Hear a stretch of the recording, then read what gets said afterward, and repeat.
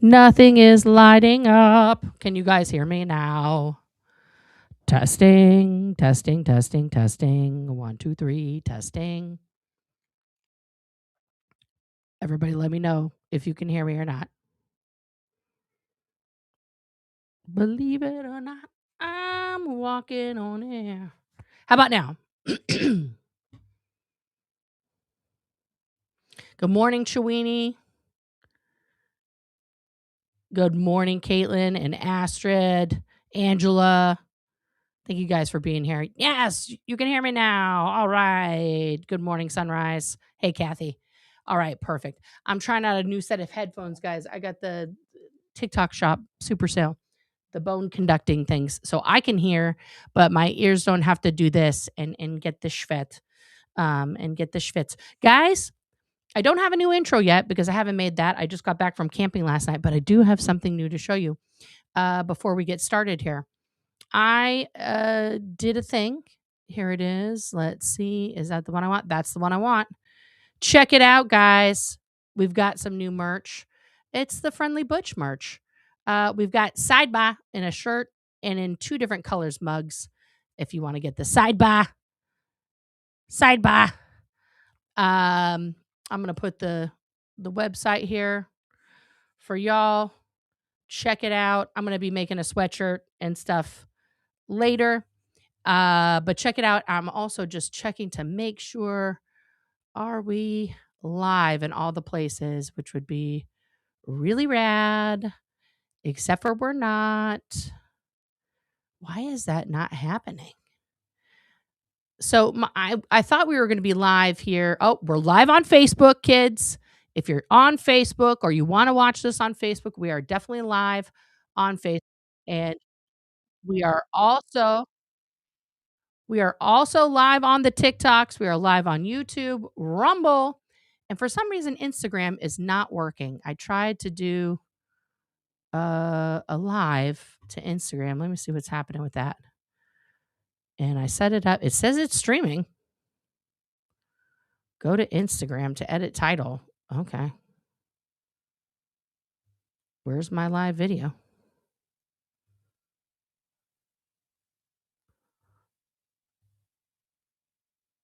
Is it on now? There's like some sort of after I go live.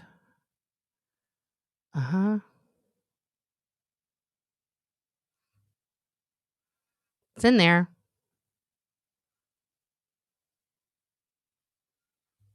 Let me see if I click this and it just does it.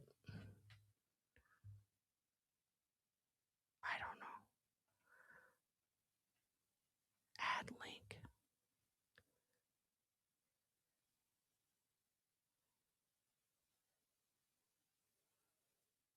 I don't know. Oh, well, that's not doing it. It's okay. But we're live in those other places. I'll figure out the Instagram. I'll figure it out at some point. But if you guys, it's totally fetch. If you guys have other suggestions or things you want to see in there besides sidebar, let me know. Let me know. We'll get it. In the meantime, kids, let's get on with the show here. Let's get on with the Lindsay Clancy trial. We got some catching up to do, so we're going to be at a little increased speed here at the beginning. And here we go. Superior Court, now standing in public within and for the Commonwealth. Draw on the end, give your attendance, and you shall be heard. Law to save the Commonwealth of Massachusetts. This court is now in session. Please be seated. Good morning, Your Honor. May I proceed? Yes, please. Your Honor, before the court today, we have a continuation of the jury trial in the matter of Commonwealth versus Lindsay Clancy. Ms. Clancy is present. She is represented by Attorney Kevin Reddington. The Commonwealth is represented by Assistant District Attorney Jennifer Sprague and Assistant District Attorney Shannon Buckingham. All right. Well, thank you, Madam Clerk. Good morning, members of the jury. I hope everybody had a nice weekend. And so what we're going to do, as we have done so many times before, we're going to ask you those questions. Then we're kind of going to go over what today's schedule is, and then we'll get right back to the trial. So the first question, has any member of the jury read, seen, heard, or overheard anything from any source about any aspect of this case that would affect your ability to be a fair and impartial juror? All right. Last question, is there any other serious matter of concern bearing on your service as a juror in this case that anybody needs to bring to my attention at this time? My God. Again, thank you so much for following those instructions. What we're going to do from the schedule today, if you remember on Friday, we were in during cross-examination of Dr. Mack, who testified Friday afternoon. We got Dr. Mack back. Return of the Mack. Dr. Mack is going to be available by Zoom here. We've had a couple which of is even better, guys. He's here by Zoom now. Dr. Mack by Zoom. Commonwealth, if they have redirect question, and then we're going to continue with the Commonwealth's rebuttal.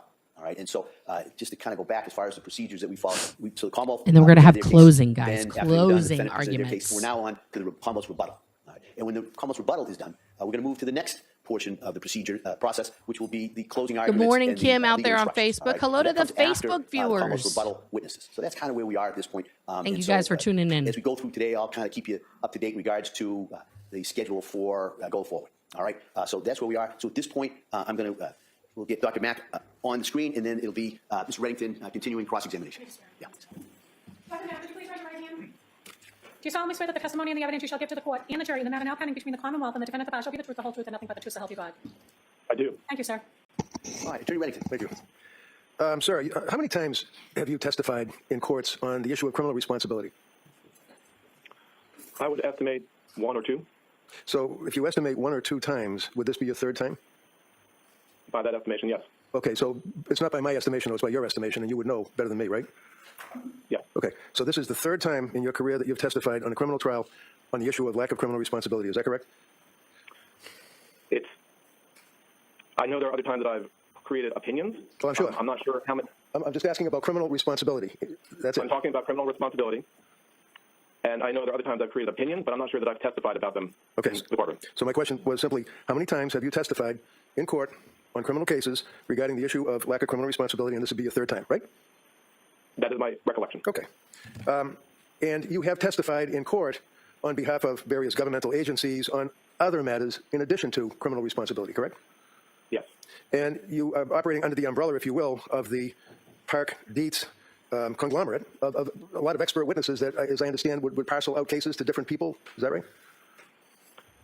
There are Yes. times that I do cases through Park Dietz and Associates. It's literally just a yes or no, I can't sir. speak to It's how just many yes experts or they no. have and exactly how they, as you put it, parcel things out. But over the span of my career, there have been times that I've done it when cases have been presented through Park Dietz and Associates, and times that I've done it through other entities. As I discussed the other day, I had a role for the state of Maryland, and at times, and in this case, there was a criminal responsibility trial that I was a part of when I had a role for the state of Maryland. So going throughout my career, it's been multiple different entities. You've also testified, since we're talking about it, in the state of Pennsylvania, right? What's your question? You've also testified, since we're talking about it, in the state of Pennsylvania, right? I believe I have. Was that a Park Dietz, or was that you individually, or one of your other entities? You'd have to specify which case. Commonwealth versus Torres, 342 MAL 2021, Pennsylvania. Can you cite that case again, please? Sure. Commonwealth versus Torres, 342 MAL 2021, Pennsylvania, where the court held that that would be Abram Mack, was apparently certified only in child and adolescent psychiatry. You lacked forensic certification to testify in the field that you were ostensibly going to testify in. Does that refresh your memory? No. Did you testify? Did you testify in Commonwealth versus Torres in Pennsylvania? I don't remember. How about Commonwealth versus Carter in New Jersey? Remember that one? No. Do you recall that the court held on an appeal that you used an approach that fell below the standard of forensic practice? No. How about Feder LeBron versus the Secretary of DCS? He doesn't sound like a good witness. 1202 in Florida. You remember that case, I'm sure, right? I do.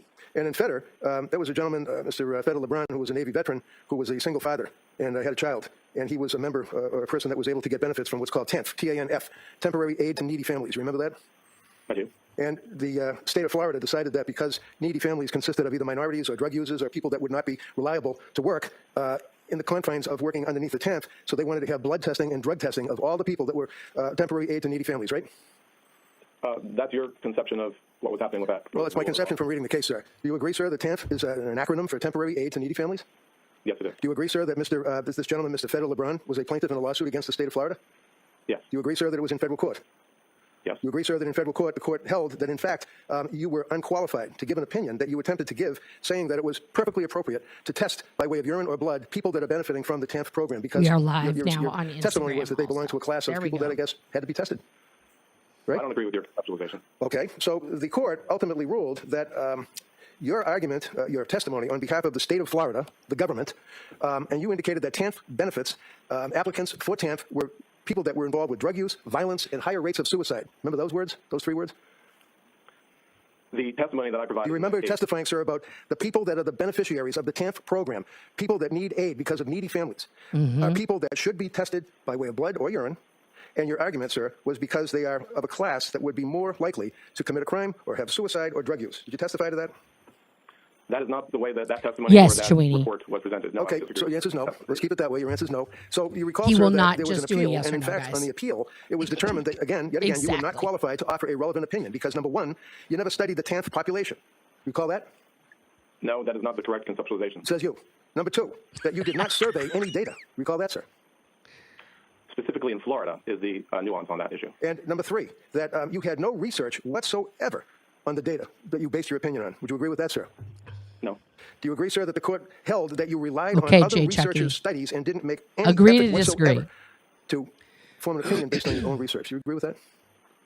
I don't remember the specific language of the court. All right. Do you recall that ultimately your testimony was stricken? No, I don't believe that it was stricken. Okay. In any event, sir, you would agree with me that you have It a memory was. of Avram Mack being subject to this attack, if you will, by the attorneys on behalf of the people that were involved with TANF, right? You remember that much, right? Yes, Okay. I do. Thank you. Now, in summary, sir, you're here. It to only gets testify better in from front here, of this jury, Caitlin. regarding your testimony and opinion that you've given regarding Lindsay Clancy's state of mind at the time of the killing of her children. Is that correct? Yes. And you evaluated her in 2026. Is that right? Yes. So you really evaluated her about 3 years Happy after Monday, the Stanley. incident that occurred in January 22, right? January 2023. So you do recall the date that the incident occurred, 23, right? Right. So to Okay, answer the your answer question, Reddington right. is so Okay. smart. And in reference to your answer, sir, you would agree with me that there was a significant passage of time between the incident in 2023 and when you saw her about 2 or 3 months ago, right? correct. Okay, and you drove out there with the guy that's going to be in here testifying in about an hour or so. Helbrun. Is it Helbrun or Heilbrun? When you say that I drove out there, I'm just asking the guy's name. Is it Helbrun or Heilbrun? you'll have to ask him how he likes to pronounce it. Well, did you know how to call him or what to call him when you were out there with him for 2 days at Tewksbury? Kirk. Kirk, okay. And you met Kirk, I imagine, that morning that you were going to evaluate Lindsay? Yeah. Yes. And what was the date that you evaluated her? Was it February I think date? the first date was April 10th. Okay. The second date was April 12th. And those were the 2 days that I was there. Right, because Kirk had to give her psychological testing on the middle day, right? Correct. Okay, so did you stay in a hotel or a van, or where'd you stay? A van. You're asking me where I stayed? Yeah, I don't want to meet up. I just want to know where you stayed. I stayed in Massachusetts. Where? I believe in Wellesley. Where? Was it like Holiday Inn? Was it Ritz-Carlton? Where? A private home. A private home? At a Okay. private Kirk didn't home. stay there, did he? I don't know. You don't No, he know? didn't stay there. He didn't stay there, that's for sure. Okay. So in any event, you must have had plans to meet up with Kirk at Tewksbury Hospital, right? I did meet Dr. Halpern at Tewksbury Hospital, yes. Okay, I'm calling him Kirk because that's what you told me is that you refer to him as. But Dr. Hoffman, how do you pronounce it? I believe it's Halpern, but you'll have to ask him how he prefers it. Okay, I will. And then did you meet him in the parking lot of Tewksbury? Yes, I think that's right. And Or in you the had- lobby. Sorry, what'd you say? Or in the lobby. Okay. So when you went there on that date in April, the first Yes, day, Rox, you thank already you. had your information that you were able to form your opinion Let's based upon. Is that right? discuss. It's important. At the time that I initiated the examination, This guy is a I had reviewed buffoon, records in my related opinion. to Ms. Clancy. But creation of the ultimate opinion. No, I'm and, asking. That's I'm totally asking what about I the thought records, of sir. as Real well. simple. The records that you reviewed, you had already reviewed them before you went to Tewksbury Hospital. Is that fair? Yes. Okay. Yes, you And had the already records would reviewed be, them. Just yes or no, sir. Obviously. Cell phone extraction records, yes? I don't know exactly when I reviewed the cell phone records. How about defense expert forensic psychiatric evaluations? Dr. Philip Resnick, Dr. Margaret Spinelli, you reviewed the reports that were already prepared by my experts. Is that correct?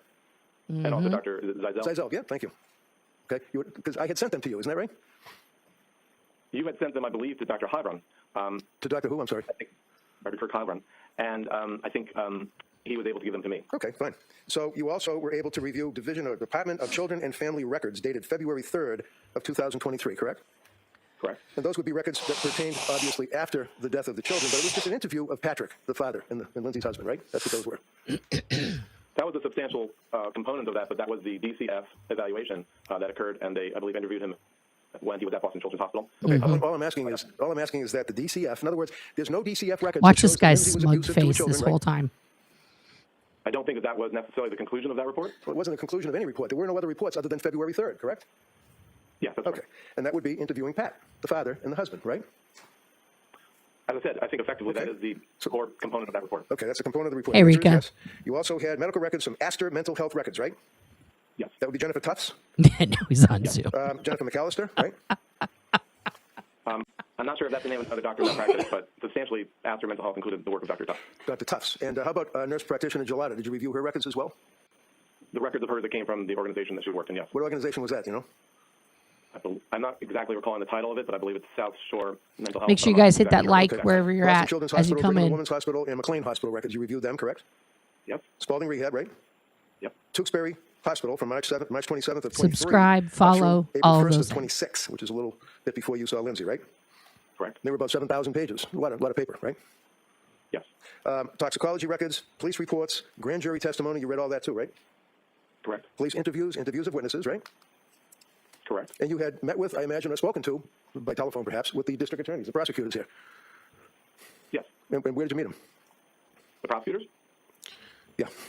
Yeah, that's what he. Only by phone. Okay, so you met them by phone. When was that? Oh my God. Oh yeah, I put know it offhand fast, How long Diane. was the conversation? I don't recall. We're It about could an have been hour somewhere behind. between 15 minutes to 45 minutes.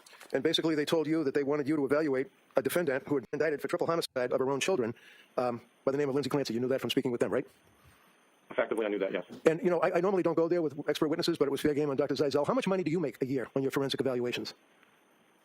It ranges over the years. He's a forensic several hundred thousand psychiatrist, Can be allegedly. And a lot of that, More. I'm sorry, go ahead. No, go ahead. So a lot of that it would be appointed cases or cases either from Park Dietz or some other warehouse that asks you to evaluate people and testify in the court, right? Or over the years, people contact me directly. Really? I love that he We're called talking it about a over the last warehouse. 15 to 20 years. Right. So when you were contacted by, strike that, did the DAs here call you or did you call them?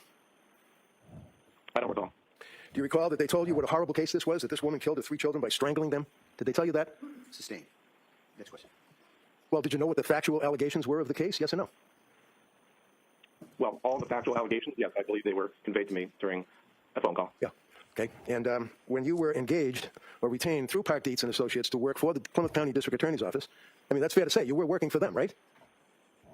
Effectively, I was retained by the district attorney's office. Yes. All right. And let's talk about confirmatory bias. You know what that is?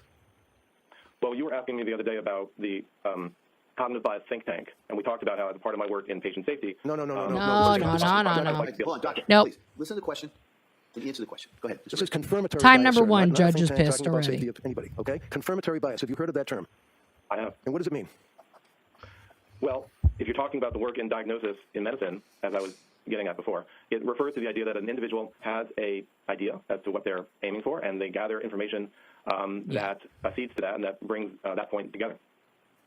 Okay. So would you agree with me, sir, that when you are retained in your practice, working whether it's for Dietz or somebody else, and you are engaged by a prosecutor, such as the Plymouth County DA's office, is it fair to say that you go into I don't know how you and your forget that. evaluation, and I hesitate to use the word Thank investigation, you. but you have a confirmatory bias. You're hoping that you're going to be able to help them out, right? No. No. Okay. So you had read all this material, you had spoken with the prosecutors, and I imagine you had done a team back with Kirk Heilbrunn, right? Mm-hmm. A what? You talked to Kirk Heilbrunn about the fact that you guys were going to go in and evaluate Lindsay, right? We had worked with the prosecutors, and I believe them with you. Excuse me. You didn't work with me. What do you mean? You didn't work with me. I imagine there was interactions in terms Now, of don't setting up the imagine dates things. on which this would occur. I had nothing to do with it. My office manager, Laura Mather, would have done that. I had nothing to do with it, sir. Yeah, okay, next Yeah, question. come So on. when you went out there on the 2 days that you went out, forget the middle day, because that's when Kurt was by himself. When you went out there, the two of you met in the parking lot or the lobby, one or the other, Well, it's correct? highlighting the deficiencies in these areas, Yes. that's for sure. I said yes.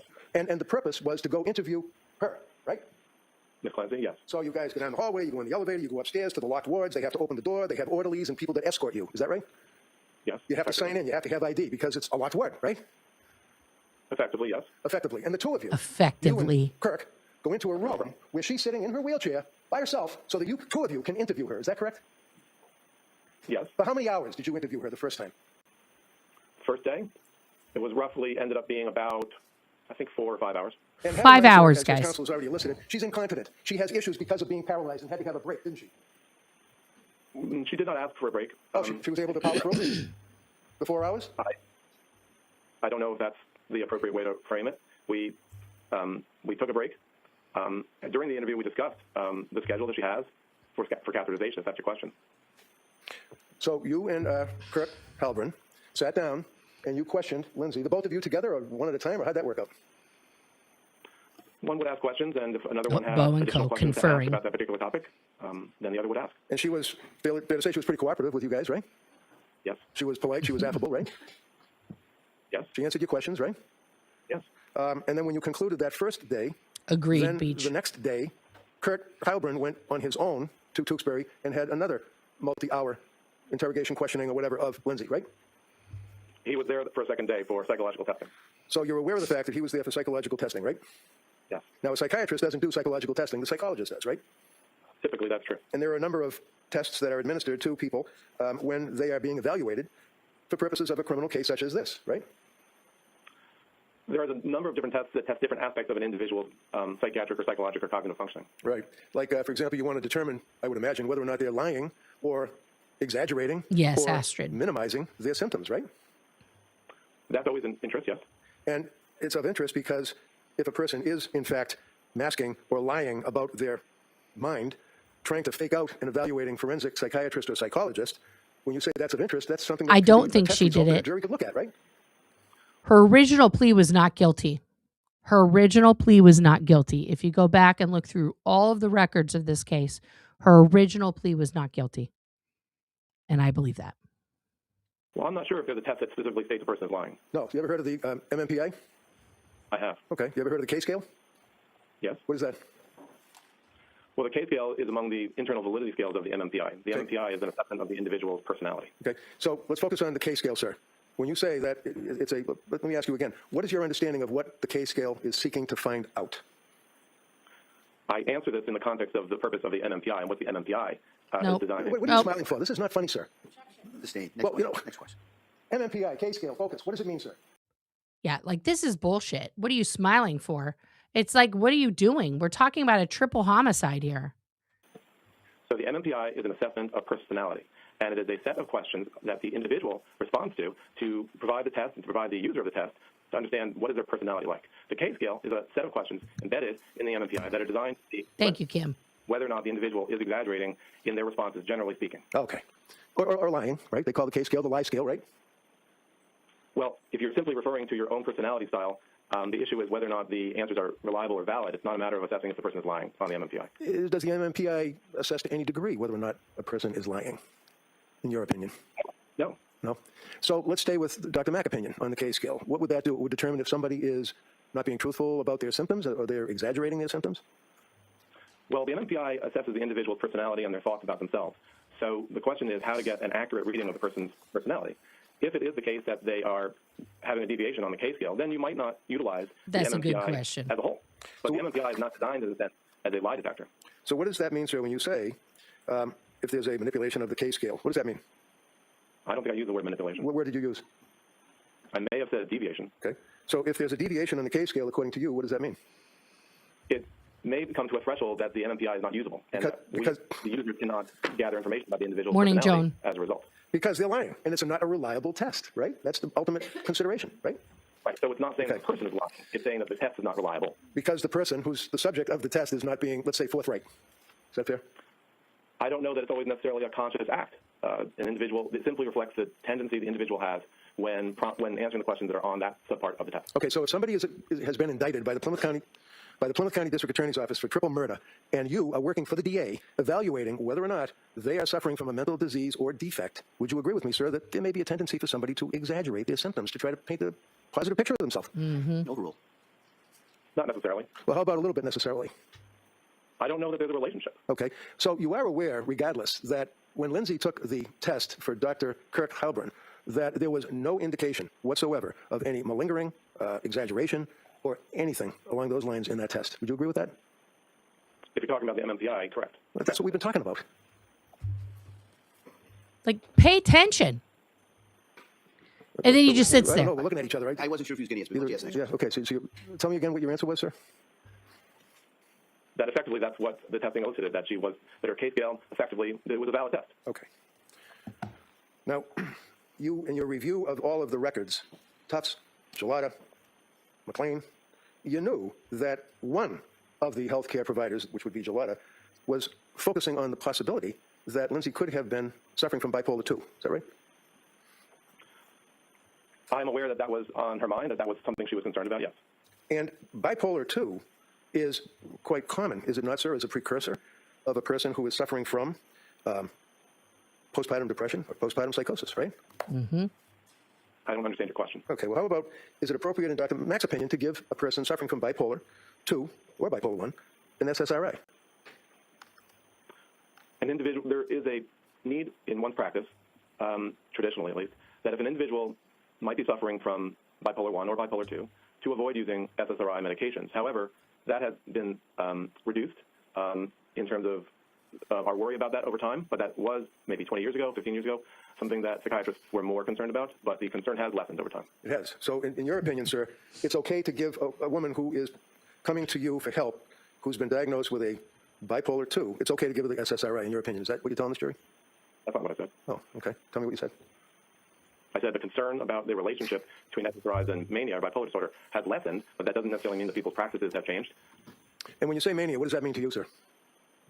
Mania is a state defined in the DSM. I believe we discussed this the other day. Agreed, Astrid. Go ahead. What is it? What are the symptoms of mania? So mania is a condition, and it's defined not only by the symptoms that I'm going to mention, but also by a time frame. And as we discussed the other day, it is a mood state that is used as a building block for bipolar type 1. So one would need to see 7 days consecutive, and where the following symptoms, 4 at least of the following symptoms are present most of the day for all of these days. And that would include a thought process called flight of ideas. Secondly, distractibility. Thirdly, an engagement in activities that are pleasurable but have painful consequences. Rapid speech, or what we would call pressured speech. Pressured speech. Because her husband threw her out the window. Additionally, grandiosity. Come on. And an exaggerated amount or excess degree of goal-directed behavior. And what is your... So, go ahead. Go ahead. Come on. What is your understanding, sir, of the symptoms of bipolar 2? That's an easy one, Stan. So bipolar 2, well, we didn't finish the definition of bipolar 1, but in terms of bipolar type 2, Oh, for in terms fuck's of bipolar type 2, sake. one would need to have had a major depressive episode. I believe we discussed that the other day as well. And also one needs to have had what's called a hypomanic episode, which is similar to a manic episode, but lesser in terms of time course that's required, and only 3 out of the 7 symptoms are required. So bipolar 2, you would agree with me, sir, is in fact a major or a serious mental illness, right? Yes. And your opinion, after you had your opportunity to go back again with Kirk on the 3rd day and interview Lindsay in Tewksbury Hospital, and how long did you interview her for the 3rd day, asking her questions? I'm not sure I remember. It was perhaps 3 hours.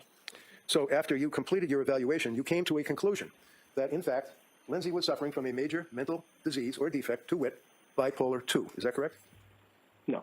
No. So why don't we look at your report, and you tell me what No, your ultimate they got opinion there was after of he your called them, diagnosis of Stanley. Lindsay after evaluating her, sir. After he roamed around the house, said this the didn't other day see that his my- Why don't you kids say it again, magically sir? in the Yes, basement, I'm happy to. and then just happened to My know name was that, exactly and where it- she was that was outside from a after major going to the depressive room and not episode, walking and that in was a it part of and seeing major the window depressive open. Come on. Well, looking at your report, sir, on your conclusions, would you agree with... I Do you object. have your report? Reading from the wrong report. Do you have your report, Object sir? to the Yes, bows. Sidebar. Sidebar. Drink. This one's a quick sidebar. Here we go. And we're back. Is that at the time of the incident, that Lindsay Clancy was suffering from a mental disease, and then you have the opinion, however, she retained substantial capacity to appreciate the wrongfulness or criminality of her conduct. Is that correct? Did I read that right? And the mental disease from which she suffered, in your opinion, was a mood disorder, major depressive episode. Is that right? Yes. And you further opined that she may have also had an anxiety disorder that preceded or continued to be present while the major depressive episode proceeded through January 24th. Is that right? Yes. Okay. Now, you're aware that she has been at Tewksbury under a particular diagnosis of a mental disease or defect, right? Yes. Holy What is cow, that? Kim. I believe it's adjustment disorder. Adjustment disorder. Is it not your understanding, sir, that she's suffering, according to diagnosis, bipolar disorder? I think well, you'd have to show me where you're referring to. So did you have a chance to review Dr. Helbrin's report? I did. And do you know what Dr. Helbrin's opinion was of the In terms diagnosis? of- Diagnosis. Yeah. What was it? I think he made a diagnosis of bipolar type 2. So you have nurse practitioner Gelada, who, as a treating practitioner, indicates that the diagnosis possibly is bipolar disorder, correct? I don't know that she used those terms, but I know that she was concerned Okay. about the possibility. And you know, because you've obviously read and incorporated into your report Dr. Resnick's opinion, correct? Correct? And what is Dr. Resnick's opinion, sir, to your understanding? In terms of diagnosis? Yeah. Bipolar type 2. Okay. How about Dr. Zeisel? You also had access to and incorporated into his report, your report, his diagnosis. What was that? There's been a lot of No, stuff offhand, I that's don't come remember out, what the diagnosis Stanley. was. How about But yeah, Megan Spinelli? that would Did you have be a chance to review a her report and game incorporate changer. that into your report? I reviewed her report. Do you know what her diagnosis was, sir? I believe it was bipolar type 1. Right. So with all of the various healthcare providers that have an opinion of bipolar type 1, would you agree that that is a very strong indicator that a person could very well be suffering from postpartum depression?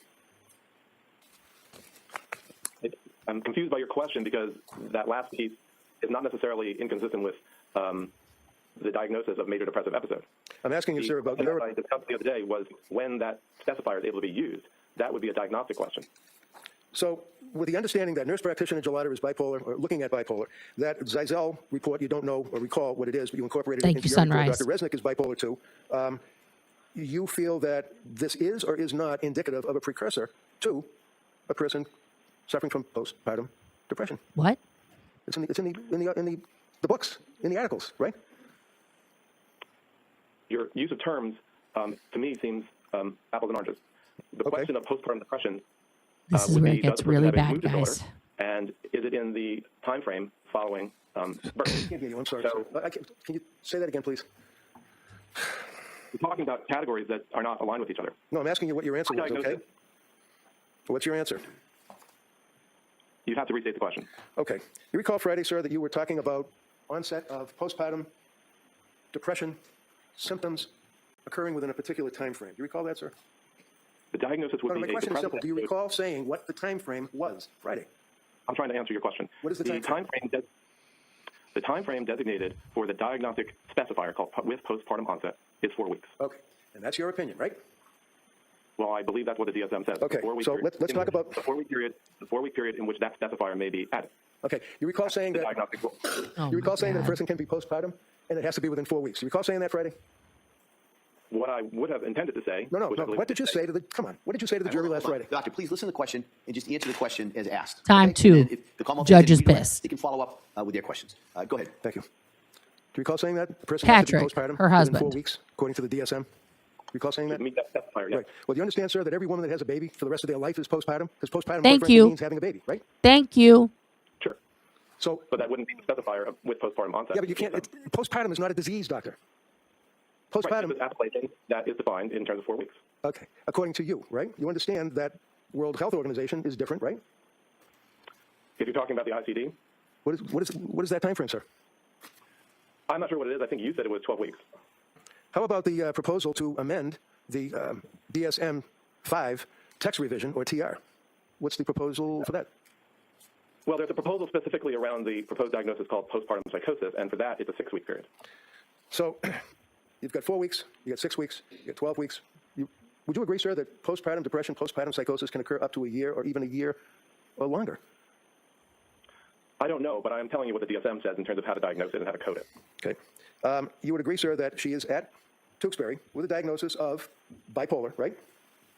That may be among her diagnoses. Okay. And she's on medication, right?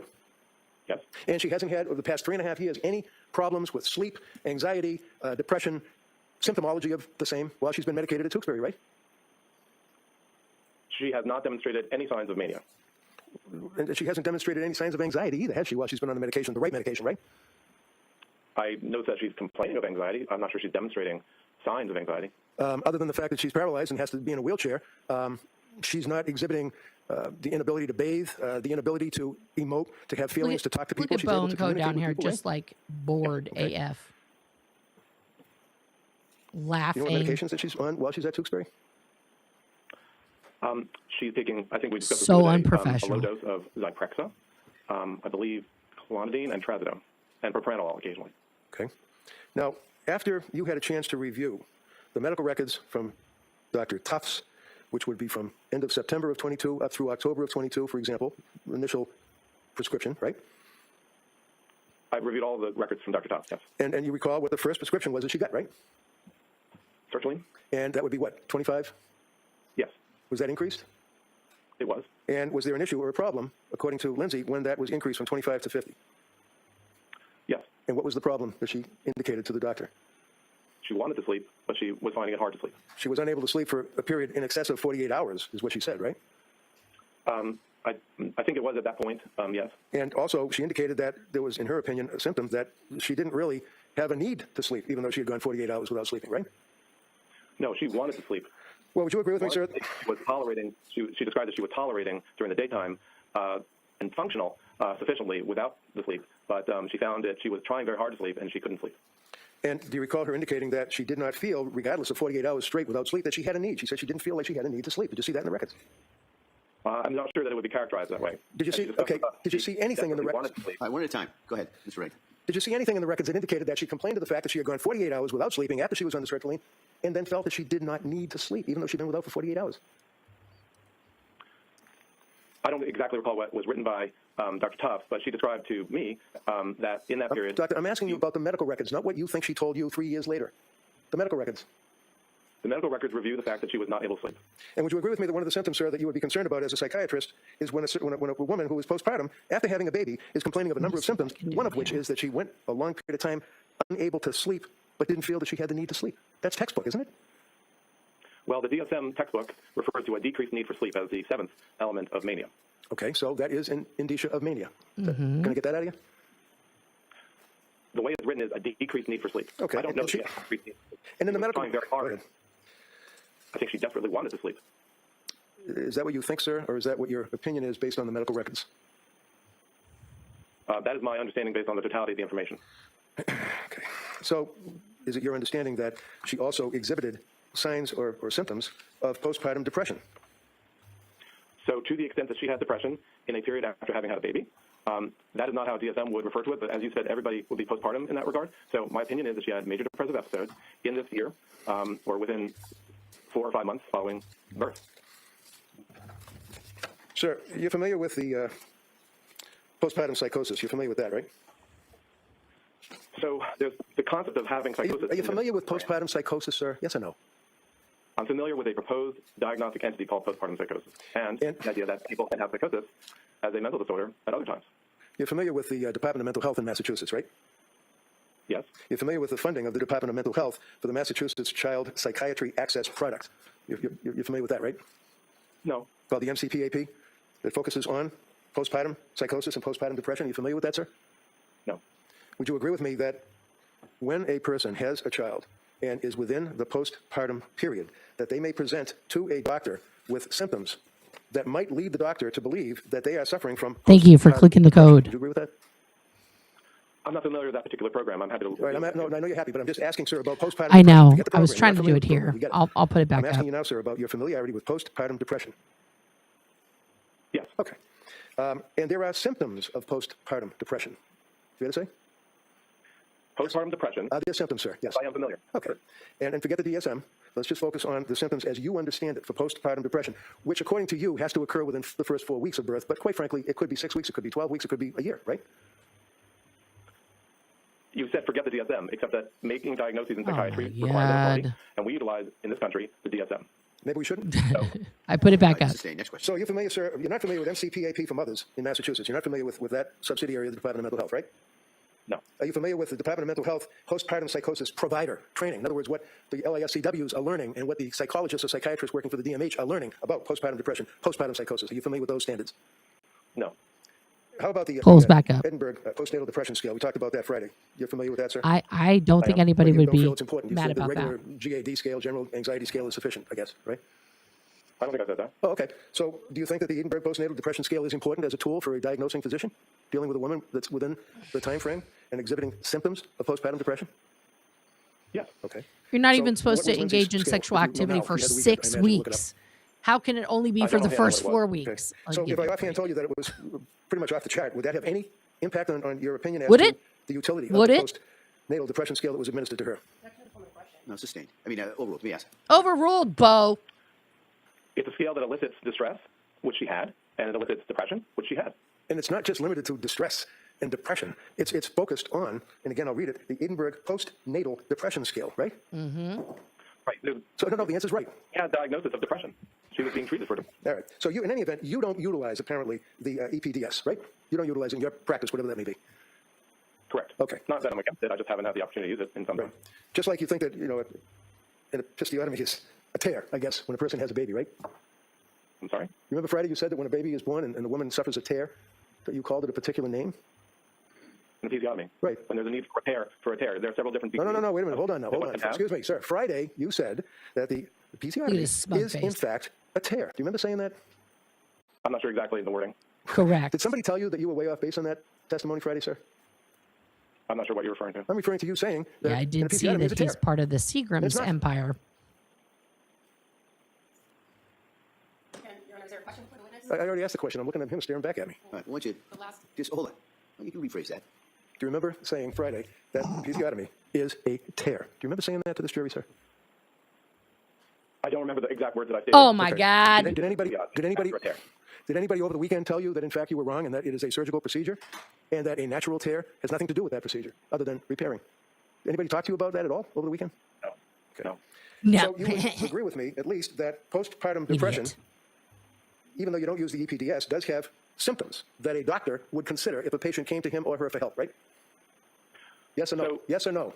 You're asking me about a condition. Stanley, she which was is on the way drugs. it's defined. He I'm asking drugged you, sir, her. whether or not She was you understand night-night. as a doctor He did that all the if a things, woman has threw a out the baby window, and comes to tried to you make it look because like she is killed in herself. trouble, that you would look for symptoms. Then would you went not? out and Yes did or no? errands to cover his ass. And if the woman told you that she was less able to laugh, And then called the no police. emotion, unable to see the funny side, is that a symptom, sir, in your opinion, of postpartum depression? Yes or no?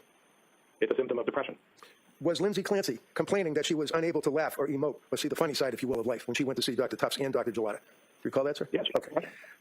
Okay, so let's just say the next issue would be stopped looking forward to things. You're familiar with that? People don't look forward to things, and they, what is that called? Anhedonia or something like that?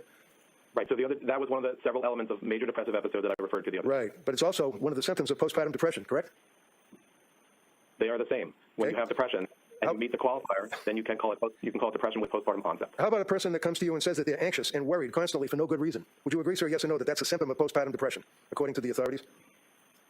So Can you answer that, yes or no, sir? It's really easy. Sir. If it's, All right, hold on. If you can't answer the question as asked, doctor, just say you can't answer it as asked, and I'll ask. Time counsel to number rephrase it. 3 Go ahead. from the So would you judge agree with here. me, sir, that the next symptom of postpartum depression would be anxious or worried for no good reason? so I can't Is answer that question. You can't. You can't? Great. I said I can't. Okay. Was Lindsay Clancy expressing to the doctors and the nurse practitioners and the LICSWs or whatever on the medical records that she was anxious and worried on a daily basis for no apparent reason? Yes. Did Lindsay Clancy also indicate that she would have episodes of fear or panic for no good reason? Yes.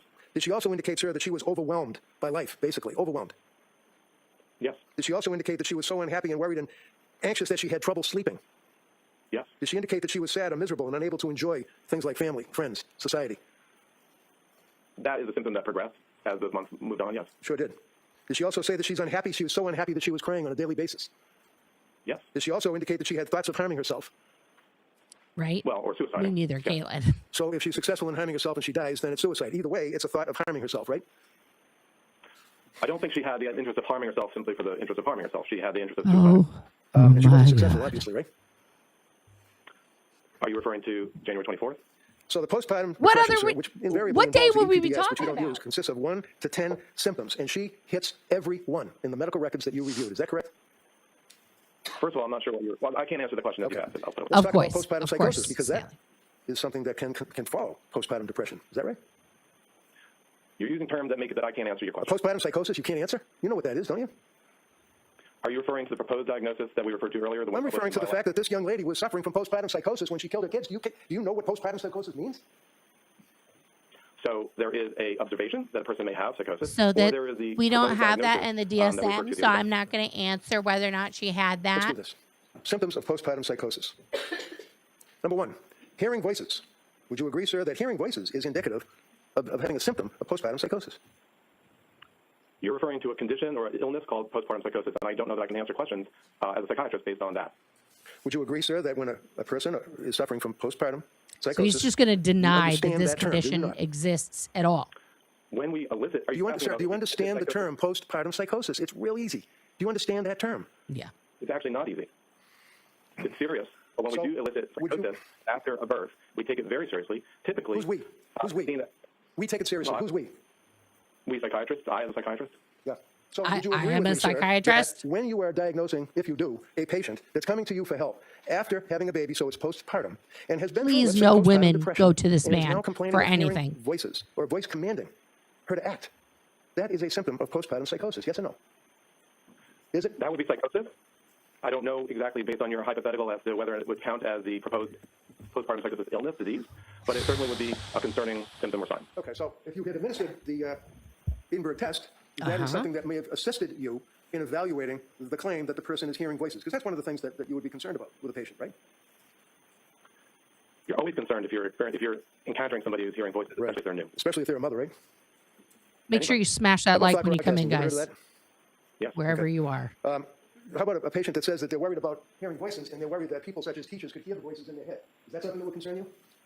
Yes. How about if the person was afraid that somebody is able to hear the voices in their head and would call the police or DCF and they'd lose their kids? Is that something that would concern you? Hypothetically, Right, would be Buddha. How about actually, in this case with Lindsay Clancy? Did you come across that in all of your investigation? I came across in my evaluation a period where she worried that people Don't could say hear what she was investigation thinking. to That's this different, man. first of all, from thought broadcasting. But in either event, as I said, she was in a serious psychiatric state, and she was suffering. How about number 2, postpartum psychosis symptomology, delusional beliefs with distorted reality? Did she complain to Tufts or Gelada about having distorted reality being disassociated? Things weren't real. Do you recall coming across that? So there were times that, in the context of some of the medications she was taking, that she felt that things weren't real. Yes. Okay, so Or that my question, sir, uncomfortable. my question, sir, is whether or not she complained of that to her health care providers. You'd agree with me that she did, right? Yes. Okay. How about appears normal in between episodes, calm, even laughing? Would you agree with me, sir, that postpartum psychosis waxes and wanes? It comes and it goes, right? So are you referring to a particular... I'm asking you a quote simple question. in- Do you agree that postpartum psychosis waxes and wanes, that it can come out of nowhere and then leave, and a person can appear normal? They can even laugh. Would you agree with that, sir? Are you referring to postpartum psychosis and illness, or the findings of psychosis in somebody's postpartum? I'm asking you about Lindsay Clancy, the young lady that's sitting right here, that you're testifying against in front of this jury, telling this jury that she was responsible for the death of her children. You with me? I'm not sure I understand exactly the context that you just stated. Okay, But the if your context I'm giving it question is- the natural course Oh my of an God. illness Hey, called postpartum Steffi. psychosis. That illness has not been refined. It's not something that we in psychiatry, at least as far as I'm aware, can talk about as an illness where we understand its typical course. And Okay, we okay, understand time out. All right, Are you telling let's finish. Doc, you done with that answer? I'm done. Okay, good. Fourth you're telling me, sir, time. You don't, basically, you don't believe or buy postpartum psychosis. Is that what you're telling me? I didn't say that at all. Okay. So you do believe that postpartum psychosis is a serious mental illness? I don't think it's a matter of belief or not belief. I'm aware of how to elicit the symptom or sign of psychosis. I'm also aware that there's a proposal for an illness that would be recognized, where we understand its typical course and how it progresses, that has been proposed and that has not been approved for use in psychiatry in the United Approved by It's who? not proposed. by the American Psychiatric Association, The APA, so you're... Hold on. by the team that let me see if I can finish. By That's the the judge you're particular talking to, not body me. within the American Psychiatric. Do you agree that postpartum psychosis is a legitimate disease or defect? Yes or no? When you have a symptom or sign of postpartum of psychosis at any time, but particularly in the postpartum period, it is a legitimate finding and something to be concerned about and to treat. Okay. And when you say within the Exactly. time frame, you're referring to the Dr. Mack time frame of 4 weeks, right? No, I think, as I said, any time that a person has psychosis. Okay, so the any- issue about 4 weeks has to do with how we would diagnose it or what wording we would use to diagnose it, but that doesn't have to do with the reality of the individual. Okay, so any time that there is a psychosis, and if it's postpartum, you would agree that you can put the two words together and it's postpartum psychosis, right? You would not utilize that in your diagnostic terminology. Okay. Well, you would agree, You sir, would say that it and you would be concerned about it. According to the DSM, you would not All right, utilize hold- that. I'm sorry. Doc, you can repeat that answer. We had some problems following it. Go ahead. So the presence of psychosis is always of concern, especially if it's new onset. To the extent that we are talking about the proper terminology of labeling something, whether it is postpartum onset or not, the DSM provides guidance as to the time frame.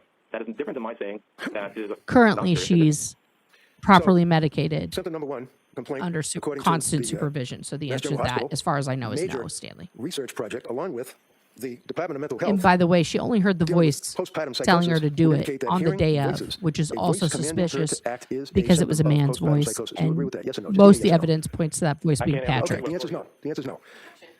All right. He just doesn't agree with it. Next question.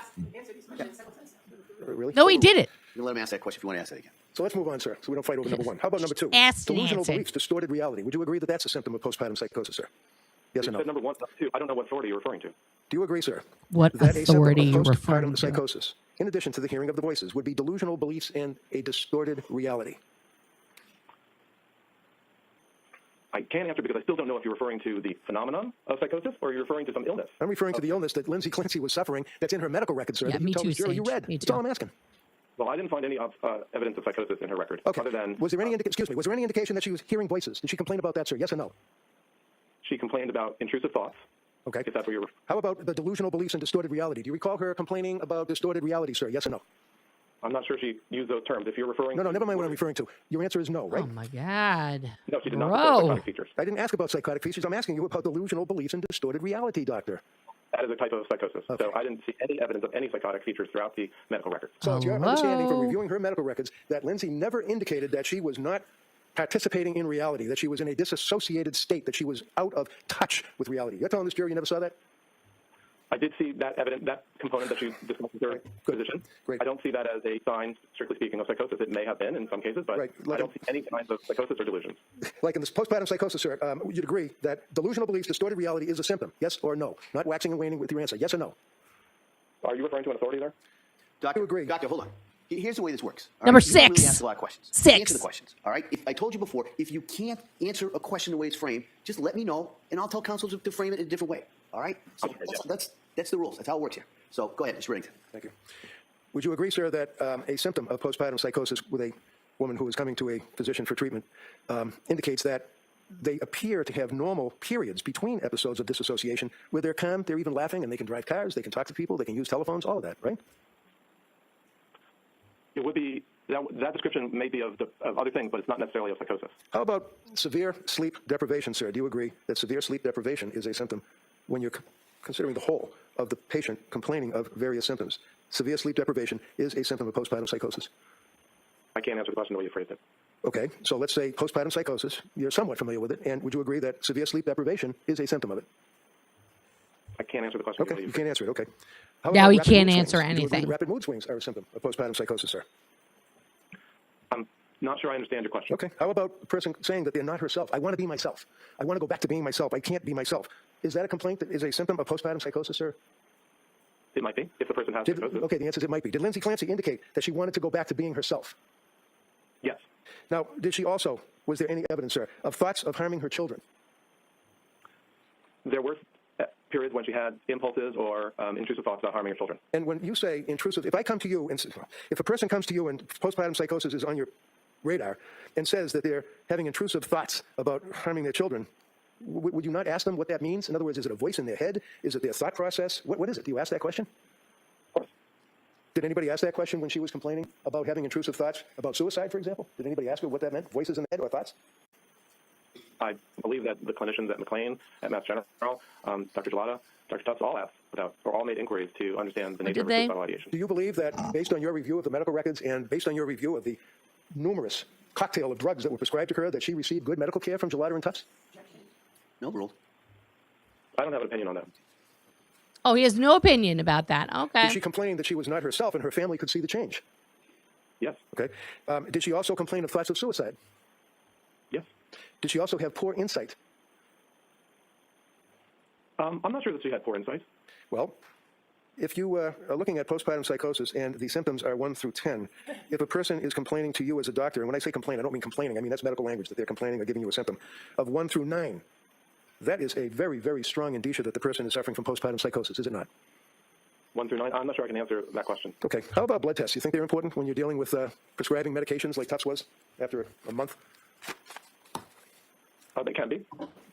And do you think, sir, to a reasonable degree of medical certainty, that a person should be given a basic blood test when you're prescribing these medications to them? No rule. There are some situations where blood tests are required or needed, and other times when psychiatrists may feel comfortable making prescriptions without such tests.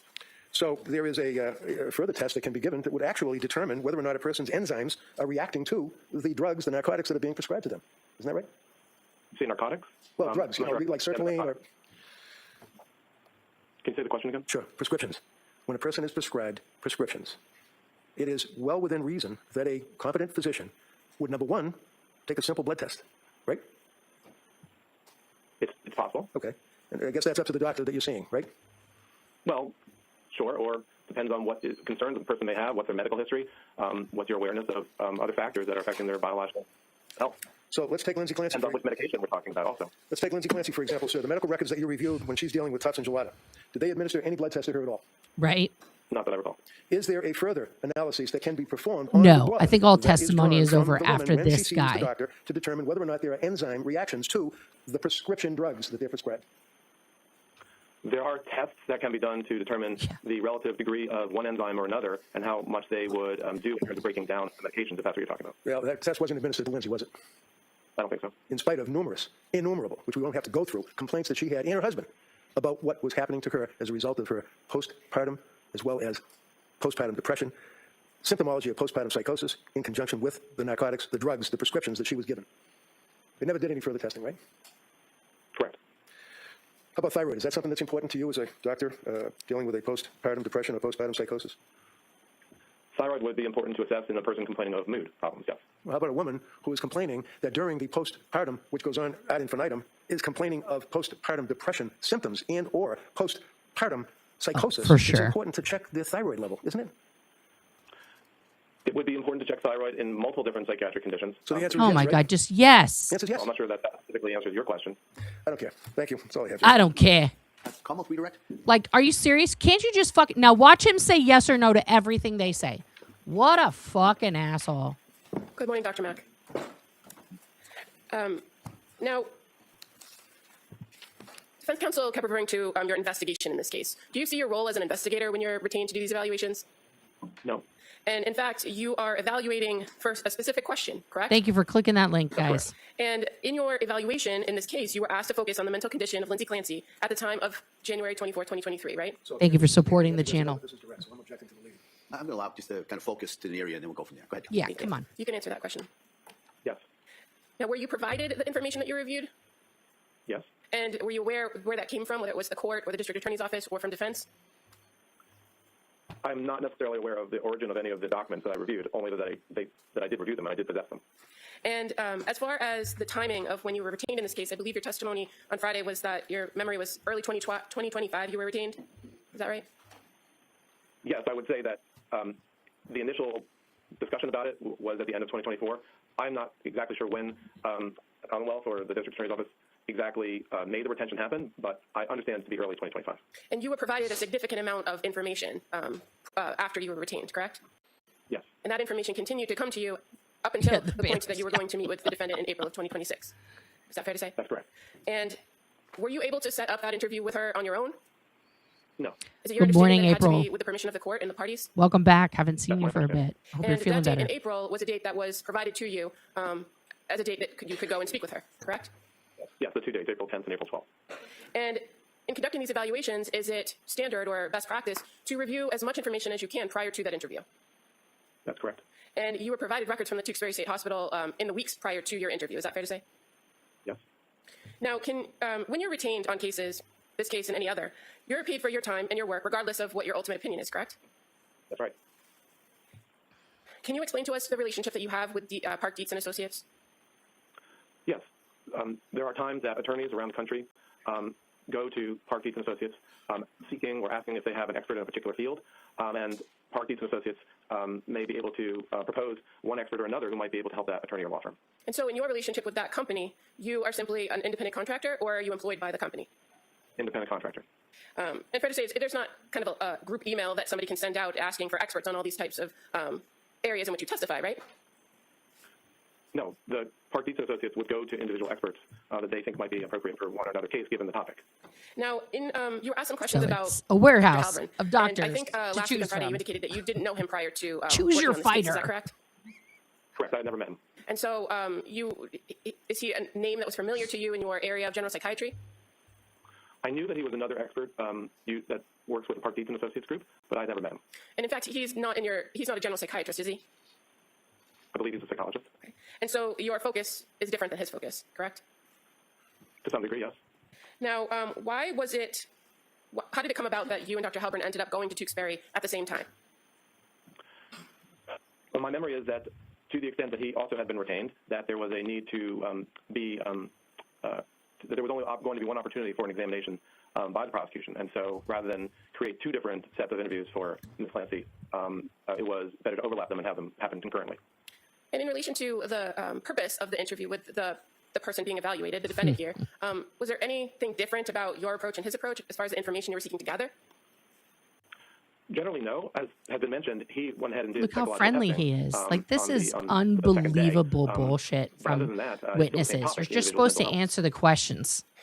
And in regards to that particular, those days that you were there, it wasn't just you and Dr. Halbern in the room with the defendant, correct? That's right. Who else was in the room? Thank you for being One here, person who April. served as a videographer. It's good to see you. Well, two individuals who served as videographers. Do you know who retained the videographer? I don't.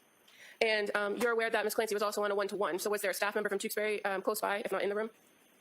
Close by, but not in the room. And the person who was conducting the video, they were in the room running the video the whole time? That's correct. And fair to say, as it pertained to taking breaks, you and Dr. Halpern offered the defendant multiple opportunities to take a break, correct? Yes. And We made it clear that we could take a break anytime. and she repeatedly declined a break, right? I recall that, yes. Okay. And that would be contained within the video that was running throughout the course of your interaction with her, correct? Yes. At this time, Your Honor, I'd like to present as the next exhibit the recorded interview with the experts. All right, I see counsel at sidebar. Sidebar.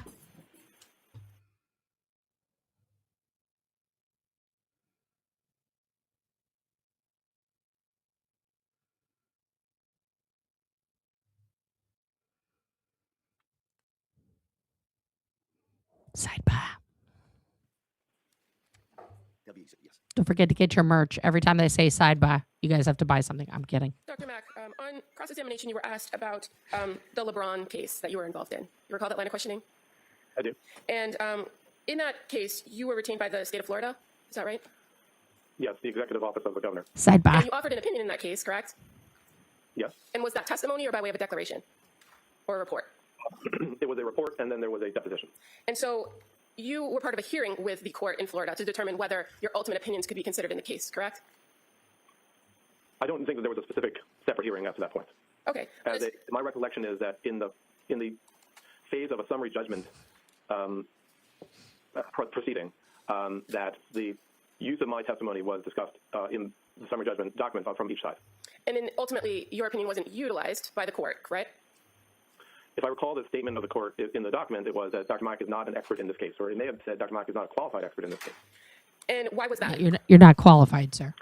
My recollection of the case, which is now almost 15 years ago, was that the information that I was aware of in terms of the rate of substance use in individuals who received TANF was nationwide and was not specific to Florida. And the issue was a Florida TANF case, right? Having to do with residents in the state of Florida. So as far as the limitations there, and your testimony in these types of cases could be nationwide. In that particular case, it was just that you didn't have enough information about the residents in that state, correct? Well, that was... Okay, I think you can answer that, and then go ahead. My understanding is that that was one of the elements by which the court determined or made the statement that it did. Okay. And you were offering some opinions about your expertise in the area of addiction during that time period, correct? Yes. Okay. Had nothing to do with criminal responsibility. Correct. Now, you talked a lot with defense counsel about the DSM, so I don't want to go too far into it, but on Friday, you directed Attorney Reddington to a particular part of the bipolar and related disorder chapter having to do with specifiers. Do you remember that? Yes. And you directed him to page 173, which referred to the specifier with pericardium onset. Can you just explain to us first what is a specifier when we're talking about the DSM? Specifiers are a way in which the DSM allows a diagnostician to highlight certain details of the individual's presentations. But as I was mentioning the other day, psychiatric classification nowadays refers to the larger presenting symptoms that the individual has, and specifiers can be added on. So a person can have a severe mood disorder, and then one can add on the specifier with postpartum onset or atypical features or other specifiers that have been defined. And so when you were referring to page 173 where it starts the long paragraph about with peripartum onset, is that the portion of the specifier categories for bipolar-related disorders where we're talking about postpartum periods? Yes, there's a defined way in which a person can add as a diagnosis whether or not there was onset in that particular time frame. And that's where we find the four-week timeline, correct? Correct. And it also talks about different mood episodes, including manic and depressive episodes in that section, right? That's right. And that section also talks about the fact that mood episodes could present with psychotic symptoms and without psychotic symptoms, or psychotic features, I should say. Is that right? Right. Bipolar disorder is a disorder of mood. Abnormal mood is what the diagnostician observes and is aware of. And if there's a way to determine that it's a major depressive episode or a manic episode or a hypomanic episode, that will help to determine if this severe mood condition is bipolar or major depressive disorder. And so in that regard, the same specifier is also part of the major depressive category, correct? Right. As I said, the specifiers provide detail, but they are not the so to speak, the major element of the diagnosis. The major element of the diagnoses in DSM are the observable major symptoms and signs. Well, I'm asking about just what's contained within those specifiers, because you and counsel went back and forth quite a bit on Friday about what's in there and what's not in the DSM when it comes to the peripartum onset. But as far as in both the specifier for bipolar and depressive disorder, there are a number of those features that you were discussing that is in the DSM as a specifier. Right. Okay. Yeah. And those are presentation with psychotic features, the frequency of occurrence or reoccurrence of the peripartum onset for these disorders, right? That's Yes, in there. That's that, yes. As well as the risk of postpartum episodes being greater when people have history of depressive disorders or bipolar disorder. That's within that specifier for each of those two chapters, is it not? Yes, that portion of the specifier is a description of what's been observed over time. It's not necessarily the criteria, but it's the observations that have been so commonly observed that they were able to write that in the manual. So this concept of a peripartum onset, or we've been using it as postpartum interchangeably, it's within the DSM-5, right? Yes, the DSM-5 provides a manner by which to make a diagnosis that provides this specification or highlights this detail of the individual's illness. And as far as your conclusions, again, when you're asked to do an evaluation, do you rely on other people's conclusions about diagnosis when making your own diagnosis? It's important to understand what others have observed and what they're concerned about, and then as a physician, one will make one's own diagnosis. And so in this case, you came to the conclusion that the defendant presented with a major depressive episode, right? Correct. And you relied on diagnostic criteria in the major depressive disorder category. Is that fair to say? Yes, that was the diagnostic criteria that I used to support that diagnosis. And counsel went through with you today a number of different, I think he called them symptoms of postpartum depression. But as far as major depressive disorder, what are the 9 general symptoms that you see, or you can find 5 or more of, to find that somebody suffers from a major depressive disorder?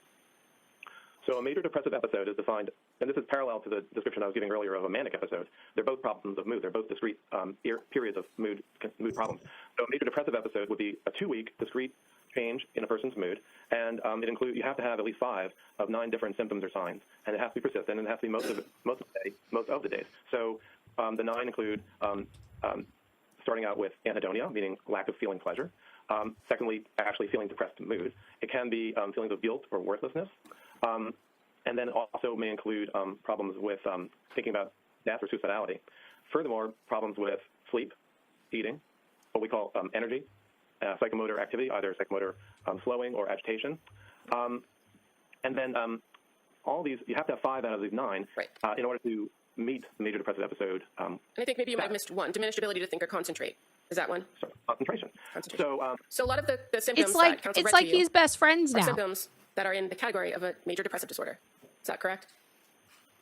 Yeah, this is the method of making the diagnosis of a major depressive episode. So when you were asked on cross-examination, April, thank about you so postpartum much for this depression, generous you kept donation. Answering Thank that you. you found her to have a depressive disorder.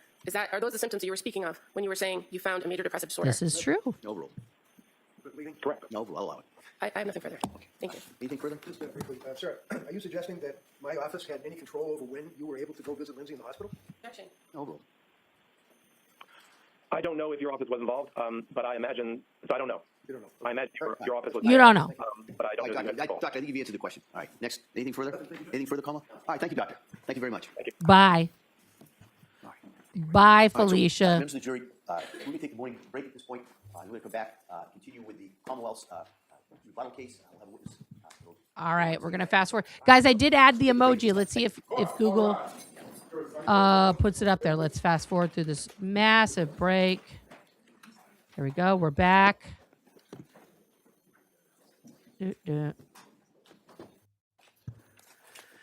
There's her parents. There's the other expert. I don't know who this gentleman is with the beard here, or this other guy. I don't know who that lady is. All right, But they're all here for Lindsay. Here's ladies in pink are showing up in support of Lindsay. We got tons of reporters in the reporter pool.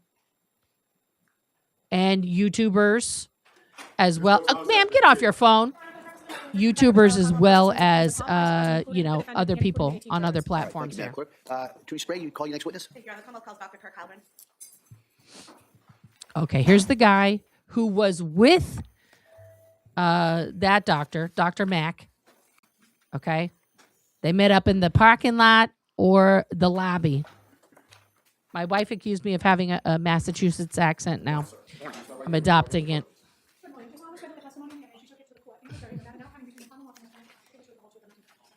Thank you so much, April.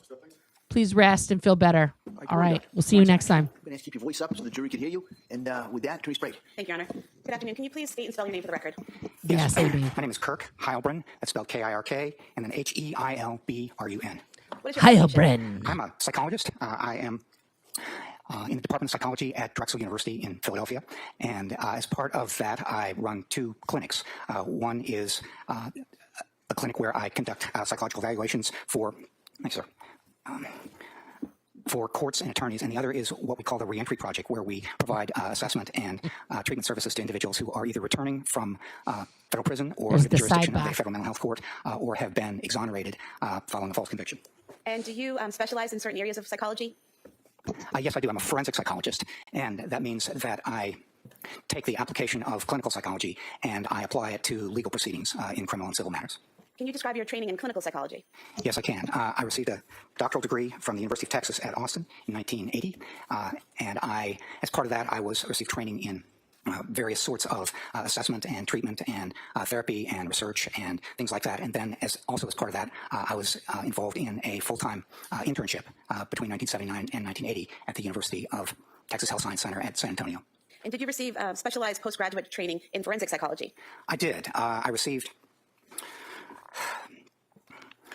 From 1981 to 1982, I did a postdoctoral fellowship in the applications of psychology to crime and criminal justice. And what did that involve? That involved full-time exposure to clinical work in correctional and forensic populations, and also a thorough exposure to the clinical and research literature on assessment and interventions with these individuals. And are you licensed to practice psychology? I'm licensed in the state of Pennsylvania, and I'm also part of something called PsyPact, which allows people licensed in one state to practice on a temporary basis in another state. And are you board certified in clinical psychology? I'm board certified with the American Board of Professional Psychology, which is the oldest and most rigorous kind of board certification agency organization in the country. And are you board certified in forensic psychology? Yes, I'm also board certified in forensic psychology with the American Board of Professional Psychology. And do you have experience in the treatment of individuals found either incompetent to stand trial or not guilty due to lack of criminal responsibility? I do. Between 1982 and 1991, I was first a staff psychologist, then a chief psychologist at the Florida State Hospital in Chattahoochee, Florida. And then between 1991 and 1994, I served as the clinical director of the forensic unit at Central State Hospital in Petersburg, Virginia. And at that time, I was also serving as an associate professor in the Department of Psychiatry at the Medical College of Virginia in Richmond. And as a part of these positions, I had responsibilities for providing assessment and treatment services myself, and also for supervising such services provided by others. And could you describe your job responsibilities at Drexel University? I could. I teach graduate and undergraduate courses in forensic assessment and law and psychology. And as part of the clinic that I mentioned a moment ago, I conduct forensic evaluations at the request of judges and attorneys. And I supervise individuals who are providing services to the individuals who are either coming back to the community from prison or under the jurisdiction of a federal mental health court, or who are leaving prison having been exonerated following a false conviction. And finally, I conduct research and supervise students who are working in psychology and law areas. And have you conducted research in the areas of abnormal behavior and criminality? I have. Over the course of my career, I've published about 240 articles, chapters, and books in the areas of aggression and violence, juveniles, mentally disordered adult offenders, forensic assessment, ethics, and malingering and deception. And two of those interests that are particularly applicable to the present case are risk assessment, which helps us understand the influences contributing to violent behavior, and also forensic mental health assessment, where we consider the important principles and steps that are connected with psychological and psychiatric evaluations in legal contexts, such as criminal or civil proceedings. And are you involved in providing continuing education to mental health and legal professionals? Yes, over the past 15 years, I've presented about 50 lectures and workshops in the areas of forensic assessment, risk assessment, treatment, sexual offenders, and ethics. And Doctor, in your experience in doing forensic evaluations and in teaching people how to do forensic evaluations, would you call someone you're doing a forensic evaluation on your patient? No, I would call them perhaps someone who's being evaluated or an evaluee or something like that. They're not a patient because the role of therapist in treating a patient is different from the role of a psychologist or psychiatrist in conducting a forensic mental health assessment. They're different in a number of different ways, but basically what we try to do as a forensic evaluator is we try our best to conduct a thorough evaluation in which we are out there and trying our best to be accurate and just come up with something that is as true and accurate as we can possibly make it in terms of evaluating the questions that were asked. When we're working as a therapist, basically we're working to help somebody improve in their in various kinds of difficulties that they're having in life, symptoms, problems, and that sort of thing. And the two can conflict sometimes because as a therapist, I just want to do my best to help somebody. as a forensic evaluator, I want to do my best to be as accurate and open and thorough as possible, even if it doesn't necessarily help someone. And seeing as you've treated patients and you've conducted forensic evaluations, would you conduct a forensic evaluation on one of your patients if requested? I would not, no. If I were asked to do that, I would explain that those are two different roles, that there is very likely a conflict of interest that could arise if I try to do both, and I would refer whoever requested it to another individual to conduct the evaluation. And have you testified in cases as a witness on issues like competence to stand trial, criminal responsibility at the time of an offense, civil commitment, and other areas? I have. Over the course of my career, I've testified about 330 times with adults and juveniles. The issues have included things like transfer and sentencing, competence to stand trial, mental state at the time of the offense, civil commitment, and personal injury. I've testified on behalf of both the defense and the prosecution, and I've been qualified as an expert in juvenile criminal and civil litigation in both state and federal court. And I estimate that over the course of my career, I have conducted about 75% of the time I've conducted an evaluation and testified on behalf of the defense. And the remaining 25% have been conducted and testified on behalf of the prosecution or by order of the court. And have there been times in that 25% of your casework that you've been retained by the prosecution, say for a criminal responsibility evaluation, where you find that the defendant is not criminally responsible and you have to tell the prosecutor that? Yes, that happens with the prosecutor, and it also happens with the defense. And it's just something that we have to be able to do if we're in the profession of forensic psychology, because if we are try to be thorough and accurate and impartial, then sometimes the results will favor whoever asks us to conduct the evaluation. Sometimes they won't. And what they have to hear, if my findings don't favor them, is that they're probably not going to want to use it. And is there something called retention bias?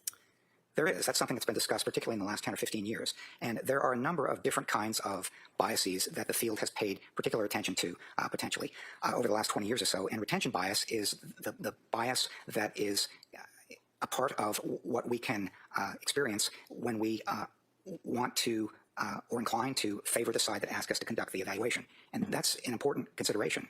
And I'm aware of it, and I try to guard against it as much as possible by talking with others, getting multiple sources of information, and a variety of other ways of doing that. So when you conduct a forensic evaluation, you're actively guarding against having that retention bias? Yes.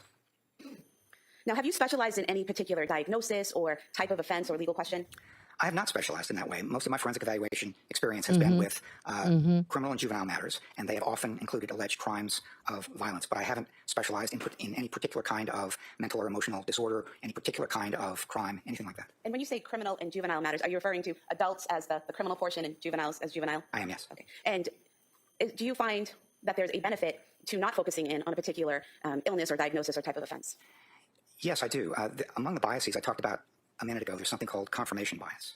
And basically that's if you make up your mind earlier or incline toward one particular diagnosis or anything like that, then there can be a real problem, because when you get conflicting information, that is information that's not consistent with that decision that you've made or leaned toward early on, then the problem becomes you pay attention to the information that's consistent with it, and you stay away from the information that isn't. And so in some ways, for me, not specializing gives me an advantage, because what I can do is come in and not be inclined toward any particular diagnosis or possible answer to a particular set of questions or a particular hypothesis or anything like that. What I can do is do my best to look at the different possibilities, and when there's evidence favoring one or supporting one, I'm inclined toward that. And when there's not, then I set it aside.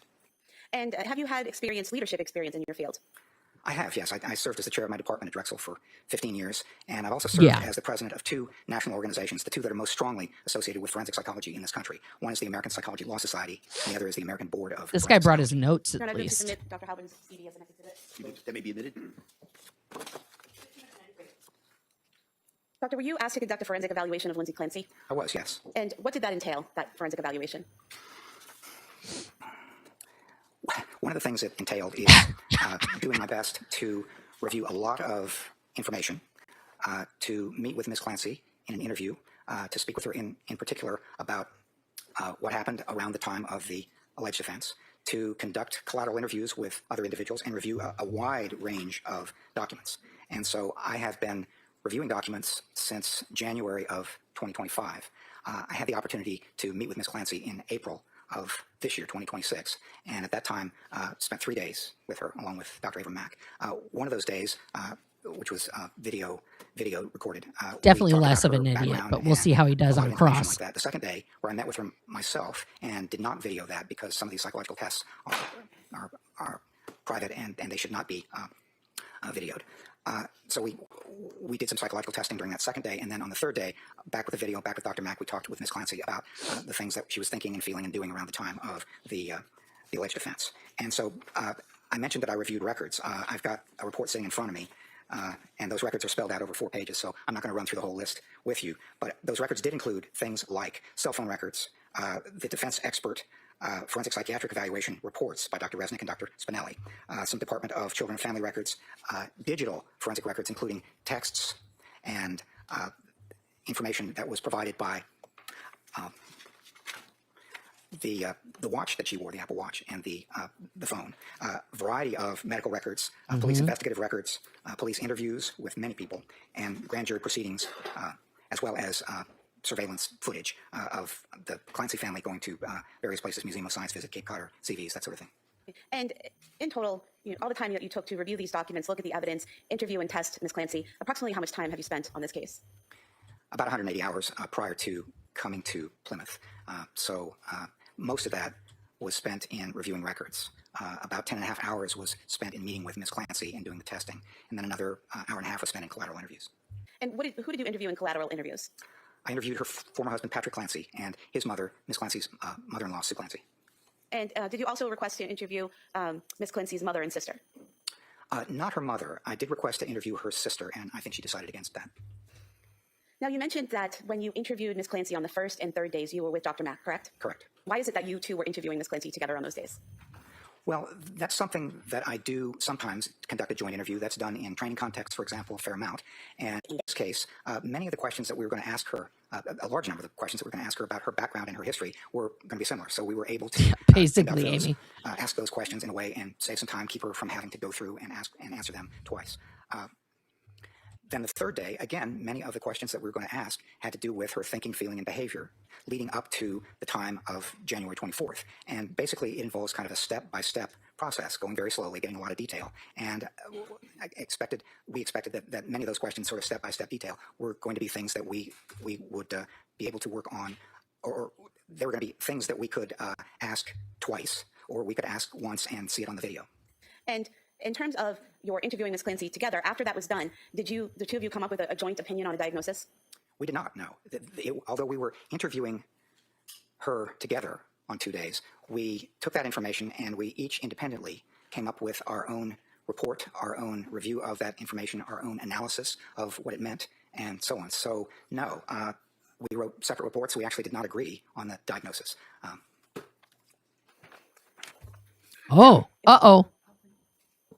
In terms of your evaluation of Ms. Clancy, including the records and the collateral interviews and your interviews of her, did you form some main conclusions? I did, yes. Well, let's see what his conclusions what were. Your were. major findings regarding Ms. Clancy's mental health history before September of 2022? Boy, these graphics are from 1985. She had a fairly limited. She did experience some anxiety related to achievement. She's a very strong student in school, and she got straight A's, basically. She experienced some anxiety while in nursing school, doing case presentations because you have to stand up in front of a group, and that made her kind of anxious. And then she had some anxiety connected with her 3 pregnancies, some in the beginning about the ultrasounds and so on, and some sort of as she was returning to work. So after each child, she'd have some time off with a child, and then after several months, she would return to work. And on each of those occasions, with Cora and Dawson and Callan, she had some anxiety because she didn't like to leave her children. That was an important consideration for her, whether it was dropping them off at school or returning to work or leaving them with a babysitter or going out with friends, going out on date night. She didn't like to leave them. And so those were some of the things that were connected with her mental health history before September of 2022. And this was in the context of her growing up as a highly achieving individual, getting very strong grades, competing in sports and competitive cheerleading. These are all things that the anxiety probably pushed her a little bit more in the direction of doing this very well, because she was a very hardworking and highly self-disciplined individual. She also grew up in a family that was close and comfortable, and had a number of friends that she spent time with, both as a girl and a teenager and so on. But she was very highly achieving, and I think one of the important aspects of her mental health history before September of 2022 is that she really did not experience anxiety in a way that interfered very much with her functioning. she had a little bit of treatment, about 6 months worth of treatment for the anxiety connected with the nursing school. They're just letting this guy like fucking pontificate. Life very much prior to September of 2022. And doctor, did you also learn that growing up as a child, she didn't experience any type of abuse, witness any domestic violence, have any sort of trauma or anything like that as she was growing up? Yes, one of the psychological tests, which I'll talk about a little bit later, is called the Adverse Childhood Experiences measure, and that's something that asks an individual whether they went through what we would call adverse experiences or traumatic experiences as a child. And good for her for not having to do that.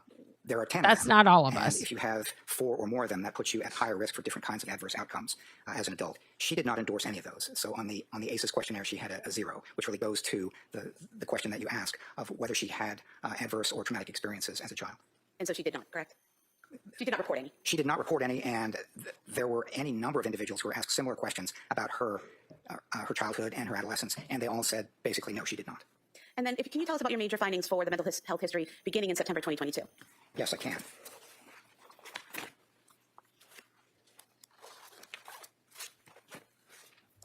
Nope, here So we it was go. about 12 weeks after her son Callan was born, and she was feeling very anxious and sometimes depressed about having to leave him when he went back to work. There were 2 reasons for that. One is that she had felt anxious about leaving her children on a number of occasions and with the previous kids. But the second reason was she was breastfeeding and Callan was not taking the bottle. And so she was worried if she went back to work. She worked as a labor and delivery nurse on the night shifts. And she was worried that if she left Callan home and he woke up in the night and wouldn't take the bottle, there would be a problem. And so that was what got her particularly anxious. And what happened was she searched for a psychiatrist, found one, Dr. Jennifer Tufts, in September, and went to Dr. Tufts and got a prescription for Zoloft she wanted to reduce her anxiety somewhat. And she didn't begin taking it immediately. She was a little bit worried about the impact that it might have on the breast milk. But sometime in October, she began taking the Zoloft, and things started getting very difficult at that point. And doctor, did you learn how things became difficult from the records in your interview of her? I did, both of those, and from I guess you could say the records, because a number of people had talked about that, including her husband, Patrick, and I also got some of that information from him as well during the collateral interview. And what did you learn? What was happening toward the end of his 12-week maternity leave is that she was getting more anxious. When she started in mid-October taking the Zoloft, she immediately began to have some difficulty. The anxiety did not get better. In fact, it got worse. There were some symptoms of depression. She immediately started having some really difficult insomnia and felt a lot of stress and so on. And so in October and moving into November, she had hoped to return to work and planned to return to work, but it was not going to work out for her because her symptoms were really difficult. So in the middle of November, she texted her mother-in-law, Sue Clancy, who was at work, also a nurse, and she was in the emergency room at South Shore Hospital. She felt unwell. She was having problems sleeping. She had a racing heart. She had lost some of her appetite. Continuing into November, she was struggling with anxiety, severe insomnia, palpitations. She was just having a lot of difficulty with the thought of leaving the baby, racing thoughts, feeling overwhelmed, and things like that. So moving further into November, into late November, she was just having real difficulty with sleep disruption, and she had concerns all along, starting in mid-October, about the impact of the medications. It was her thought that the medications were giving her some of these adverse reactions, because it was really difficult for her to look at this and say, I wanted to get some improvement in the anxiety, and I did not. Instead, it got worse. And so late in November, she was still having a lot of trouble sleeping. She thought that she was close to what she called the end of her rope. She was feeling off and disconnected and sort of like a zombie, and she began to report panic symptoms, concerns about being addicted or dependent on the benzodiazepines, so kind of disoriented and forgetful and disconnected from her body. So she was having a lot of difficulty with what she thought were the medication that was resulting in this kind of impact. And then into December, it was not getting better. And sir, if I could just interrupt you. Yes. On your PowerPoint here, are we still on number 3 here, or have we moved on? I don't know if he finished his answer. Let's just let me focus. Are we still on number 3, or have we moved on? We're still on number 2, Okay. but I'm also slipping in a little bit of number 3 as I answer number 2. And if you could please continue describing Just what was slipping it happening in there. December of 2022. Yes. Around this time, late November, early December, she began to experience what she called horrible, intrusive thoughts. And those thoughts were about harming herself, potentially. And as she continued to experience these kinds of thoughts later into December and January, they would occasionally be about harming the children. But for the most part, particularly early on, these were thoughts about possible suicide and harming herself. And the way she described it is these thoughts would just pop into my head, and they included things like, your brain is damaged, you need to kill yourself. Now, the way she described these is they were not auditory hallucinations. Instead, they were her own thoughts. They were intrusive and unwelcome, but they were not auditory hallucinations. And that's important because if she had been hearing a voice like you're hearing my voice right now, it comes from outside of your head. And that's a different kind of a symptom than having thoughts, even unwelcome and intrusive thoughts that are in your head. If it's coming from outside, that is very likely a psychotic symptom. And if it's a psychotic symptom, then that has different implications for what's wrong with you, as opposed to something that is unwelcome and intrusive, but inside your own head. And Doctor, the way she described these thoughts that she was having in December about harming herself in the medical records, in her Correct, conversations with you, Steffi. she described those as unwelcome but internal thoughts, correct? Yes, that's right. It was important because of what I just said that I asked her the question, when you were experiencing these thoughts, were they like your own thoughts or were they like auditory hallucinations? And she said they were like my own thoughts. And she made it clear that they were unwelcome and intrusive, but they were like my own thoughts. And she didn't get to talking about experiencing auditory hallucinations, as I will talk about a little bit later, until January 24th. And so she continued to have real difficulty with various kinds of problems. She had lost about 15 pounds. Not intending to. She was having tremors and sweating and GI symptoms and sadness, severe depression, that sort of thing, as she described it. Feeling numb and zombie-like were her words, again in December. And then by middle December, it was getting very difficult for her as she talked about it. Her sleep was getting a little bit better, but she was continuing to have significant symptoms of depression, things like hopelessness and the loss of capacity for pleasure and things like that. She described her experience on December 15th of 2022 as one of her worst days. She went to, her husband took her to Mass General that day, and she did not stay very long, but it was one of those things that was really difficult. The symptoms were, as she saw, pretty bad. And then on December 20th, she went to a hospital called Women and Infants in Rhode Island, and they had a day program for postpartum individuals having difficulties. And they said that they weren't going to take her, that she didn't meet their criteria for the postpartum program. And generally, that was because they said that she looked like she was having general anxiety symptoms and depressive disorders, but not so much the postpartum necessarily. And Doctor, if I could just stop you. No, Go ahead. you finished with that description of what? Look at what you got from Reddington. that He's provider? so pissed. not quite, Judge, but almost. Okay. I apologize. Yes. You can finish. So she was not going to remain in Women and Infants, and the next step that she took was hospitalization at McLean. And so if I could ask you a follow-up question now, before Yes. we go on to McLean, Yes. about women and infants. Were you able to review the women and infants records? I was, yes. And looking at the women and infants records on page 9 I have here, it states that patient was offered several options for her, including inpatient treatment for medication management, a partial hospital program focused on general mental health, or continued outpatient management. Patient plans to follow up with her outpatient provider for guidance. So even though they said she didn't necessarily fit into their postpartum program, they did offer her 3 other programs, correct? They did, yes. And her response, Ms. Clancy's response, was that she was going to discuss that with her provider for guidance, correct? Yes. And in reviewing the records of Dr. Tufts and Rebecca Gelada, did you ever see any mention of the defendant actually following through with that and discussing with them those 3 options that were offered by women and infants? No, what I saw is that they were back to being treated according to the plan and the medication and so on. But she was back to being treated, discussing with Dr. Tufts what the best implications were for treatment. Okay. And then you were about to talk about what happened at McLean. So if you could please tell us what you learned about McLean and how that was impactful to your analysis or your evaluation. Yes. She was admitted to McLean on January 1st of 2023. And what got her there was suicidal thinking. That was very difficult for her. That was a very difficult time to experience that sort of thing. And so she went into McLean on January 1st, and their admission documentation listed postpartum depression and major depressive disorder, which they described as recurrent and mild. While she was in McLean, what she reported as her primary concern was insomnia.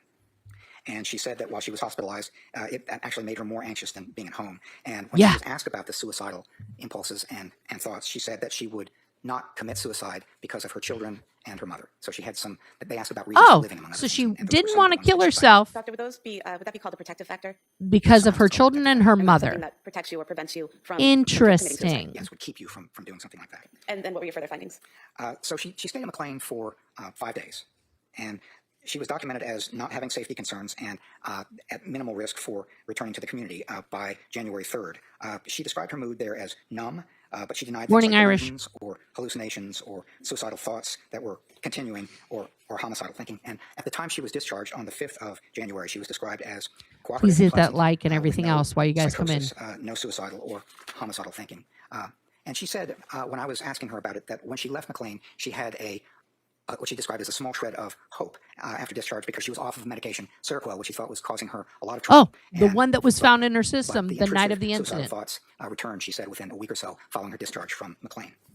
And would we be moving on now to Interesting. number 3 on your PowerPoint? Yes, we are. Symptoms following the beginning of medication. So what were your major findings in that area? Well, I have, I think I've combined 2 and 3 as I've talked about this, because one of the things about this is after she started taking the medication in October, the Zoloft, she had, the anxiety didn't get better.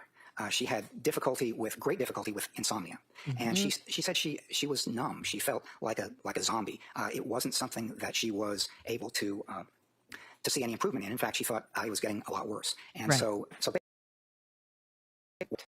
symptoms that she was experiencing following taking the medication that was prescribed beginning in October, she said the symptoms were getting worse, particularly a new symptom, which was insomnia. Doctor, and does that bring us to number 4 on your PowerPoint, the adverse response to medications, including bad insomnia? Yes, and I won't take nearly as long in talking about that because one of the things that she thought was happening when she began taking that medication in October is that the medication itself was far from making the anxiety better. It was making it worse and keeping her from sleeping, and it was, she thought, making it difficult for her to she thought that the medication was actually making it a real problem for her to sleep, to feel. She felt emotionally numb and that sort of thing. Yeah. And so accompanying the bad insomnia with the apparent adverse responses producing insomnia and other things was a real problem for her as she saw it. And it's one of the things that she continued to emphasize to providers, whether it was Dr. Tufts or Ms. Gelada, a nurse practitioner. She said basically, I think these medications are making me worse. But one of the things, moving on to number 5 there, one of the things she also said is that she was focusing on helping the anxiety get better through medication. There was a little bit of counseling going on with Ms. Gelada, but one of the things that she did not really have was, say, a cognitive behavioral therapist or something like that to help her work through the problems. She thought that medication was going to try to help, and it really did. It was something that she focused on a good deal. And when you say the defendant was focused on medication resolving her problems, would that include talking to doctors about different medications to try, researching medications on her own, asking friends and family for tips on medications, things like that? Yes, all of those things. Okay. And then should we move on to number 6, the mixed evidence about diagnosis and the nature of her problems? Yes. And what were your major findings in that area? So we are live here on YouTube, Rumble, TikTok, Facebook, and Instagram. Tune in wherever you like. Leave me a comment. Hit that like, all of that stuff. Over the course of the time that she was going through these experiences between mid-October and late January, she'd had a lot of providers offer a lot of diagnoses, and there were a lot of complicating considerations. So among some of the diagnoses that she'd been given were adjustment disorder with anxiety and depression, generalized anxiety disorder, major depressive disorder, bipolar disorder 2, postpartum depression, postpartum psychosis, post-traumatic stress disorder. That last one was not before January of 2023, but it's something that she has right now. And in addition to those diagnoses, which sort of implies that she has a disorder and she has symptoms, there were complicating factors. She had Morning, Angela. psychotropic medication with apparent adverse reaction. She had serious sleep deprivation over a 3-month period. She had between 5 and 8 months after the birth of her 3rd child. She had anxiety about returning to work in the fall of 22. She was worried about leaving her baby for work, and he was not taking the bottle. And the other thing, which was important for her, is she was always someone who was she was into exercise, and she stopped exercising sometime in October when she started having these adverse reactions. But it's one of these things that it was a real difficult thing for her to handle when she couldn't do the running or the yoga or the Peloton or other things that she used to keep her anxiety managed. Were you aware that she was able to return to exercising on several dates in December and in January, going to the Kingsbury Club where she was a member? Yes, she was trying that, yes. And Good is that morning. something that, as putting on your clinician hat for a moment, is that something that you would recommend to a patient that in this situation that they try to do things like exercise to complement medication and therapy? Well, if it works. It does work for some people, and they use it effectively over the course of If their it lives, works. particularly if they have some anxiety that might not fully need treatment, but it's something that might interfere with your life a little bit. And what were your next options? Drive safe, Angela. Well, if we could move on to the next slide, please. So here we have number 7, your diagnosis, bipolar 2 disorder. So was that your diagnosis of Ms. Clancy? It was, and it was hard because of all the diagnoses in the records and all the symptoms that she experienced and so on. To make a diagnosis of bipolar disorder or bipolar 2 disorder, which is a kind of a less serious way of experiencing bipolar disorder, you have to have identifiable mood swings, and one is a period of depression, which she certainly had, but a period of depression, and that was something that made a big difference over a certain period of time in depressed symptoms and sadness and not having much or not having much motivation and things like that. But you also, for a bipolar diagnosis, need something where you have an identifiable period where the mood is much greater. It's much. One of the things that I might say is that one feels during a manic period sort of high, jumpy, decreased need for sleep, racing thoughts. Everybody's chemistry is different. Excessive appetites for different kinds of things, not getting tired, feeling important and powerful, and things like that. And I was having a hard time finding something that looked like it was a manic episode. There were times when she felt, as she described it, after the birth of different children, she felt good, she felt on top of the world, she felt really close to them, to her husband and her kids, and so on. But it's also something that it didn't look like a manic episode so much as it looked like she was really feeling good and getting back into exercise and things like that. So it's one of those considerations where the thing that sort of kept me this is the part that's going to be good for Reddington and Cross I didn't here. see that manic episode. But what really convinced me is that she's been at Tewksbury now for more than 3.5 years, and the diagnosis of record at Tewksbury is bipolar disorder. And they are, as I read the records, very careful about what they prescribe and how much and various other kinds of considerations. And one of the things that the records reflect is that when she was on some medication that's prescribed to help stabilize her mood, and it was discontinued for medical reasons, she had a kind of immediate response to that, which is to say she noticed it, and that's a consideration as well. So I ended up with making a diagnosis of bipolar 2 disorder, which is a slightly less, not slightly, it's a less severe form of bipolar disorder. And doctor, why did you diagnose with bipolar 2 and Interesting. not bipolar? Because bipolar, as I said, is a more severe kind of diagnosis. It's more noticeable. And if you had a bipolar diagnosis, then I would want to see something that clearly and definitely looks like a manic episode. And I did not see any evidence of that before January 24th of 2023. And there were some incidents that have been described by witnesses who have testified and in the medical records, things like the defendant cleaning out her garage with her husband at one point in time. Was that something that you did or did not see as manic, and why? Well, there was some indication in the records that some people thought it was manic. I did not see it that way. She did not describe, when I asked her whether, she did not describe that as a manic episode. She didn't think it was. And when I talked to Patrick Clancy, he said he didn't think it was either. And basically it was cleaning out the garage and getting a lot of stuff into 20 trash bags and so on. But one of the things he said is, they were both working hard, but it wasn't all her out there putting stuff in 20 trash bags, and he wasn't a part of it. He said he was definitely part of it. Okay. And would it be accurate that bipolar disorder requires that period of mania for, I believe, 7 days, where bipolar 2 requires hypomania for 4 days? Is that right? Yes, that's right. And so did you see signs of hypomania?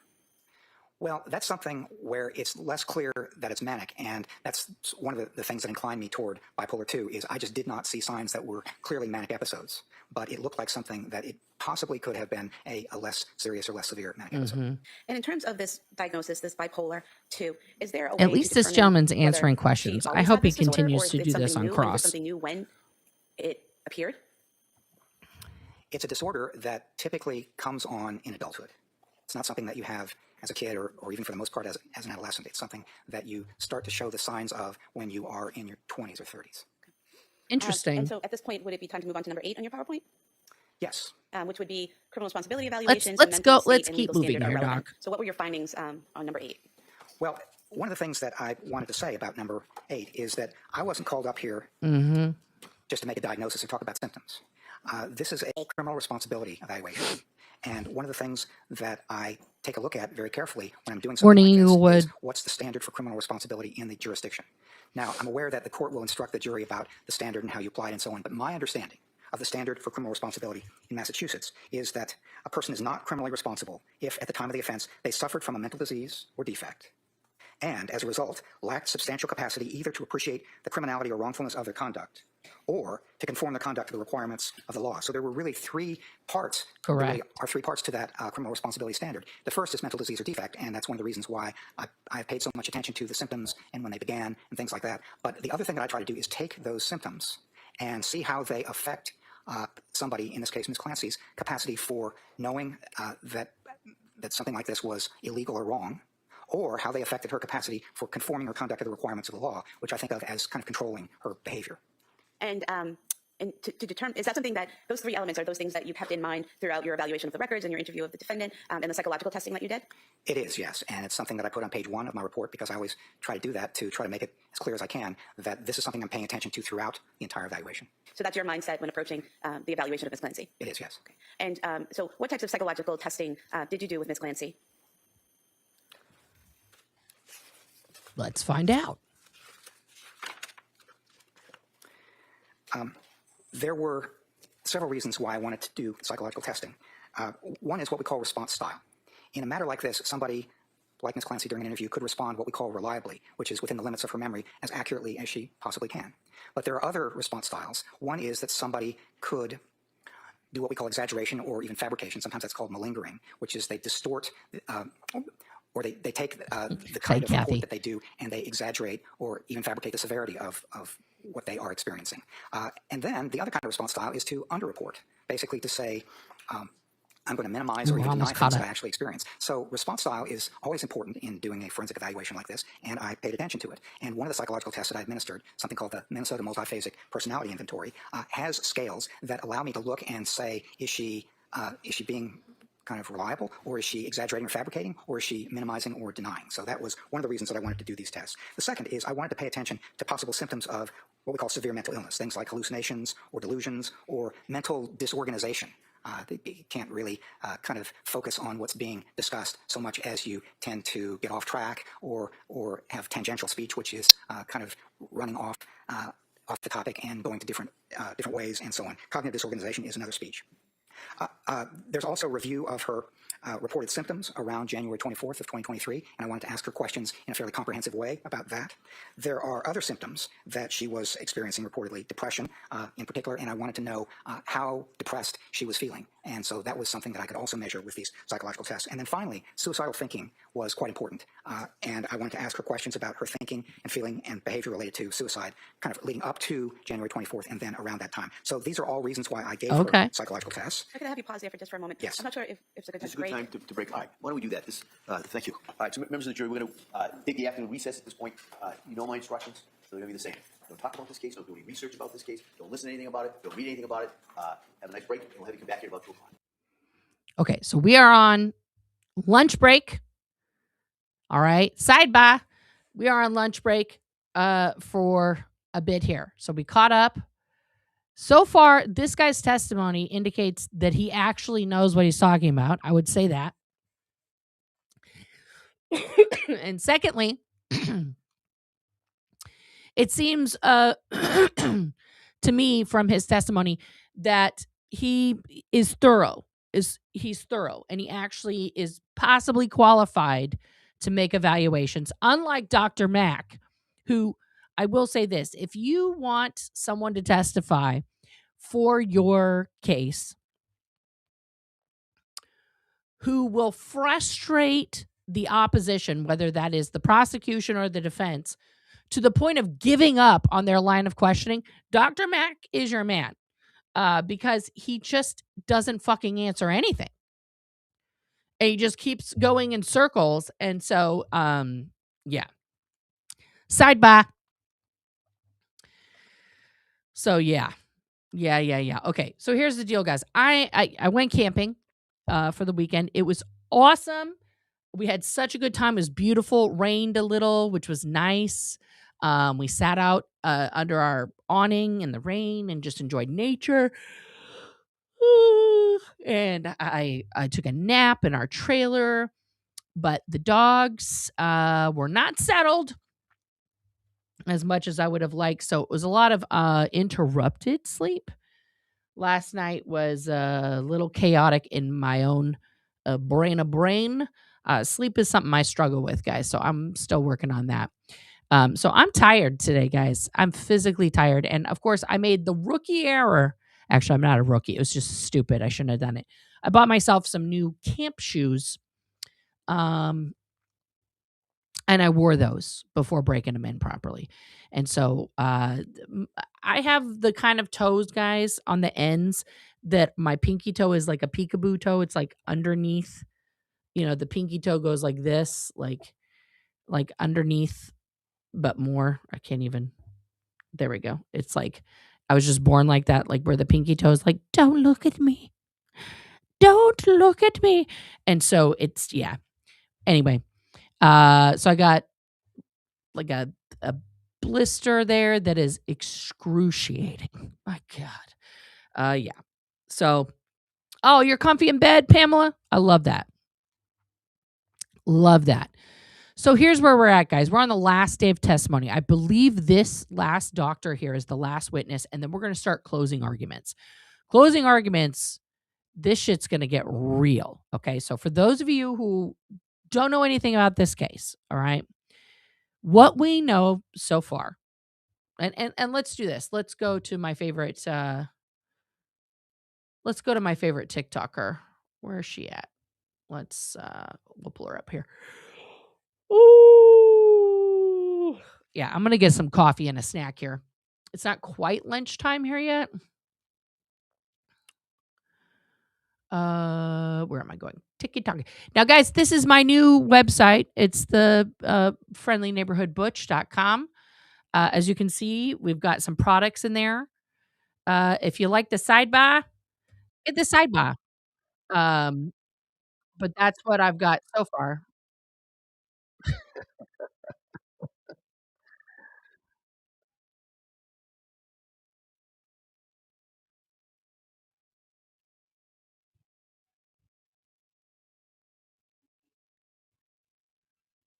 Sorry. The first TikTok that came up, I love it. I love everything about it. Let's make this a separate thing because I have to make it a different shape than what we're currently watching. I love this. It's Spider-Man fighting fascism in Minneapolis, but I can't play it because music. So here's the facts that we've got so far. Okay, I want to go to my favorite creator who does a really, really good recap. Let me go to Parenting Plans with Jen. And let's see her.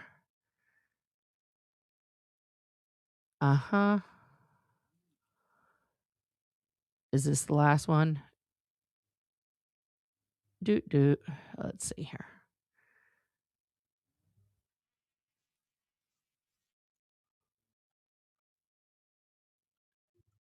Here we go. Let's we're gonna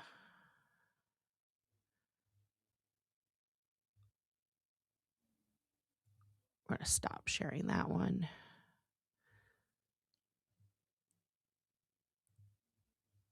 And we're gonna go here.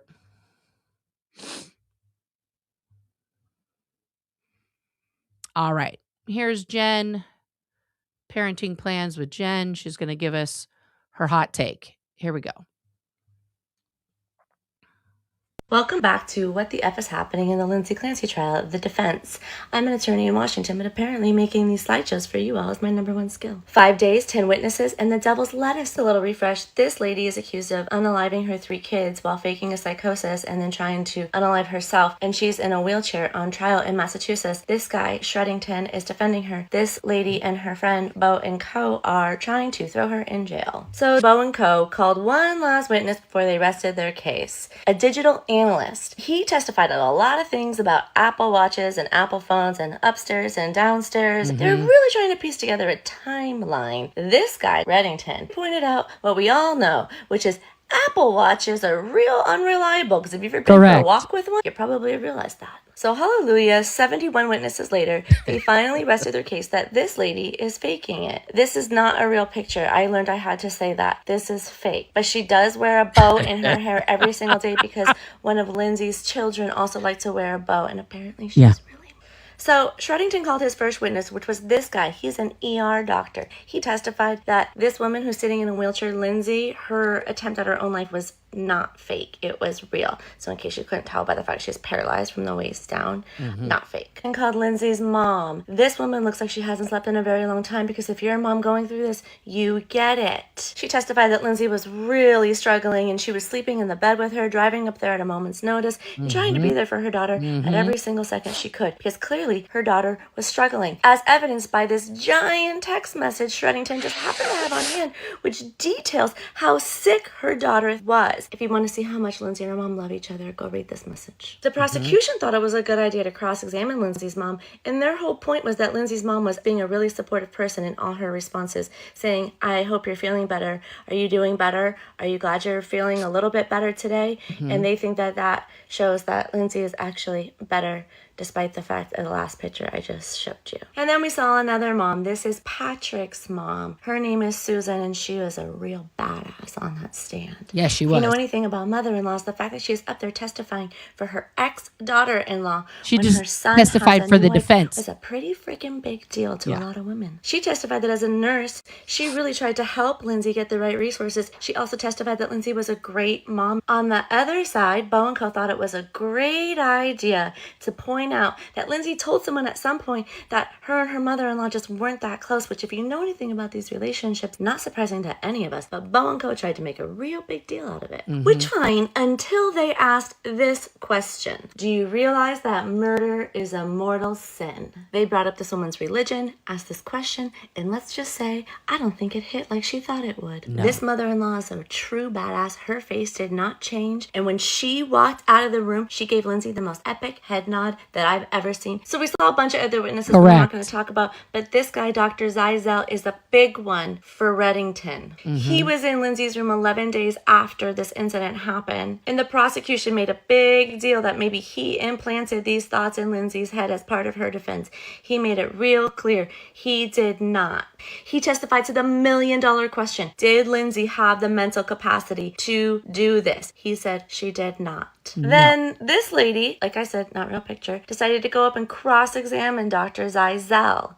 And she was doing an okay job. She had some points about Lindsay remembering a phone number, even though she was really sick, and not necessarily asking about her kids in the way she thought she should. But then we got on the topic of Beachbody and whether or not it was a scam or not. And she really seemed to take this issue very personally. And it was shocking to a lot of us who don't know a lot about Beachbody, because based on their interactions, I left thinking that Beachbody could be a scam, which has absolutely nothing to do with a murder trial. And because this woman was infuriating us so much, asking questions about mortal sins and Beachbody, a host of women showed up at the courthouse. There you go. In support of Lindsay. Then we heard from Chaplin. She saw Lindsay in the hospital. She also talked like a fairy godmother, which I'm not sure how it hit me, but apparently the internet was okay with it. She testified that Lindsay was very concerned about her children, wanting them to be safe. She informed her that they were safe and that they were in heaven. Heartbreaking. Then on cross-examination, Bo and Co decided it would be a good idea to bring up these women's notes, ask us all to believe that she might be lying. And that But let's just examine that question. The first question that Lindsay asked the chaplain was, are my children safe now? Sorry, I have to get out of this sweatshirt. Having a hot flash. Okay. Are my children safe now? That question can be interpreted in a lot of ways. That question can be interpreted as if there was something going on in the house that we don't know about, that hasn't been brought up as evidence. That question could be interpreted as like, she believed they were in mortal danger and did the deed. It could be a lot of things, but that is very telling that this mother, upon waking up from an induced coma, her first question was, are my children safe? So for the people out there that are like, she didn't even ask about her kids. Wrong. Asked her about exercise bands, yellow ones that Lindsay did not use during her rehab. Or and touch. It hit the internet real bad. Then we saw this guy who is also another hero in psychology. He's 88 years old, just had surgery. And I'm sorry, because he looks like it. Poor guy. He got out of bed, though, just to testify on Lindsay's behalf. He's an expert in familial side. He's done over 80 cases dealing with just this subject. And he also testified to the $1 million question, which is, in his expert opinion, Lindsay had psychosis and did this. When the prosecution examined him, they wanted to point out what an expert he was, so much so that he taught other people how to be an expert on the stand. Which, great point. They also brought up the fact that he wrote a note saying there wasn't a lot of motive for Lindsay to do this, so psychosis is a good option. They really harped on this motive part. Like, what could her motive have been? But they haven't answered the question either. So, really got me thinking, if she wasn't under psychosis, what was her motive? And if she has no motive, then maybe she was just experiencing psychosis like this guy and the other guy said. Thanks, prosecution. And then our hero rested his case. He also made it clear that he is not a hero. He's just really disgusted with women's health care. So then the prosecution has a chance to bring on what's called a rebuttal case. And they started with this guy, who a lot of people on the internet think looks like Uncle Fester. He's actually a child and adolescent psychologist. He testified as a child and adolescent psychologist that Lindsay was definitely sane during these acts, because if she could follow traffic laws, she could definitely follow laws about unaliving people. Shreddington got up there and did what he does best again and shredded this guy's resume to pieces, pointing out that he's really concerned about the devil's lettuce, kids smoking weed and drinking alcohol, and hasn't come within breathing distance of a pregnant woman in a really long time, at least according to his resume. I like to believe that this little lovely lady was feeling exactly how I was feeling during it, because she could not stop coughing, and neither could I. Our man Red came in, handed her a bottle of water. All was good. Then in the background, the internet was still real mad at this guy, because we saw this picture of him and his new wife sitting on a rooftop deck just somewhere chilling. Very lovely, while this woman is still bawling her eyes out in court.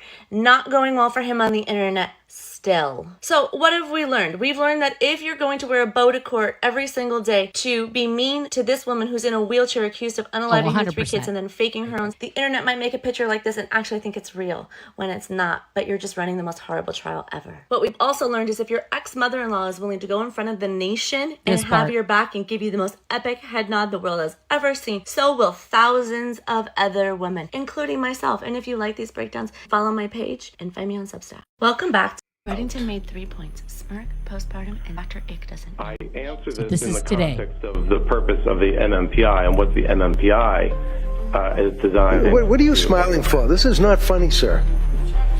The stain. Well, you recall saying that a person can be postpartum and it has to be within 4 weeks. Do you recall saying that Friday?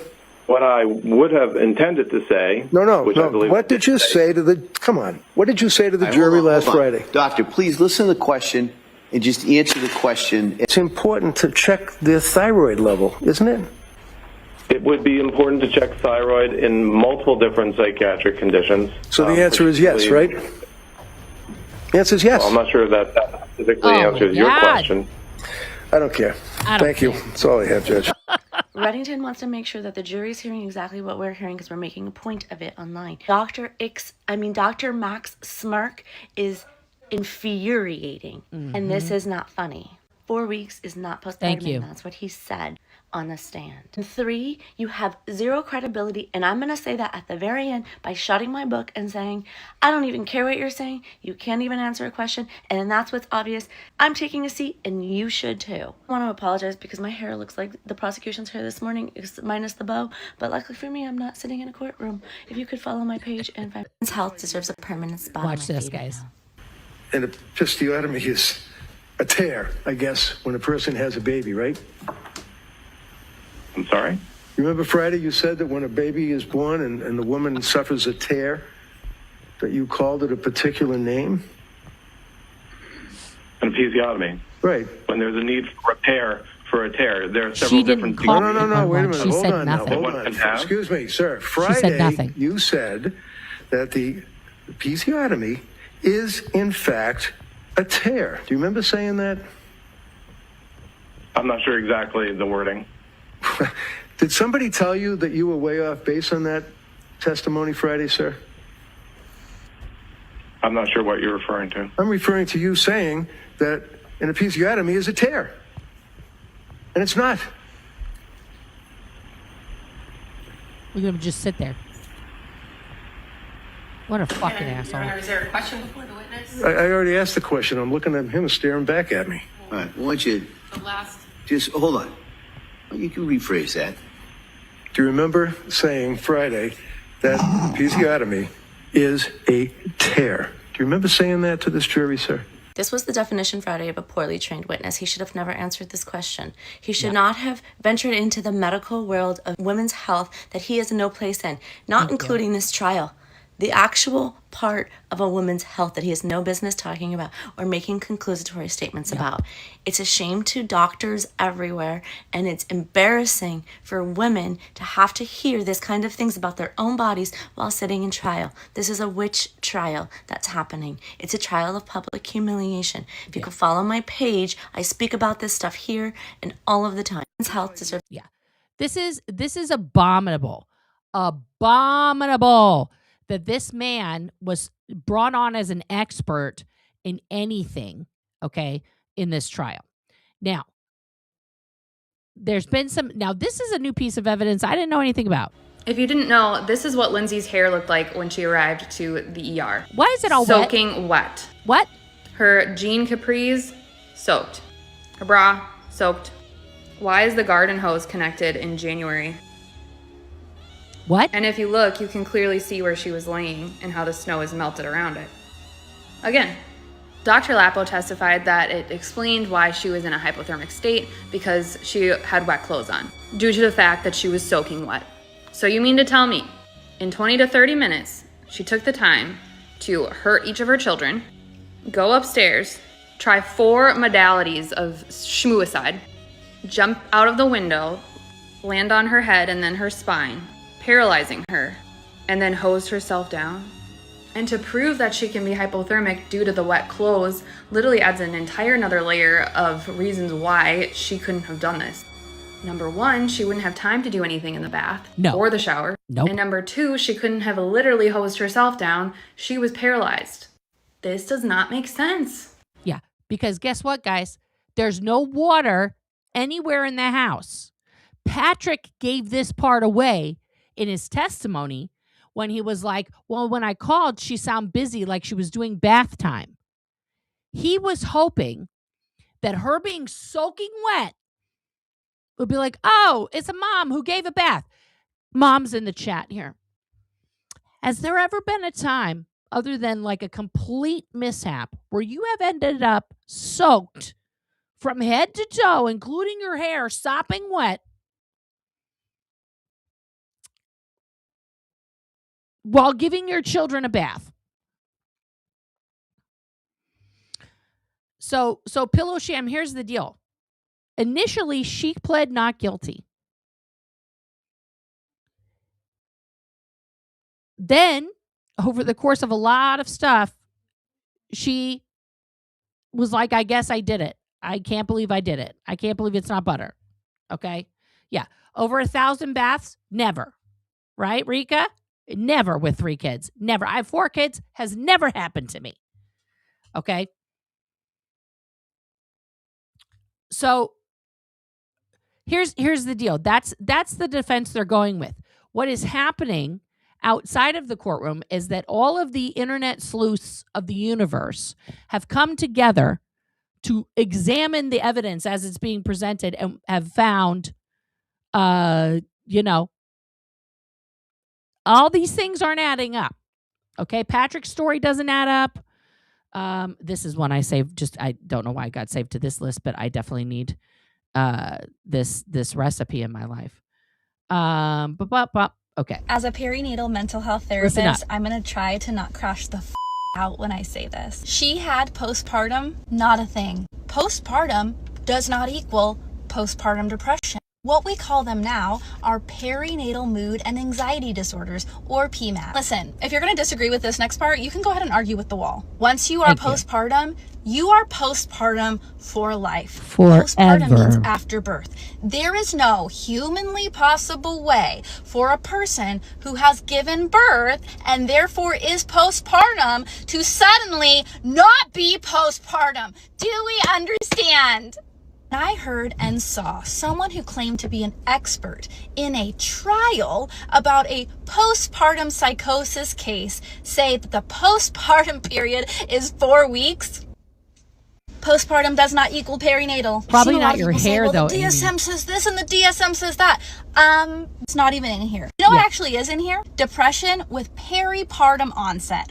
Postpartum depression, nowhere to be found. Now, if you want to talk about when the risk is higher for some of these PMADs, absolutely. Sometimes that's in the weeks and months following birth, especially in the year after giving birth. Physiologically, it takes between 1 and 2 years for organs and systems within a birthing person to return to normal. Thank you. Now, that doesn't mean like looking normal, because bounce back culture, we're actually not doing that anymore. Actually, let's talk about that wound inside the birthing person's body. We're talking about the hormone surge after pregnancy and childbirth. Between minimum 3 to 6 months for those hormones to return to baseline. We won't even say normal. What else do new parents usually deal with? Well, that would be sleep deprivation. And what sleep deprivation does is it elevates our stress hormones. Do you guys know what happens when you wean off of breastfeeding? You get a weird surge of different hormones. You can actually fall into a depression post-weaning breastfeeding. One thing I am certain of, seeing that person on the stand, Dr. Mack, is that he does not have enough meaningful experience with postpartum patients, number one, to be considered an expert, and number two, to be working with postpartum patients. Any good provider, whether it be a therapist, a doctor, a psychologist, we talk about something called scope of practice. And if you do not have the training, the experience, the know-how of working with this type of population, you don't do it because it's unethical. As messed up as this is, I truly don't believe it has to be this way. Talk about these things out loud. If you feel comfortable sharing your Patrick was dismissed as a suspect in under 24 hours, guys. In under 24 hours. He calls 911, says, oh my God, my wife just told me she killed the kids and they're in the basement. No police officer, no EMS, no prosecutor, nobody talked to her. Because she could not talk. She had a Jefferson fracture and a crushed thyroid. Okay? No talking from Lindsay. Then they put her in a fucking induced coma for 3 days. Again, nobody talking to Lindsay. By the time she was transported to the second hospital, the police, in all of their wisdom, were like, well, clearly she did it. Let's cross Patrick off. Let's cross Patrick off. And that was it. She did it. We'll wait for her to wake up. And then we'll just, we'll got her chained to the bed and we'll just tell her, you did this. She's on propofol. Then she recalls hearing a man's voice telling her that she had to do this. Like, what?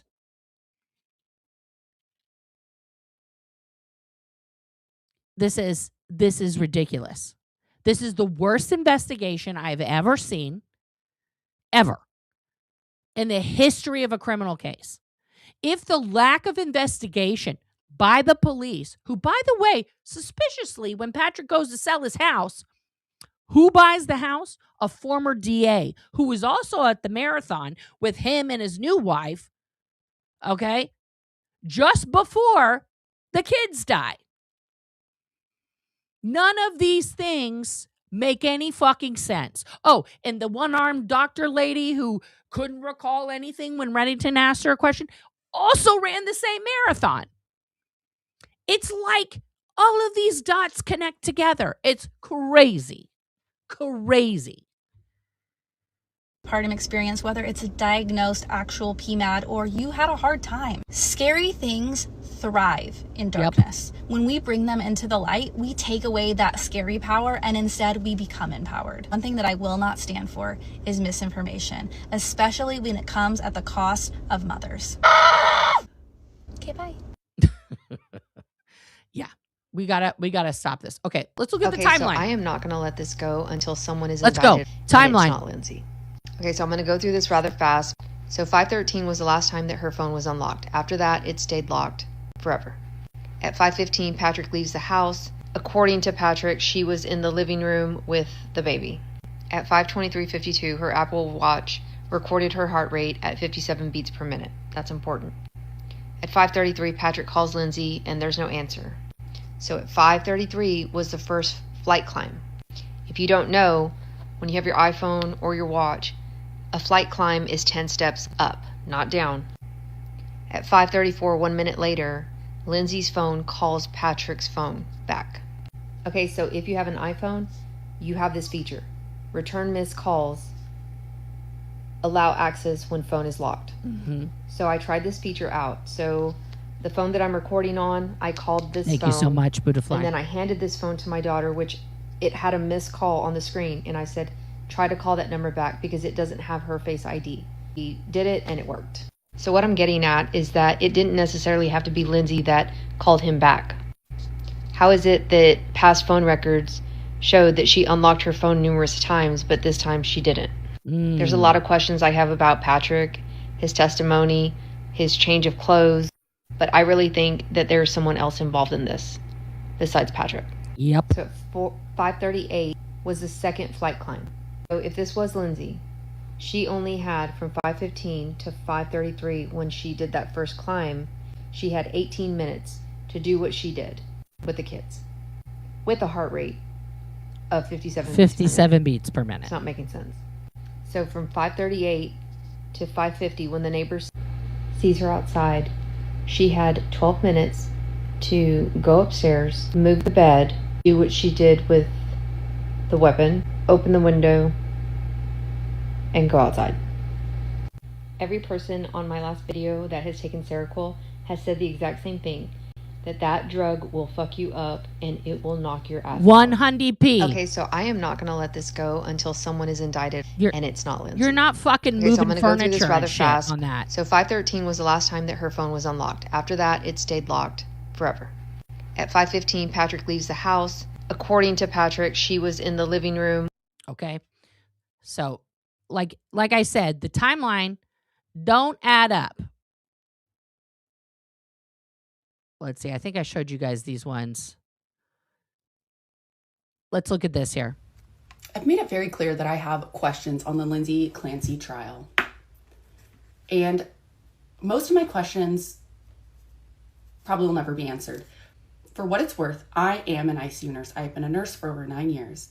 That is where most of my questions come from.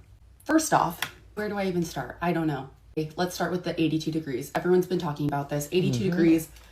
The coldest I think I've ever seen a patient was maybe, I want to say 86 degrees, unresponsive. There you go. So you're telling me at 82 degrees, Patrick came up to her and said, what happened? And she said, I tried to kill myself. And then he said, where are the kids? And she said, in the basement. I know a lot of people are like, no, she did it. What more do you want? Well, I want that answered. For one, I want to know why he would lie about it, okay? Because I'm not the jury, I'm not the judge, I'm not even a lawyer, okay? I'm a nurse. I just simply want to know why he'd lie about that because it didn't happen. It didn't. There's no way it happened, okay? No. 1. 2, crushed pills. She crushed the pills and then what? Just decided and ingested them and then decided, you know, that's not going to work fast enough. I'm going to cut my wrist and I'm going to cut my neck. Okay. And then people say they're not very deep. She was hesitating. Okay, cool.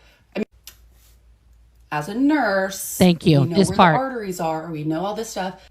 Lindsay cutting her wrist was not effective. Cutting her neck, not effective. And she decides, actually, I'm just going to jump out the window.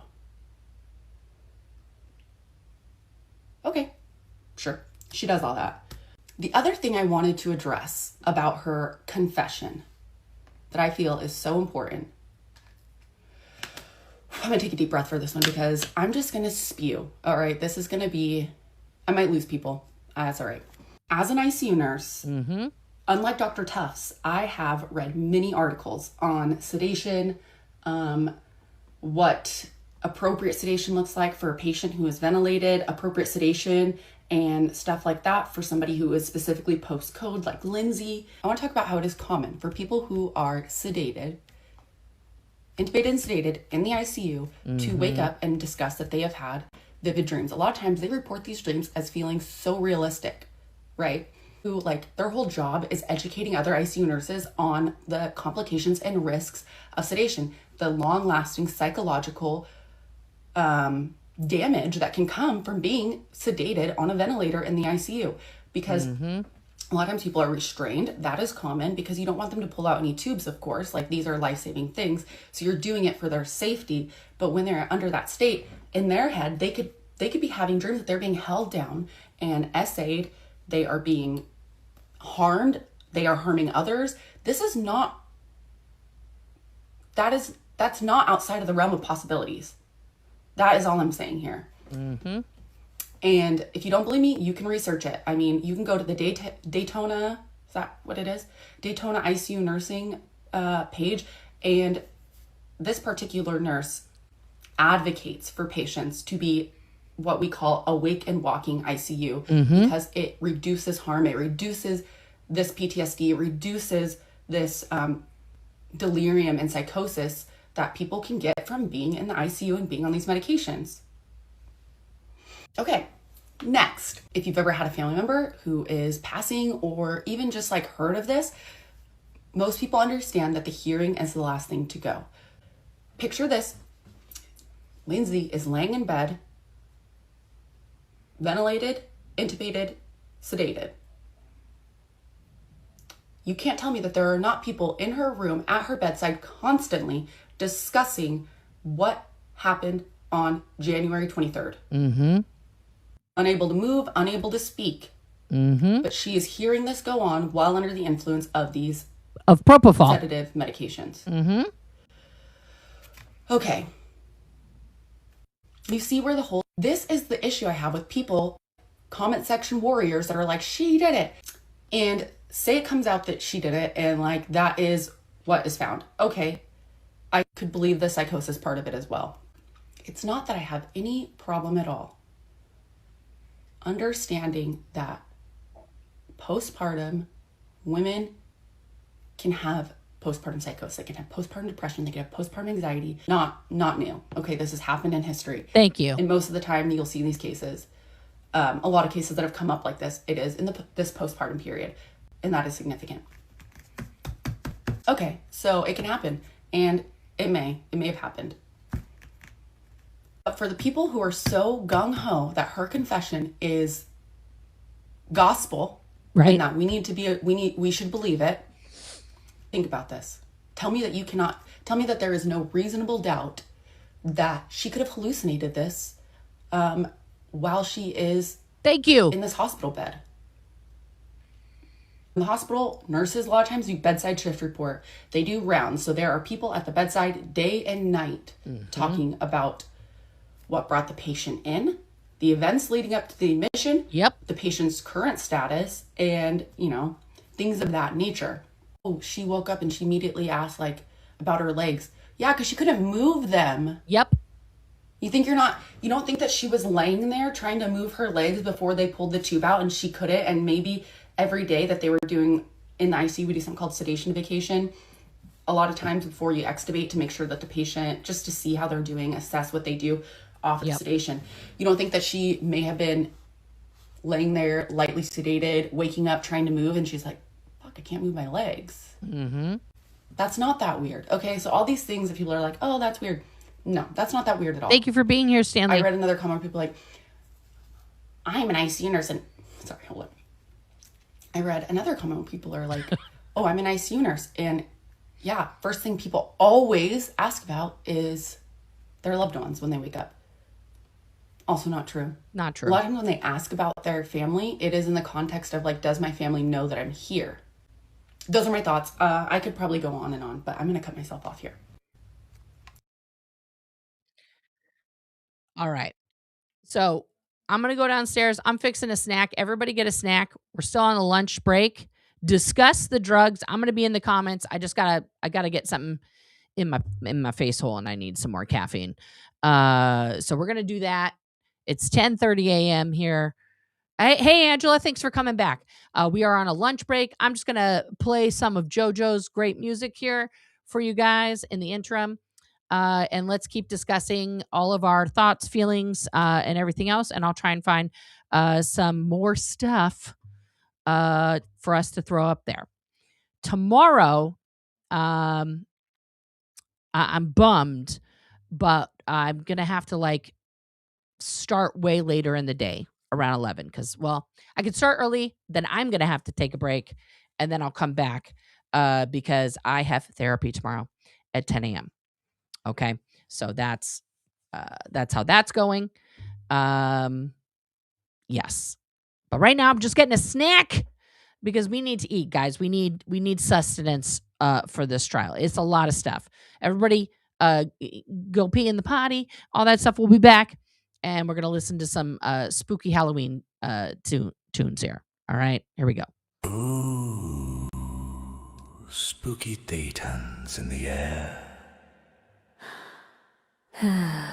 They're always watching. You can't hide your mind tonight. They'll read your thoughts in candlelight. You think you're free, but guess again. The ghosts of Ron are closing in.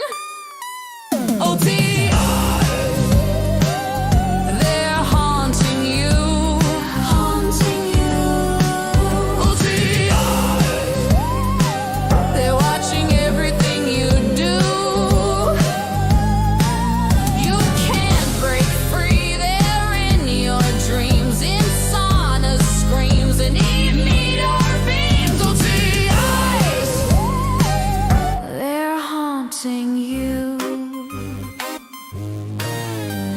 You take your pills, you sweat all day. You think it's clearing, but you'll decay.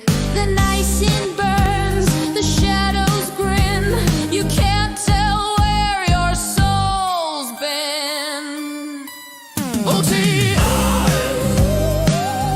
They're haunting.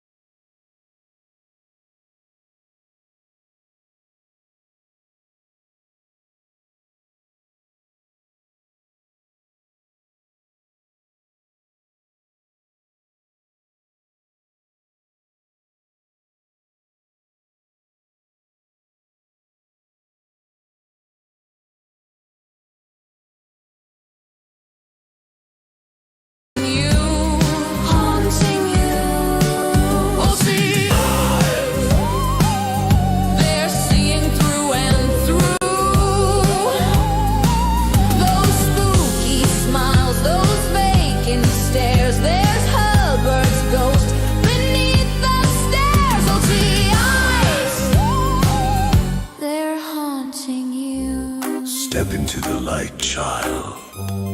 Don't you feel the glow? Ignore the screams. That's just your Thetan saying hello. OTI. They're haunting you. They're haunting you. OTI. Watching everything you do. No trick, no treat, just spooky lies from haunting souls with OTI.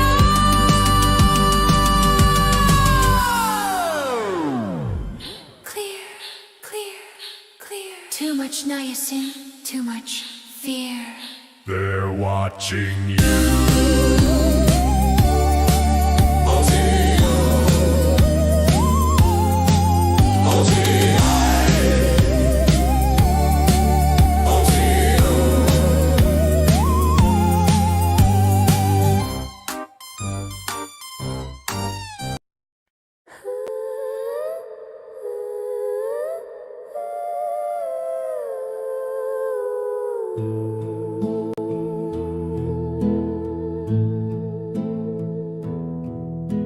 Now and then I think of when we called it freedom.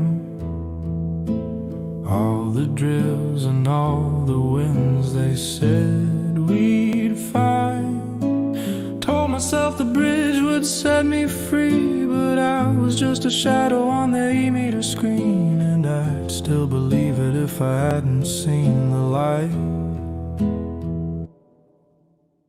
You were like my brother when we chased salvation. Then the letters came, the warnings from on high. And when I left, they made you cut me loose. Said I was oppressive for speaking the truth. Guess the ghosts they made were never meant to say goodbye. But now they're ghosts of the past, haunting the halls where the walls still ask, why'd you go, why'd you break that chain? You were clear, now you're gone insane. Ghosts of the past, they linger on when the truth won't last. And I still see your face in glass. You're just a ghost of the past. You said that I had pulled it in, my fault, my sin, when all I did was try to walk away. You quoted policy to make it right, but you sleep in fear almost every night. And I wish that you could see what freedom really means.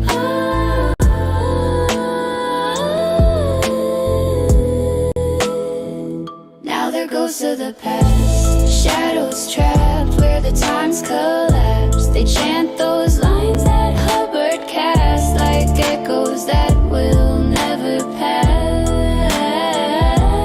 Ghosts of the past, still believing in the final blast. And I'm out here at last, but you're a ghost of the past. You didn't have to disconnect, erase my name, pretend we never met. Now every call, every word you cast, it's just another ghost from the past. Ghosts of the past, they whisper my name. I left the bridge, you stayed in the chain. And though I'm free, I feel the pain of all the ghosts you'll never name. You're just a ghost of the past.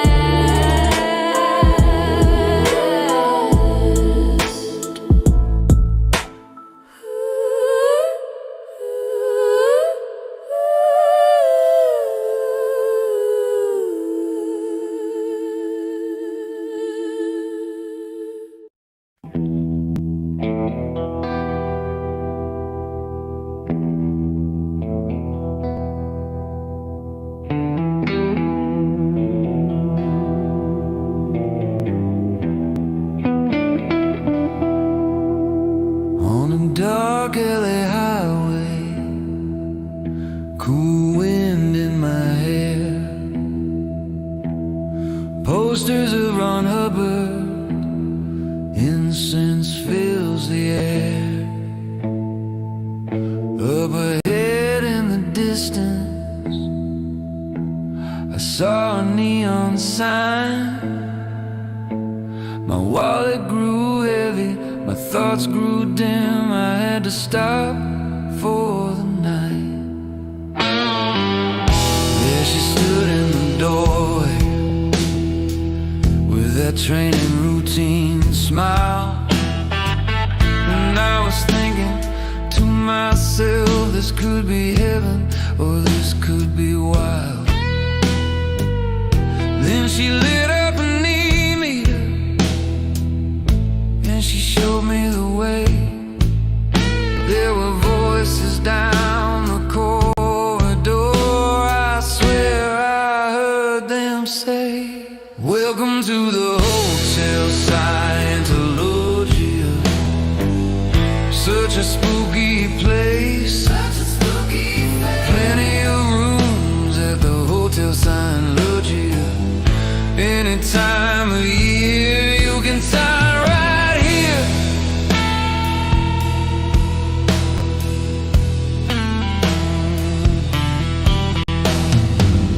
The minds are slightly twisted. They've got the Hubbard bands. They've got a lot of pretty recruits they call eternal friends. How they chant in the courtyard, sweet-hearted and sweat.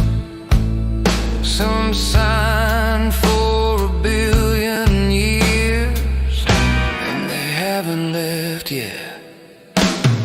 Last thing I remember, I was running for the door.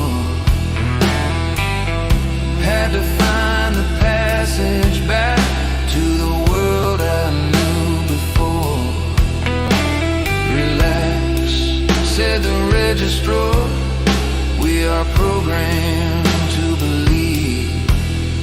You can check out anytime you like, but you can never leave. Welcome to the Hotel Scientology. Such a spooky place, such a spooky face. Plenty of rooms at the Hotel Scientology. Any time of year you can sign right here.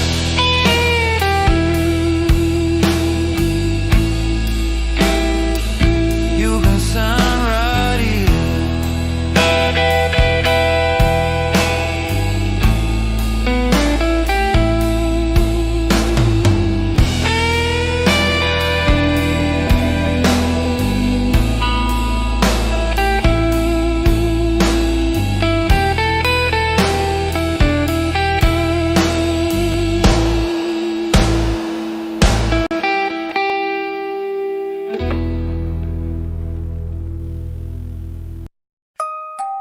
Tick tock, click clack, hear the strings crack. They thought we'd dance forever, but we're fighting back. Fantastic smiles, painted lies, yeah, they want us up to serve.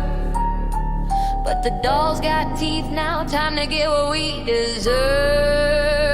Yeah, I was hanging from the rafters, eyes wide and still. They pulled my strings for laughter, fed me tech and drills. Told me I was broken, sold me on the bridge. Now I'm climbing out the toy box, standing on the fridge. Every art is just a script, every session's just a game. They program your emotions till you don't recall your name. But a spark hit the chord and I tore through the thread. Now the puppets run the show and the masters fled. We're savage puppets, cut the strings, no fear. From the orchard to the alley, we make them here. They tried to mold souls, now the toys bite back. We're the plastic evolution on the counterattack. Savage puppets, no control, no shame. We remember who we are and we say your name. You can't own the dolls once they learn to fight, 'cause the puppets got power in the dead of night. They built their empire on obedience and show. Soul salvation wrapped in lies and a billion-year IOU. But every ethics doll you used to play pretend now moves on its own, and this time it won't bend. You said we're saving lives, but you're saving your throne. You made us shadows, but we made our own home. So now the walls hung with the rebel beat, and every puppet's heart skips off the sheet.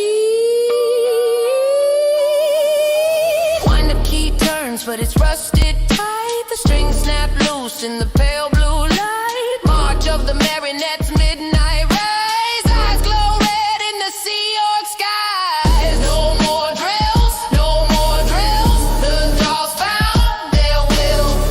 You can't stop a puppet when the silence kills.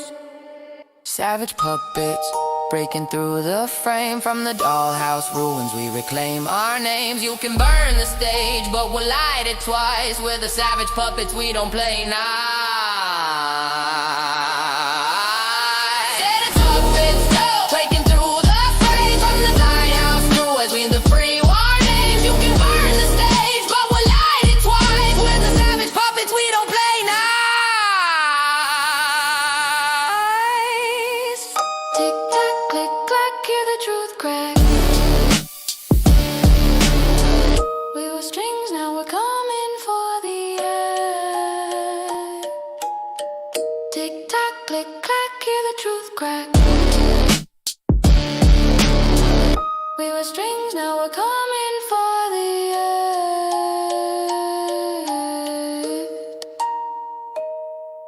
There's a chill on Sunset Boulevard and a glow behind the gate. If you wander past the blue facade, it might just seal your fate. They say it's full of spirits, and I don't mean gin or rum, 'cause the ghosts of Big Blue whisper, welcome home, my son. Walk through the lobby, feel the floorboards moan. Hubbard's photo smiling like he's never gone home. Uniform shadows march up the stairs, but their eyes are hollow, no one's really there. Meters flicker like candles at night, chanting in the dark till the morning light. If you hear a scream, don't run, don't shout. It's just another heart girl trying to get out. Welcome to Big Blue, where the lights hum low and the walls see through. Every corridor's got a tale to tell of the Sea York souls who never quite fell. Come on inside, take the haunted tour. Sign the form, they'll show you more. You can check your mind at the reception too. You'll never leave Big Blue.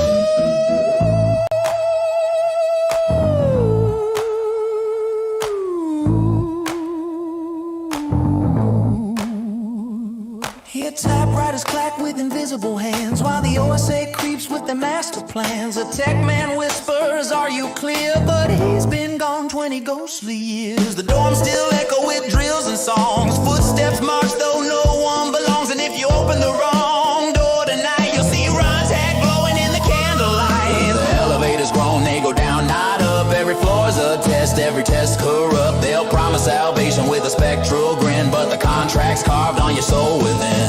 Welcome to Big Blue, where the ghosts of the bridge still wait for you. They say you're free, but it's all pretend, 'cause the haunting don't stop, it just ascends. If you feel a tug, it's a thing or two.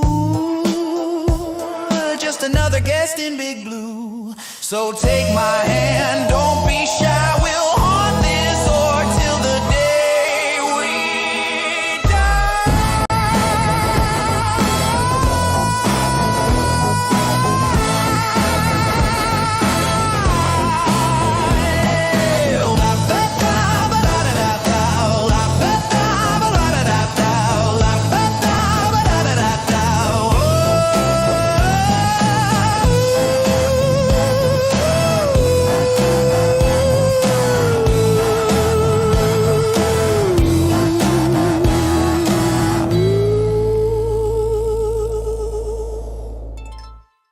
It's astounding.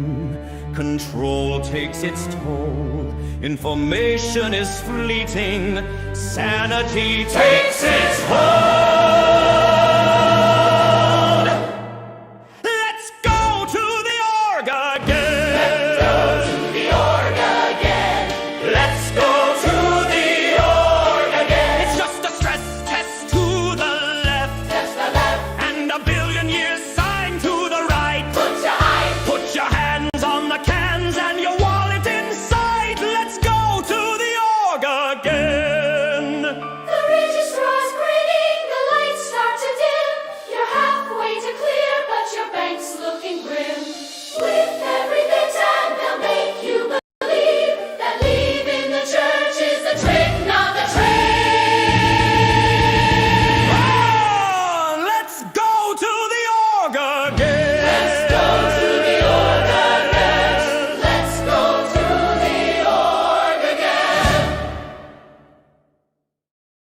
Well, the e-meter's blinking, the lights.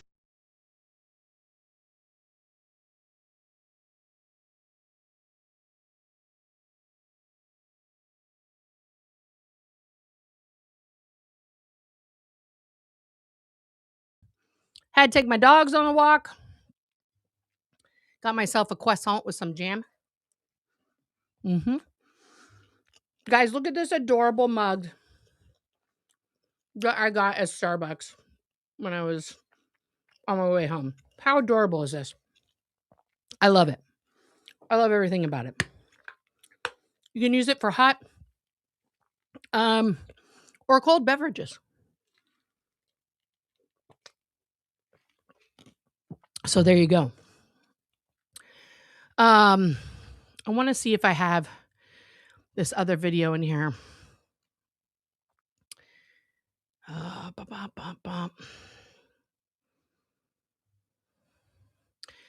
Because this was, yeah. Let's go here.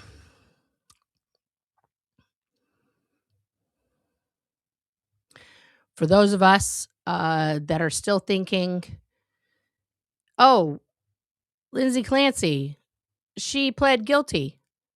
Listen up. Did you know Lindsay Clancy originally pled not guilty? She pled not guilty to 3 counts in February of 2023. She pled not guilty to 3 counts in October of 2023 and changed her plea later. If you don't believe me, go look it up. Allegedly, Patrick's mom did not attend his wedding to Rachel Dennis in 2026. You know where she has been every single day, though? At the trial supporting Lindsay with her husband. His mom also testified for the defense. And on Pink Peace Day, she showed up in all pink. So what does that tell you? I will say this again, Lindsay Clancy originally pled not guilty twice. One more thing to think about. Interesting that the voice in her head told her to off herself and her kids, but never told her to off her husband. Did you know Lindsay...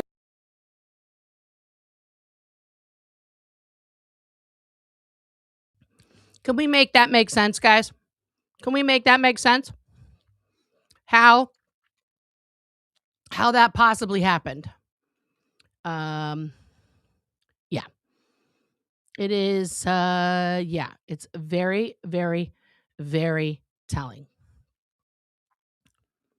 Yeah. Also this, guys.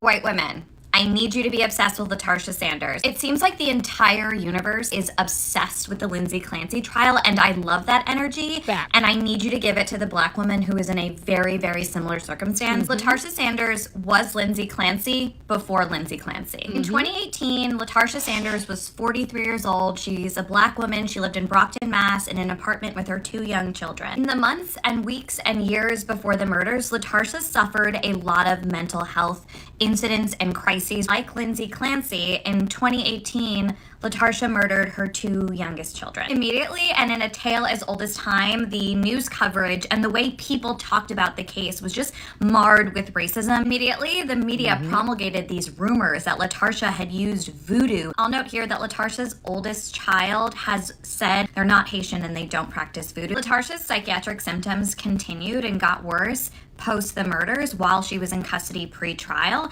and it got so bad that prison officials or jail officials decided that she needed to be involuntarily committed. There, she was diagnosed with schizotypical personality disorder, whereby patients, quote, experience distorted views of reality, superstitions, and unusual behaviors. But while the public reacted with like immense support and kindness towards Lindsay Clancy, which is great, that did not happen for LaTarsha. There were never any support letters for LaTarsha, but Lindsay Clancy got more than 40. And while LaTarsha's GoFundMe was ultimately shut down, Lindsay's amassed more than $1 million. And then there's the prosecution of it all, right? Prosecutors' own psychiatric expert Thank you for being determined here, that LaTarsha Pillow. was in, quote, the throes of paranoid schizophrenia at the time of the murders, but still, the prosecution went on to file 2 first-degree murder charges. Prosecution behaved deplorably. They tried to convince the all-white jury that LaTarsha had been faking her psychiatric symptoms, that she was, quote, evil and playing, quote, the crazy card. Prosecution also tried to convince the jury that LaTarsha killed her kids kids Was because it the she same thought ladies? that killing them would give her a book deal that would then make her rich and famous. And don't even get me started on the judge in this case, who incidentally is the same judge in the Lindsay Clancy trial. And in this case, there were thousands upon thousands of medical records attesting to the fact that LaTarsha was clearly suffering from psychiatric diagnoses, and the judge decided to keep those out. But yesterday, we got really good news from the highest court in Massachusetts. The Supreme Judicial Court threw out the 2 murder convictions against LaTarsha based on the fact that the judge, Judge Sullivan, who's in the Lindsay Clancy trial, should not have kept out all of those medical records. Now it's up to the prosecutor to decide to initiate a new trial to file new charges. And I think he probably will. Which is all to say that this case is insanely nuts. It's evidence first of how racialized the criminal legal system is. It's also demonstrative of how deplorable and harmful prosecutors can be. And finally, it reveals to us how often, these mental health crises are relegated to the criminal legal system. Correct. This is a case you need to watch, so let's cover it together. Bye. White women, I need you to be obsessed with LaTarsha Sanders. It seems like the entire universe is... So I am going to be digging into this case. I'm going to see what happens for sure, because I agree with this young woman that we definitely need to focus equally on all of these things. Some of you people are having really big feelings again. I'm a forensic scientist and a former CSI, and the men are once again crashing out because they don't know how to listen. A man on this app with a teeny tiny attention span and really big feelings made a video about me. What the fuck are you talking about? Me? What the fuck do you all be talking about? Oh my. And as a result of that big emotional outburst, I have gotten more than 600 death threats in the last 24 hours. Which is hilarious because these same messages come from the people who say things like, why doesn't she like men? Same people who say things like, women are so emotional. I mean, my goodness. You guys really need to get a fucking grip. These men are even taking time out of their day to email my employer. Except I own my own company, Garrett. This all comes from a video that I made that very emotional man stitched, wherein I analogized psychosis to epilepsy, which was done not to dehumanize or devalue the lives of 3 children, but instead to help people understand what Lindsay's actual defense is, which is that she was not in control of her body and therefore cannot be held criminally responsible for the things that she did when she was unable to conform her actions to the law. But some of you lack the ability to understand analogies, which I actually find humorous because, as this study points out, the ability to understand analogies has been argued to be an important distinction between the cognitive abilities of human and non-human animals. Interesting. How does that relate back to the very angry men in my comments? I'll let you guys decide. For now, have a great day, and if you're new to my page, you don't have to keep sending me death threats. I don't fucking care if you don't like me. Some of you people are... I'm sorry, but she's fantastic. Okay, so this is the result when women speak about women's health in a logical, scientific manner. This is why we need women running the show on women's health.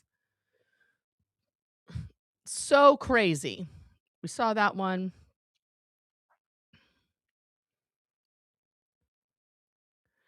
So you're telling me they got to the scene of the crime and there was a man standing here just like this, and you have a woman like this. This man is standing here saying, she said she, our kid. She also said she tried to herself. Now the paramedics come up and say, this woman can't speak. They take her to the hospital where she is intubated and still can't speak. In less than 24 hours, they have decided that this man has not committed a single crime. They walk up to the scene. There is an almost unconscious woman who has no ability to speak, and the only living person who is there is a white man saying, my wife said she did it, must be true. That's what you're telling me happened? You're telling me that this entire case is predicated on the words of a woman who was basically unconscious and going through possibly postpartum psychosis, definitely postpartum depression, definitely postpartum anxiety, and definitely way too many medications by people who should have been watching what she was doing. This should not have gotten to where it is without a little more digging. And that you can see with the prosecution and how they're talking to their witnesses like, babe, you are just making the case. I'm sorry. I don't care if you believe she did it or didn't do it. The burden of proof is on the prosecution. She is not in a bifurcated case, meaning she can be found guilty. Correct. Guilty basically with reason of insanity, whatever the Massachusetts version of that, or not guilty. She can be found not guilty. And Correct. the prosecution has to prove beyond a reasonable doubt that she committed this crime. If you've watched the case, please tell me whether or not you believe she did. It doesn't matter. Do you think the prosecution proved beyond a reasonable doubt that she actually committed the crime? So you're telling me they got to the scene of the crime and This is how crazy it is, guys. This is how crazy it is. Right? Like, it's just that nuts. TikTok can't make it any more easy. Yeah. Here's something the prosecution doesn't want you to know about their star witness, Dr. Avram Mack. Dr. Mack. His testimony has been challenged 21 separate times Excuse in me? courtrooms over the country. 21 times opposing lawyers have stood up in a courtroom and said this man shouldn't be testifying. These aren't minor disagreements, these are formal challenges. Motions to exclude, arguments that he's unqualified, that his approach is flawed, and that he's operating out of his expertise. Think about it. If one expert has been challenged 21 times, there's a pattern. Defense attorneys know exactly what he does. They've seen it before. He spends a couple of days with the defendant, he reviews selective records, and then he says what the prosecution needs him to say. And remember, the Maya Kowalski case. The jury looked at his testimony, his evidence, and completely rejected his opinion. And they awarded the family $221 million after rejecting his opinion. Oh, excuse me. So if juries have already seen through him before, why should we believe him now? 21 challenges, 1 rejected opinion, and now he's here doing exactly the same thing. 21 challenges against 1 expert witness. Does that seem crazy. independent to you? Let me know in the comments. I also want to point out that this man charges between $15,000 to $30,000 for criminal trial engagement. That's reviewing of the records, writing reports, attending the trial, his testimony, and then his travel expenses. Yeah, but that's not what The more that's the what we're talking prosecution about. likes his opinions, the more he is rehired by them. Defense attorneys are arguing that this is creating a financial incentive. If he starts siding with the defendant, Commonwealth versus Lindsay Clancy, all parties are present, excluding the jury. All right, counsel, we all set for the jury? Here we go, guys. All right, We're back. bring 'em in.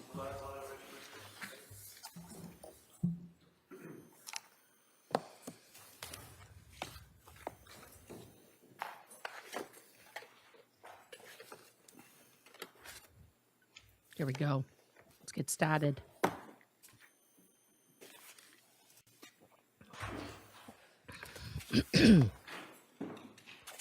Court, all rise. Jurors entering.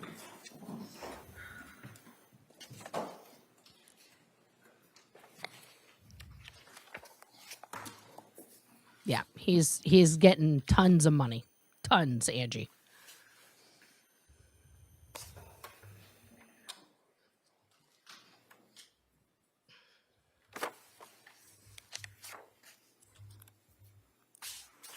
This court's now in session. Please be seated.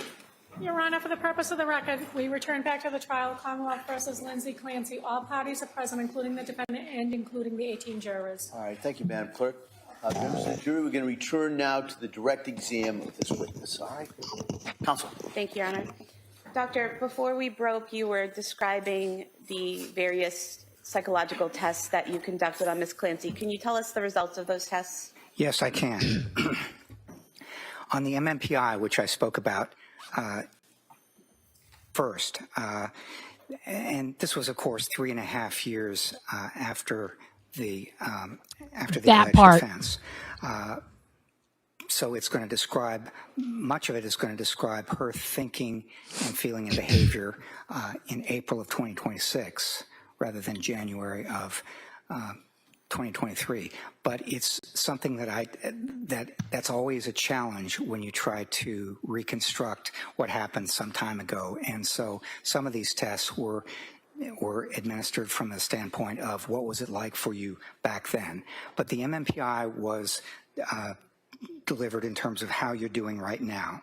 And she, on the response style scales that I talked about earlier, she showed a slight tendency to underreport, to deny unusual experiences, although she did that in a way that was pretty sophisticated. She's a bright woman. And so given this, we kind of take into account a little bit the fact that she might be underreporting a little bit in terms of what's really wrong with her. Underreporting. However, there are a number of what we call clinical scales on this test, and she was not elevated on any of them, meaning that she's not actively symptomatic in many areas or in great distress in certain ways. But there was one scale that is elevated, and that is the suicide and death ideation scale, thinking about suicide and death. And I should say that Ms. Clancy has been on 1-to-1 suicide precautions, which is the highest level of precautions that a hospital can take since she came to Tewksbury. This is a very long time to be on that kind of precautions. It's almost like she's not faking stuff. What it says to me is that she was at risk for suicide. She remains at risk for suicide, and so she still is. The Adverse Childhood Experience Questionnaire I mentioned earlier, basically it's a measure of whether somebody is reporting experiencing as a child or adolescent adverse or traumatic events, and she was not, so she had a 0 on that. There were 2 measures of suicide intent. One is called Beck's Suicide Intent Scale, and the other is called the Columbia Suicide Severity Rating Scale. And I can sum up those results very quickly by saying that... Very good. When she responded to one of them as she would have if she'd been filling it out in January of 2023, what it suggested is that this was a very serious suicide attempt at that time. And when she responded to both of them as she feels right now, she also was indicating that she remains at high risk for suicide, and hence the 1-to-1 supervision for 3.5 years. The brief symptom inventory is something where you ask people about a number of possible symptoms that they've been experiencing within the last month or so. Gave it to her under 2 circumstances. One is, how are you doing right now? That is around April of this year. And the other was, how are you doing in January of 2023?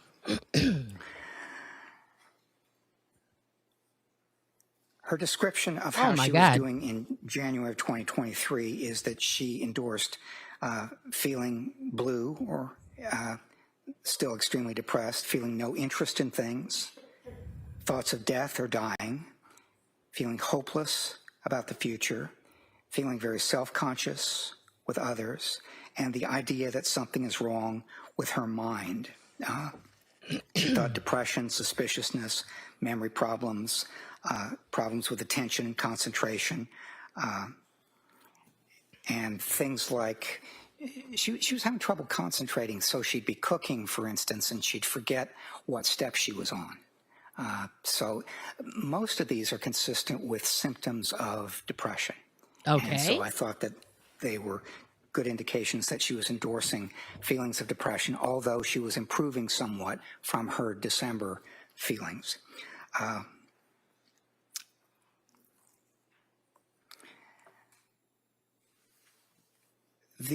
Something called the Obsessional Beliefs Questionnaire has 3 scales. One scale is kind of responsibility threat estimation, which is a belief about your personal responsibility and overestimation of threats. She was not elevated on that. A second was perfectionism and certainty. She was not elevated on that either, although she works hard and so on, but she was not elevated on the perfectionist aspect of this test right now. However, she was elevated on something called importance and control of thoughts, meaning that for her, it's always been important to be able to work hard and control what's going on with her mind and her life. And one of the things that I'm going to talk about in a few minutes that I think was making her depressed and hopeless and sad and so on is that she had been trying very hard since October to basically control the problems that she was having, and it wasn't working. It was not succeeding for her. Okay, and then there was something called the Mahoney-Slade hallucination scale.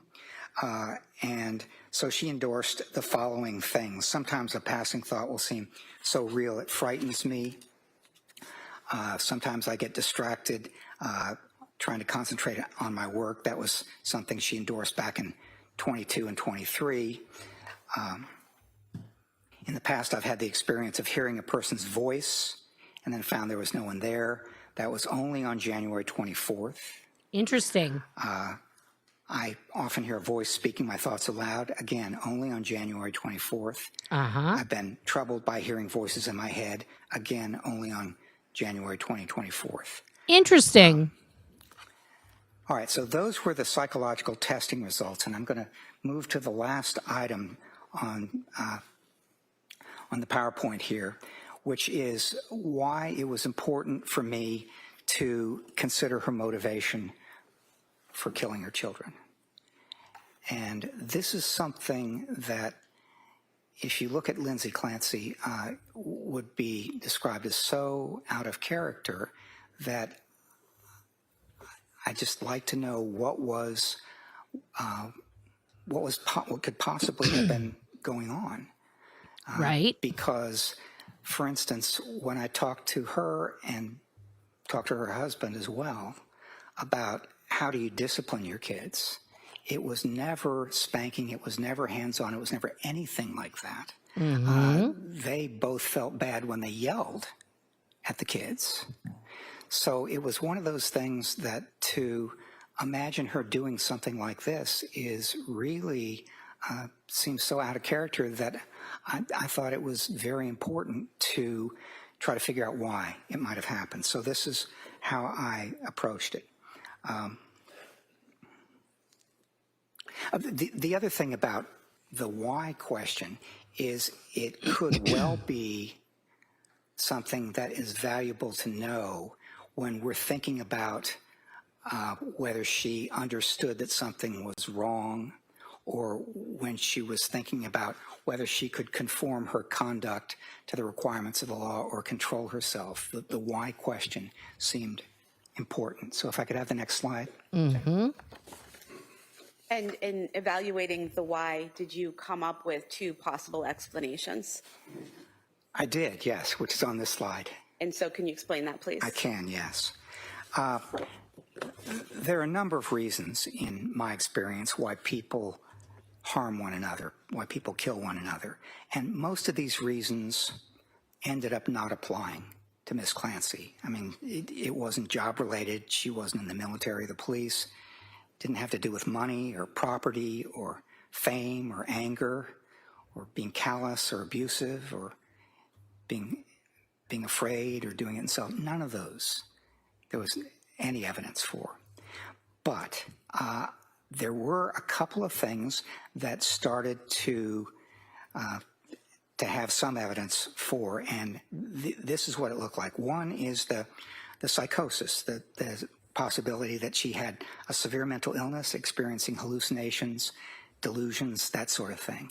And as part of that, on January 24th, experienced those symptoms that we're going to talk about in a minute. And I'm calling that the first bullet point there, acute psychosis with command hallucinations. The second possible explanation was as part of an attempt to take one's own life, as part of a suicide, one might harm one's children if you thought that would prevent them from suffering. And let me see if I can give you an example of that. If one of us were to learn, and we had no doubt in our mind that the Holocaust was coming tomorrow, and we thought that was going to be awful, and I can't live through that, and so I'm going to take my own life. If I had children, the question might come up, do I take them with me? Do I take their lives as well? Now, I'm not saying that I would definitely do that, but what I'm saying is that it would come up as a possibility in what I thought about. And so there ended up being, in my mind, two possible explanations for why she did what she did. The first being the acute psychosis with command hallucinations, and the second being this was a serious suicide attempt, and she wanted the children to be with her so she wouldn't be separated from them, and so they wouldn't have to suffer after she was gone. Now, in a minute, I'm going to talk about the evidence that I saw supporting each of those, but I will tell you right now, in advance of talking about that most of the evidence that I saw supported the second one and not the first. And so, Doctor, if we could go to the next slide and you could talk Definitely, to us, tell us, Angela. What evidence you saw Hopefully you're resting. for acute psychosis with command hallucinations. Yes. The first was, that's what she said. I asked her that question, and that's the way she explained it happened. She said, sometime on the afternoon of January 24th, 2023, that she heard a voice, and the voice said, "This is your last chance. You have to kill the kids so you can kill yourself." So weird. If she actually heard a voice like that, that would be evidence of psychosis being experienced, and what we call command hallucinations, where the voice is instructing her to do something. Correct. There were some other possible things that made me think that it could be a severe mental illness that she was experiencing, and two in particular. One was thinking that others might know her thoughts. Now, this is something that is a symptom of psychosis called thought broadcasting if it's experienced in a certain way. In thought broadcasting, if I'm experiencing that, I literally have the idea that if I'm thinking it, you can hear what I'm saying, just as if I were putting it on the television or podcast or a movie or whatever. It's just coming out that way.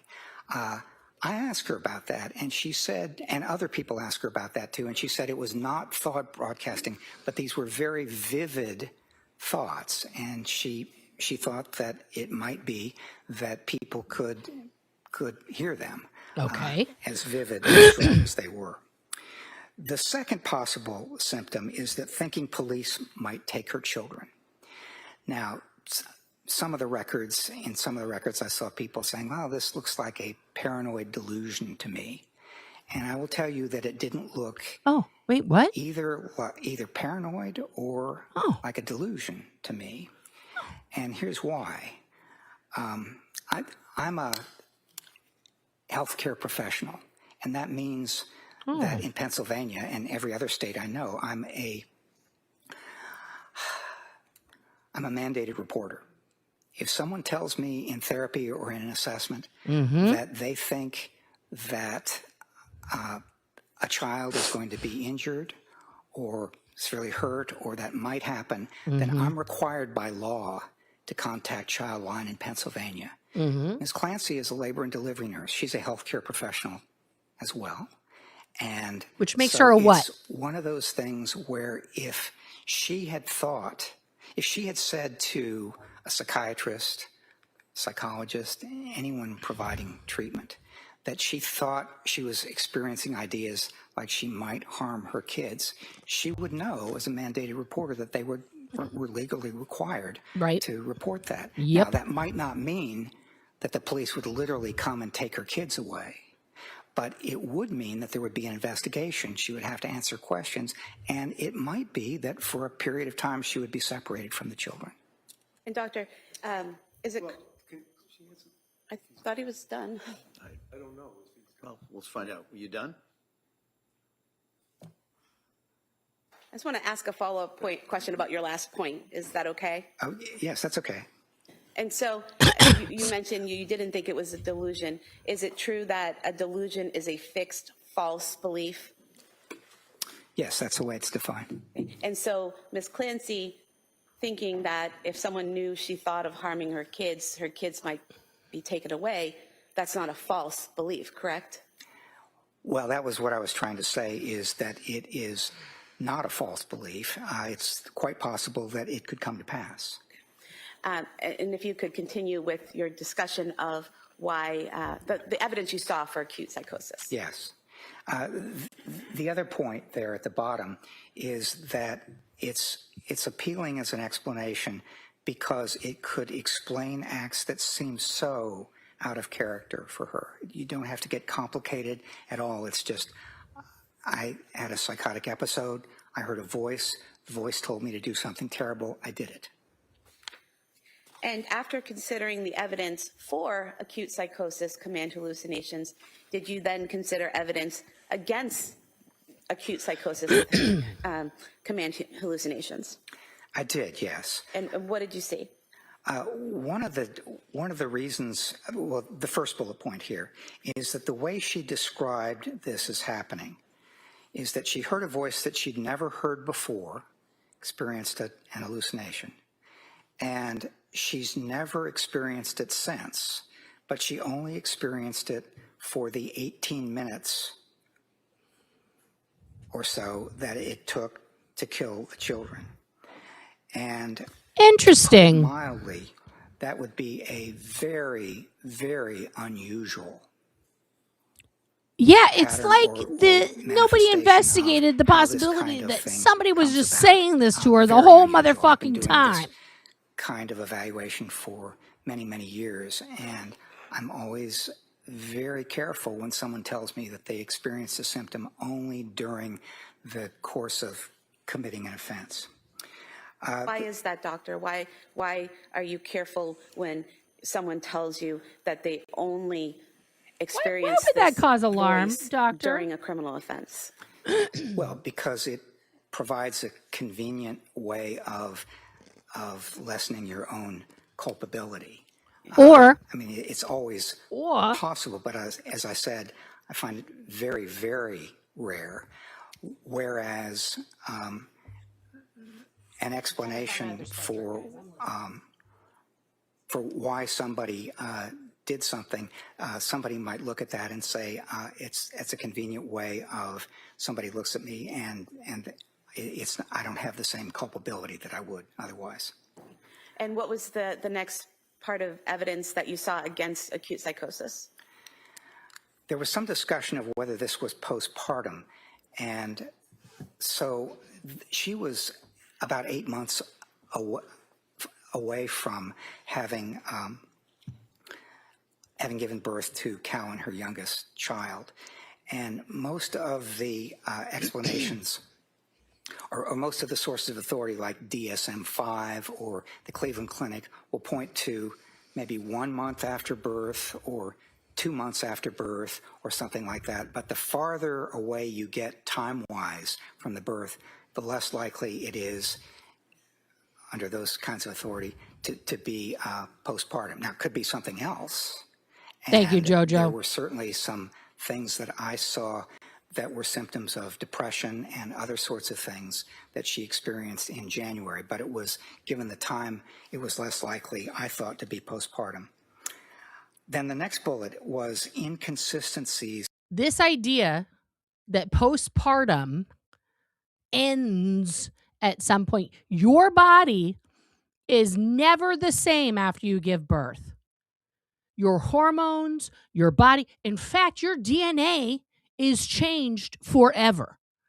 For those of you that didn't know out there, when you grow a person inside of you, their DNA stays inside of you for the rest of your life, because now you have foreign DNA inside your body. It's part of you, and it's a part of the donor, okay? The sperm that came in there. You now have foreign DNA inside your body forever.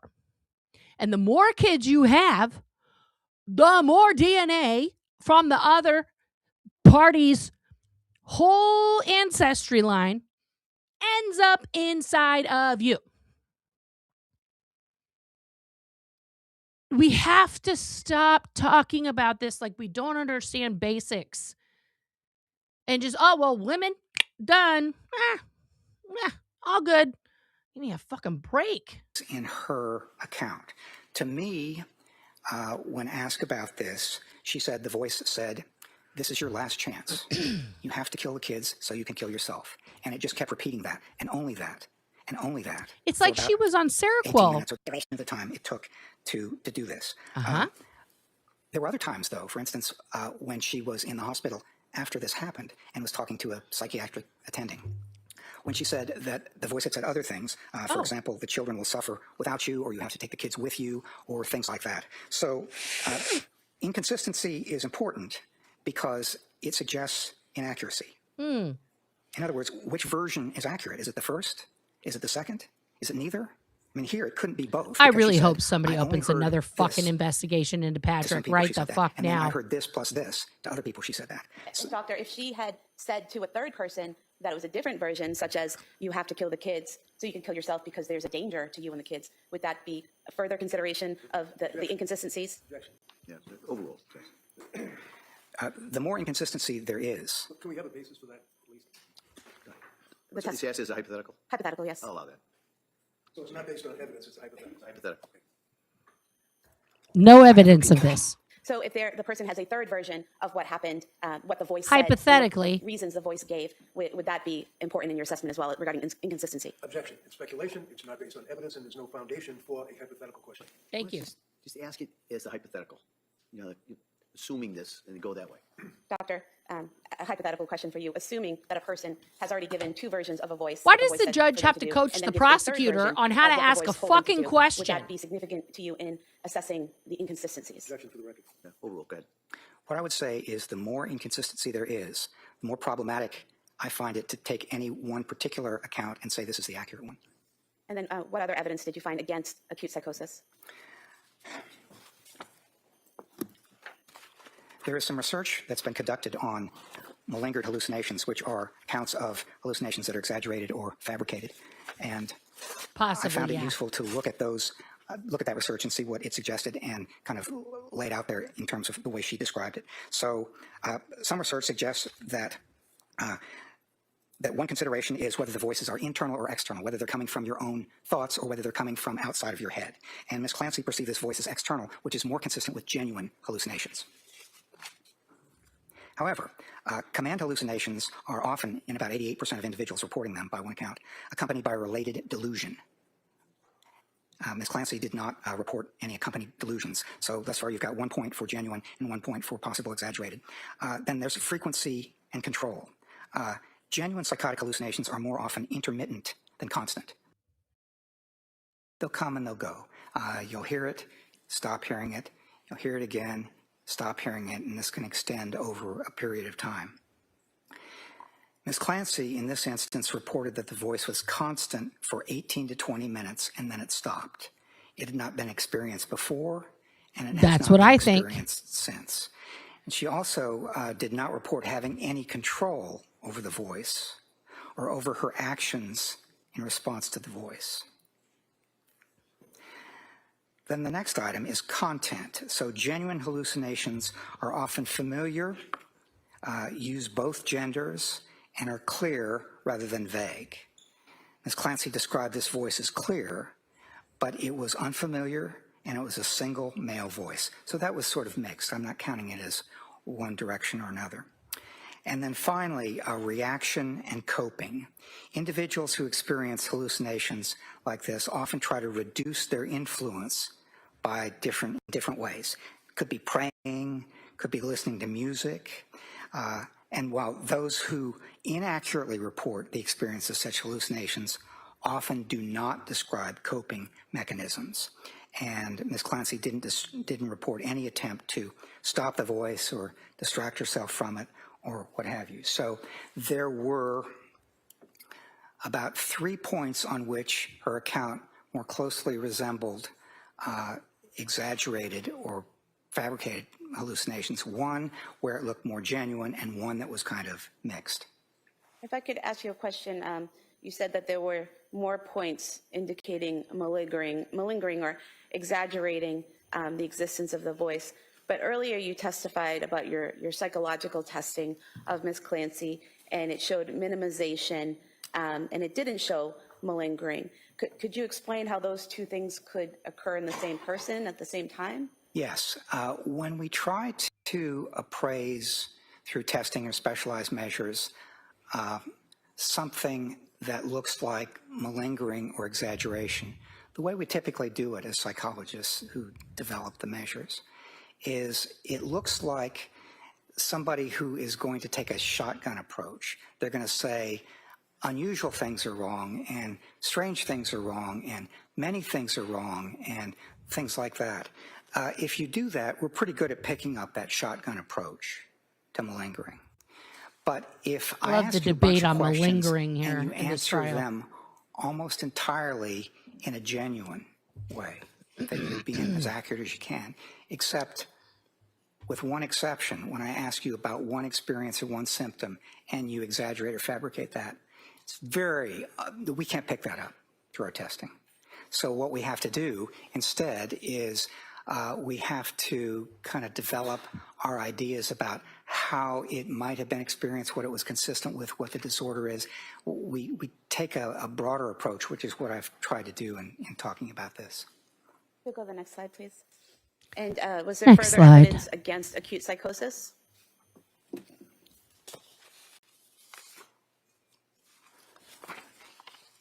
Yes. I'm going to start with the question of thoughts or hallucinations.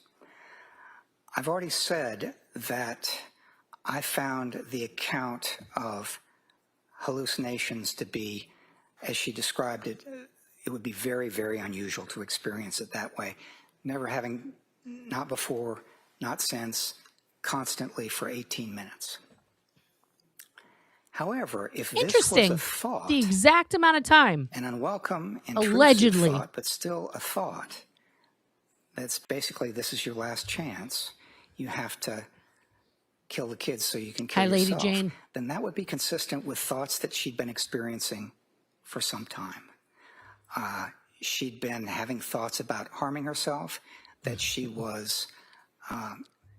Yes, Pamela. It was Yes. going to be very difficult for her Don't forget to hit the like, guys. to do this in a way that was that made sense. She was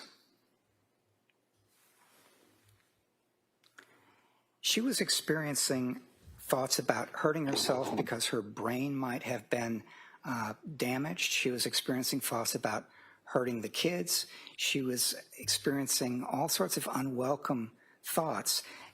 If that were the case on January 24th, if these were thoughts, then that would be consistent with what she'd been experiencing for months before.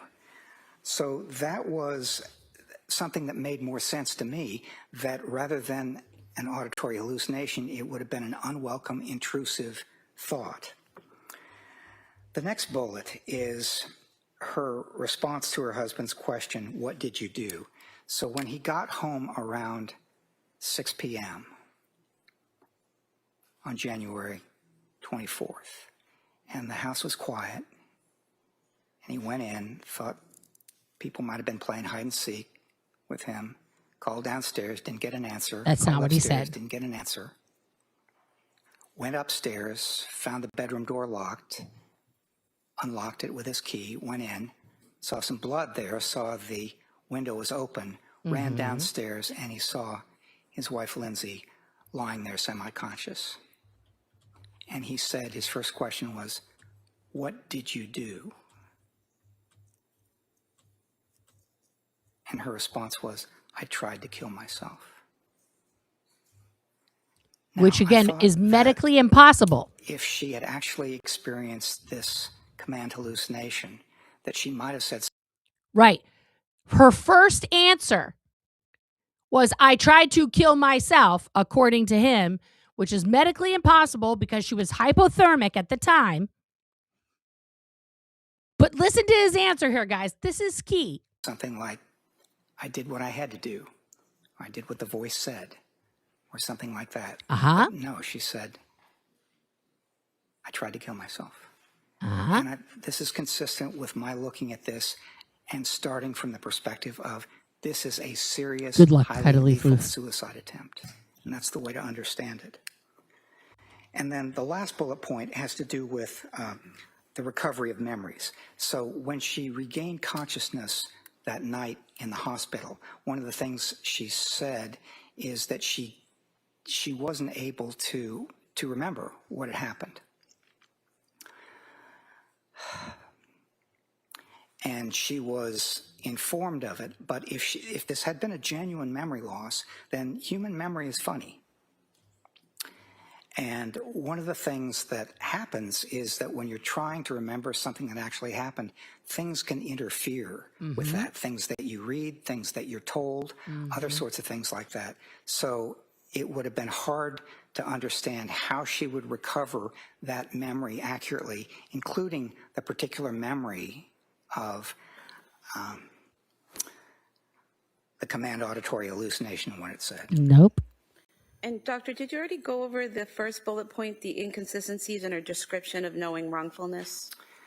Yeah, I'm gonna pass on that one. Go to the next slide. Okay. You don't have that's not a consideration? Well, there were some additional inconsistencies in terms of whether she knew that when I asked her whether she was aware that it was illegal or immoral, she said basically, "I wasn't thinking about this at all. No thoughts, no decisions." She was in a none coma of that. for It was 3 just days, all medically action. induced. One of the things that Dr. Resnick wrote in his report is that she was intellectually aware that it was wrong or illegal, but not morally.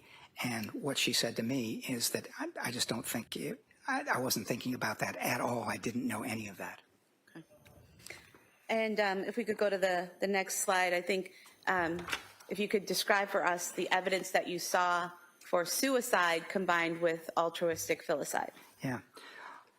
Altruistic filicide is a term that's used that means killing your kids out of love. Not because you're trying to be cruel or for material gain or because you want them out of your lives or any of that, but killing them out of love so that you could basically, they wouldn't have to suffer, so you could prevent their suffering. And what she did, I thought, was begin with what I said a minute ago was a highly lethal and very serious suicide attempt. And that was preceded It was preceded by months of thoughts and impulses about This prosecutor's not getting the answers she Kill wants. yourself, your brain is damaged, that sort of thing. And that, I think, is the beginning of the way to understand what happened that day. I wonder how all those thoughts crept into her head, besides over-medication and a psycho husband, to leave her children. in my opinion. Whether that was for date night or Exactly, school Fly Family Man. Only Patrick says she said that. No one else. Like to leave her Only children. Patrick. And if she had taken her own life, then her children would have been. What just happened? Thoughts both about herself, children, over a several-month period. And the other thing that I will say is that she was in pain. She was suffering. She was doing a little bit better than she had been before she went into McLean. But she was still in pain. She was suffering. I think she was even desperate. And that is something that is often characterizes people who try to take their own life. They're in pain, they're suffering, and they're trying to put a stop to it. And I think when she decided at some point that she was going to put a stop to it, then she had to answer the question of what to do about the kids. And she didn't want to leave them, and she was convinced that they would suffer without her. I wonder what would make her think that. And further evidence that you saw for the suicide combined with altruistic filicide? There was. One of the things that she said when asked about what happened is that in the course of strangling each child, she said, "Go to God, baby, go to God." And that was part of her expectation, that she and the children would be together in heaven with God. She was raised as a Catholic, and this, as I understand, Catholic considerations, that's not necessarily what happens, but when I asked her about that, when I said, "Isn't suicide a mortal sin?" Yeah, can I see counsel over here? Yeah, can I see the counsel? Sidebar. This is all getting very weird, guys. This is all getting very weird. What? A family from Switzerland jumped out of a tower with the kids. Holy shit. That's awful. I mean, it's awful for the family that did that. It's also awful for all the people to have to witness that and not be able to do anything. Guys, real quick, I'm just going to pimp my merch while we're at the sidebar. Guess what, guys? You can get your own sidebar in a hoodie, t-shirt, or mug. You can get a sidebar. So go get it if you want it. It's there at friendlyneighborhoodbutch.com. Sidebar. The judge is pissed.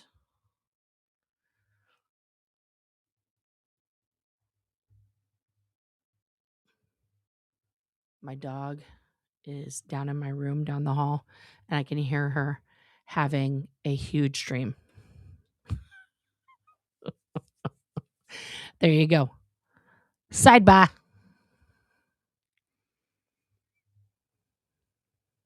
Yes. Pimping the merch while we're on the sidebar.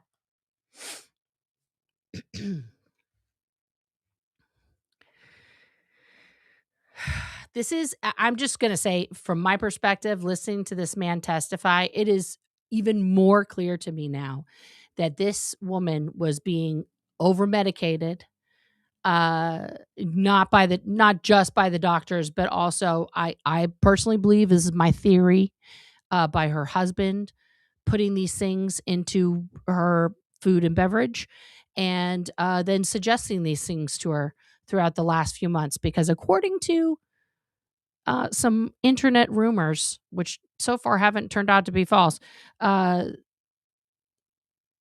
person who works with his new wife, Rachel's mom, Rachel and Patrick had been dating for a year prior to this incident, which means that Patrick had been having an affair 4 months before Callan was conceived and born.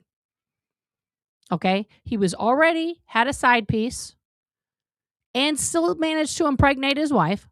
Okay, that's a long time. 8 months is a long time to really fuck somebody up. And then the 4 months that happened from when she started getting treatment until the deaths of the children, this woman went from like, I feel like something's wrong with me, I need help, to I heard a voice tell me to get the kids to go to God. That is a huge escalation. And she kept asking for help. She was asking for help everywhere. Yeah, which means those reviews about this is our third year here in Costa Rica would make more sense. Yeah. So this man, by the way, he already knew her in 2010. Okay. So this man is diafucking-bolical. The fact that somehow the police in Duxbury literally wrote him off as a suspect in under 24 hours. Meanwhile, he drove around for months with fucking drugs in his truck, his phone. And the only reason he agreed to testify is as long as they didn't subpoena his phone records.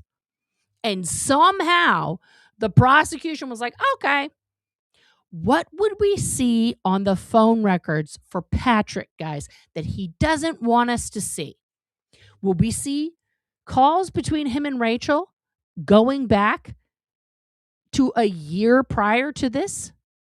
Will we see them sexting each other? Will we see them booking flights to Costa Rica and other places? This is I have never seen a case this blatantly fucked from start to finish in my life. Okay? This is literally not just a comedy of errors. This is a travesty. Okay? It's a travesty for multiple reasons. Number one, because the children are dead. Number two, I'm going to ask you to go Uh-oh. back to the jury room, and then we'll bring you back in a couple of minutes. All right? uh-oh, somebody's getting in trouble. This is a jury sidebar.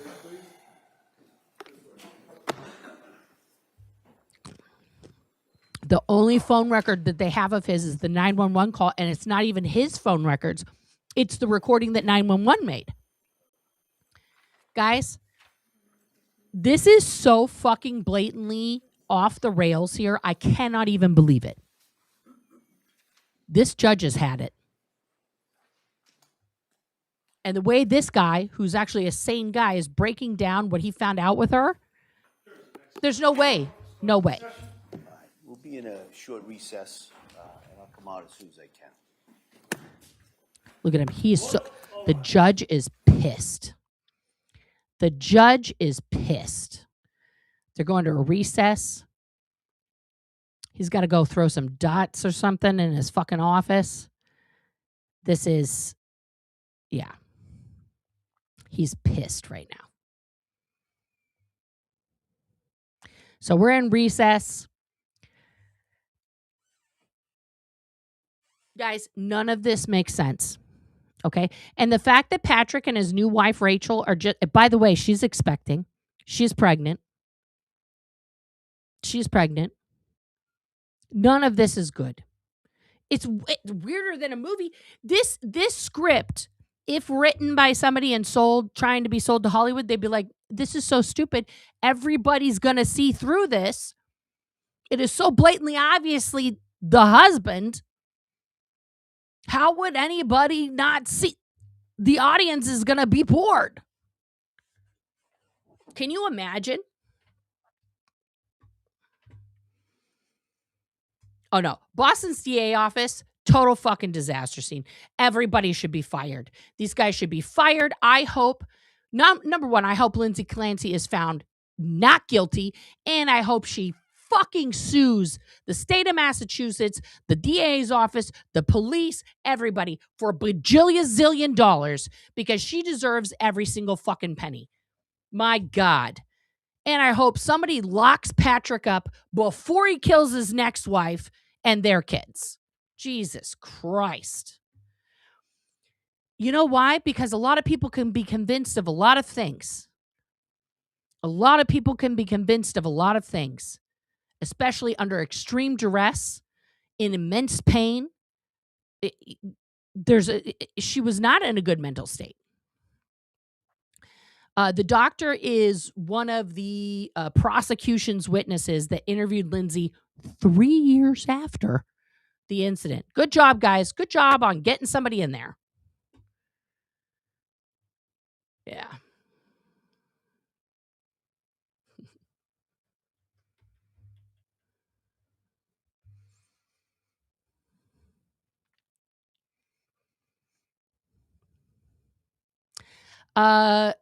I saw it forever and ever and ever and ever and ever ago, but that's where the word gaslighting comes from. And guess what? This is like a textbook case of that. This guy is a fucking narcissist, man. Jojo, thank you for that. They called a sidebar, and the judge is taking a recess. I think he needs a breather. He's pissed right now. He's pissed. Thank you for ordering that, Jojo. We have spoken of this. As my mod, since you are paid precisely $0, it is my duty to send you free merch.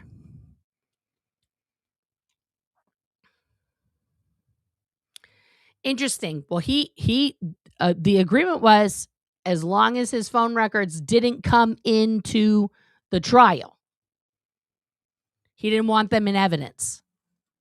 That's still weird. Also, does he have another phone?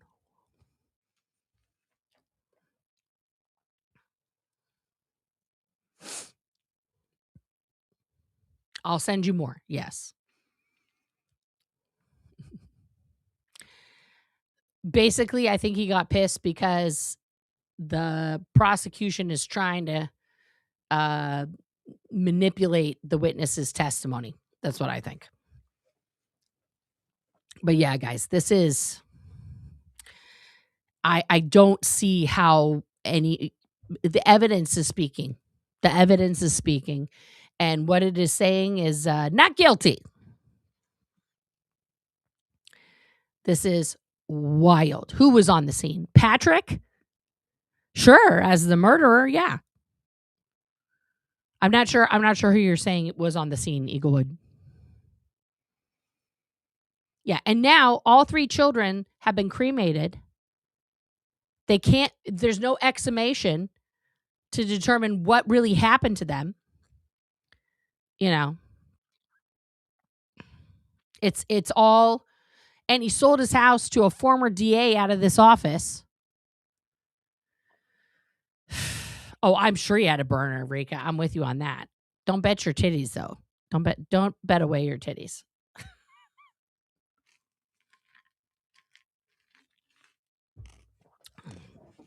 Is it sweater weather? Have we got sweater weather? Is it sweater weather?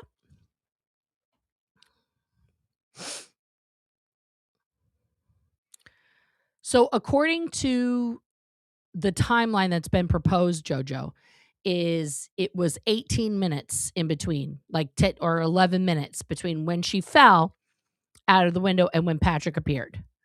Because that's how long it takes to get from 3V restaurant to there. And at that point, she was hypothermic, right? But no one can explain why she was sopping wet from head to toe in the middle of winter on snow-covered ground that only that area it doesn't have snow. There's no water in the house, no water in the bathtub, none of that.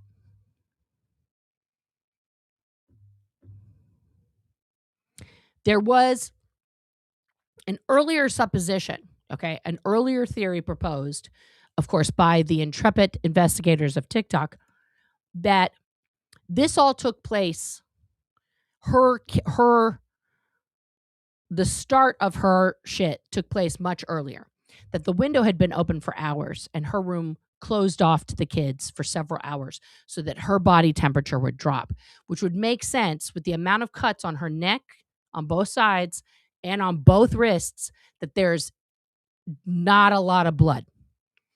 Okay?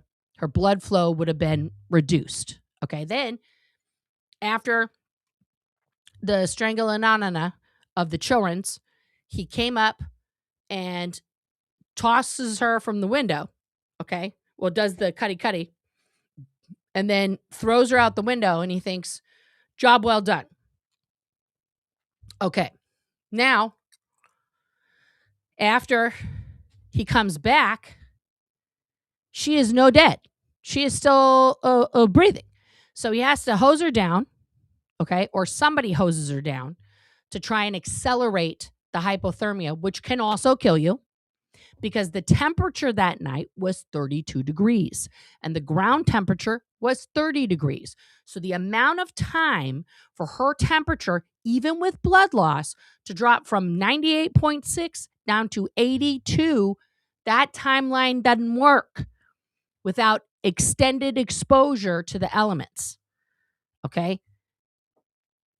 Then, after discovering her, he calls a 911 and he tells them, she says, I tried to unalive myself. And then he says, where are the kids?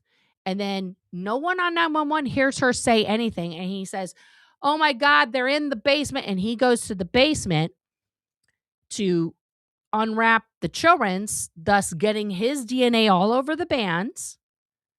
Only his DNA was found on the bands, not hers. That doesn't make no sense either. If she was hell-bent on unaliving them and then unaliving herself, what would be the point of wiping off of her DNA? Her fingerprints, her anything? Would there be? Why would she leave it to question? She wouldn't. She wouldn't want to blame her husband. No, it was me. I did it. Right? So the none of it makes sense that his DNA is on it and hers isn't. Okay? Total nuts. Then she's in a coma for 3 days while they're trying to fix her up. You know, I don't know if he ever ate the dinner that he paid for. It's probably another thing he's bitter about. He ordered a risotto.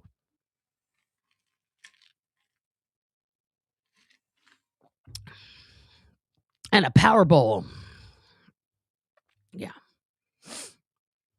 Yeah, I don't know.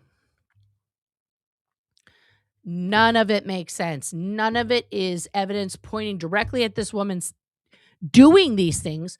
Time, drugs, the body temperature, none of that adds up to her being able to or having done it. The only thing that people are harping on is that she said she did it. She was under heavy drugs for 3 days, propofol. Her husband could have come in and spoken with her while under that anesthesia to implant that idea in her head. Somebody did. The fact that his own mother did not attend his wedding to his new wife, that she is there every day in court in support of Lindsay, testified in support of Lindsay, should tell you everything. Okay? Because that's who I am as a mom. If my fucking kid tried to frame their spouse for some of this shit, you better believe I'm testifying on their behalf and not for my kid. That's wild. There's just no evidence. There's literally no evidence pointing to her. There's no physical evidence showing that she did this. Yet, she's the only one under investigation. She's the only one on trial. They dropped Patrick after less than 24 hours after it happened. Who does that? And he had bottles and bottles and bottles of drugs in his car. The old ones that no doctor ever says to give to your spouse. Never. Guys, I have been very open about my own mental health journey, okay? I have tried various medications, and some have gone up, and some you have to, titrate down from when you switch to a new medication. Never in my life has any doctor, psychiatrist, anyone said, you know what?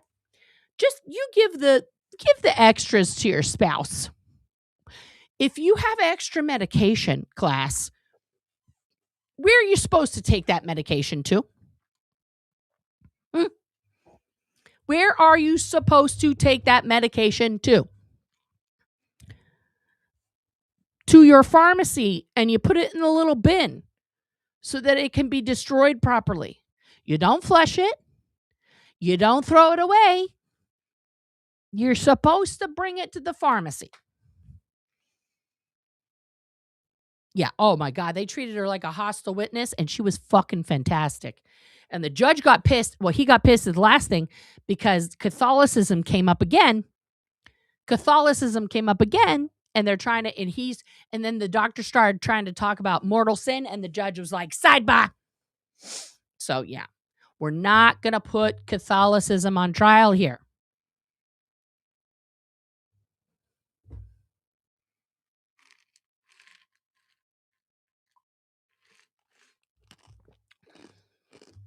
This is a long recess.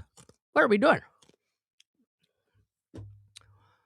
Oh, I got to figure something out here too, guys, because I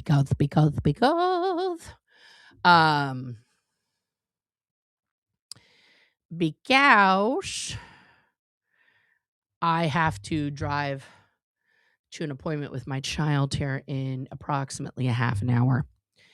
And if we're not done for the day, I'm going to try and continue this from my mobile.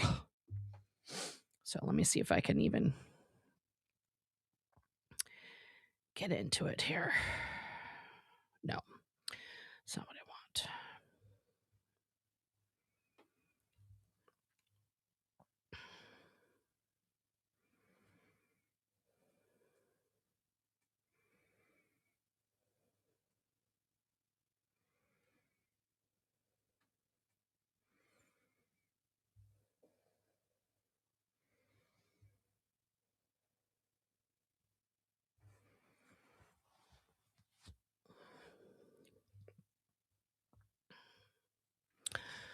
Let me figure this out here real quick.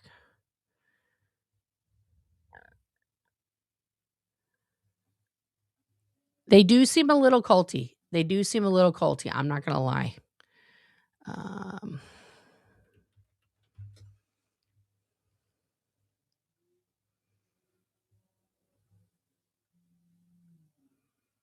Aha. There we go.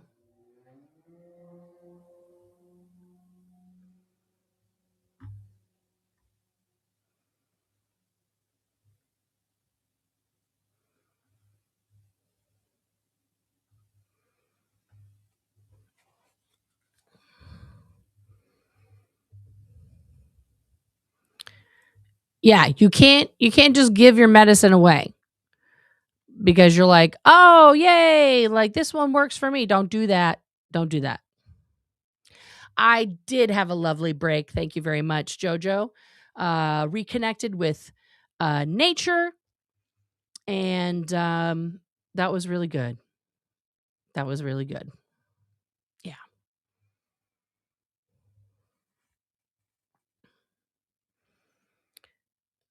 No. But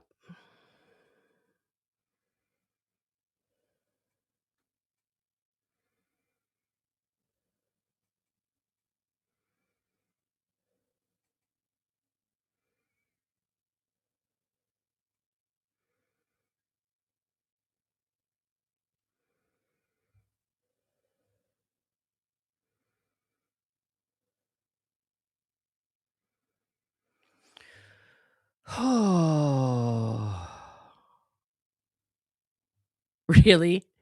It seems like a hippie cult to you? Okay, perfect. I can. Yay. Okay. I will handle that from my phone when it is time to go.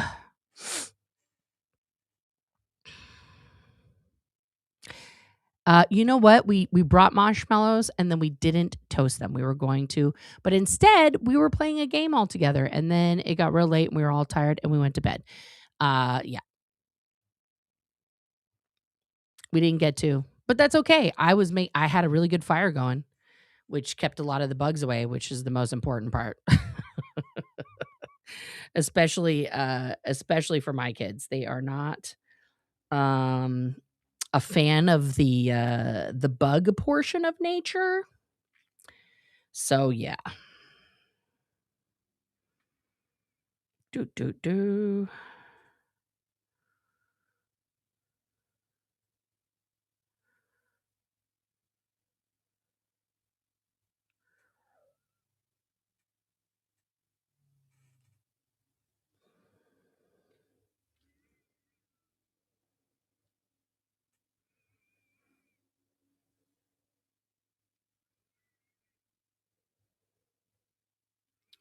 Oh my God, this break is forever. Oh, thank you, Pamela. Thank you for being here. Hey, Kellyanne. Good to see you. I did, Rika. I did. This is really gross. Very sad. Very sad.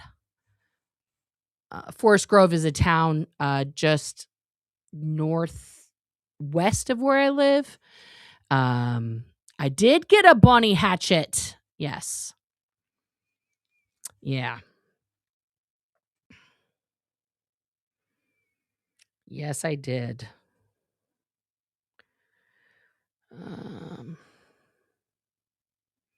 Yeah, five people in Forest Grove there. That one looks like a schmurder suicide type of situation. So that's not good. That is not good at all. Yeah, Tupac murder trial 30 years later, yo. Okay.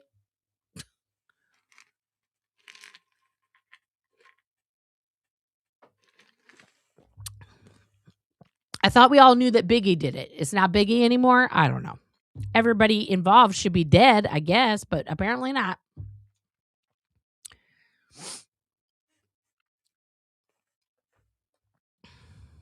Yeah. But let's do a new poll now, guys. Now that we've been seeing all this evidence and everything else, I'm going to put a poll in the chat here. Boop, de boop, boop, boop. Here we go.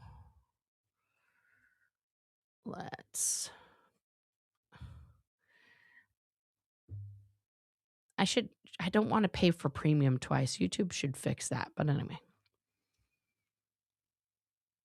Let's put out a poll.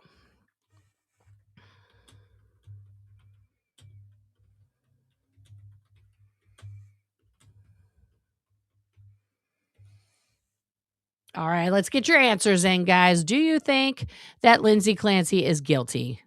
Now that we're on day 19. Day 19. Oh, and we're back. We're back from recess. Oh, he's got a lot of stuff this time. More stuff than when he left. Your Honor, for the purpose of the record, we return back to the trial of Commonwealth versus Lindsay Clancy. All parties are present, excluding the jury. All right. After the following sidebar conference, I think the defendant made a motion. I'm going to allow argument in regards to the motion. I'll hear first from the defendant. Here we go. And then I will hear from the Commonwealth. Mr. Reddington. Thank you, Judge.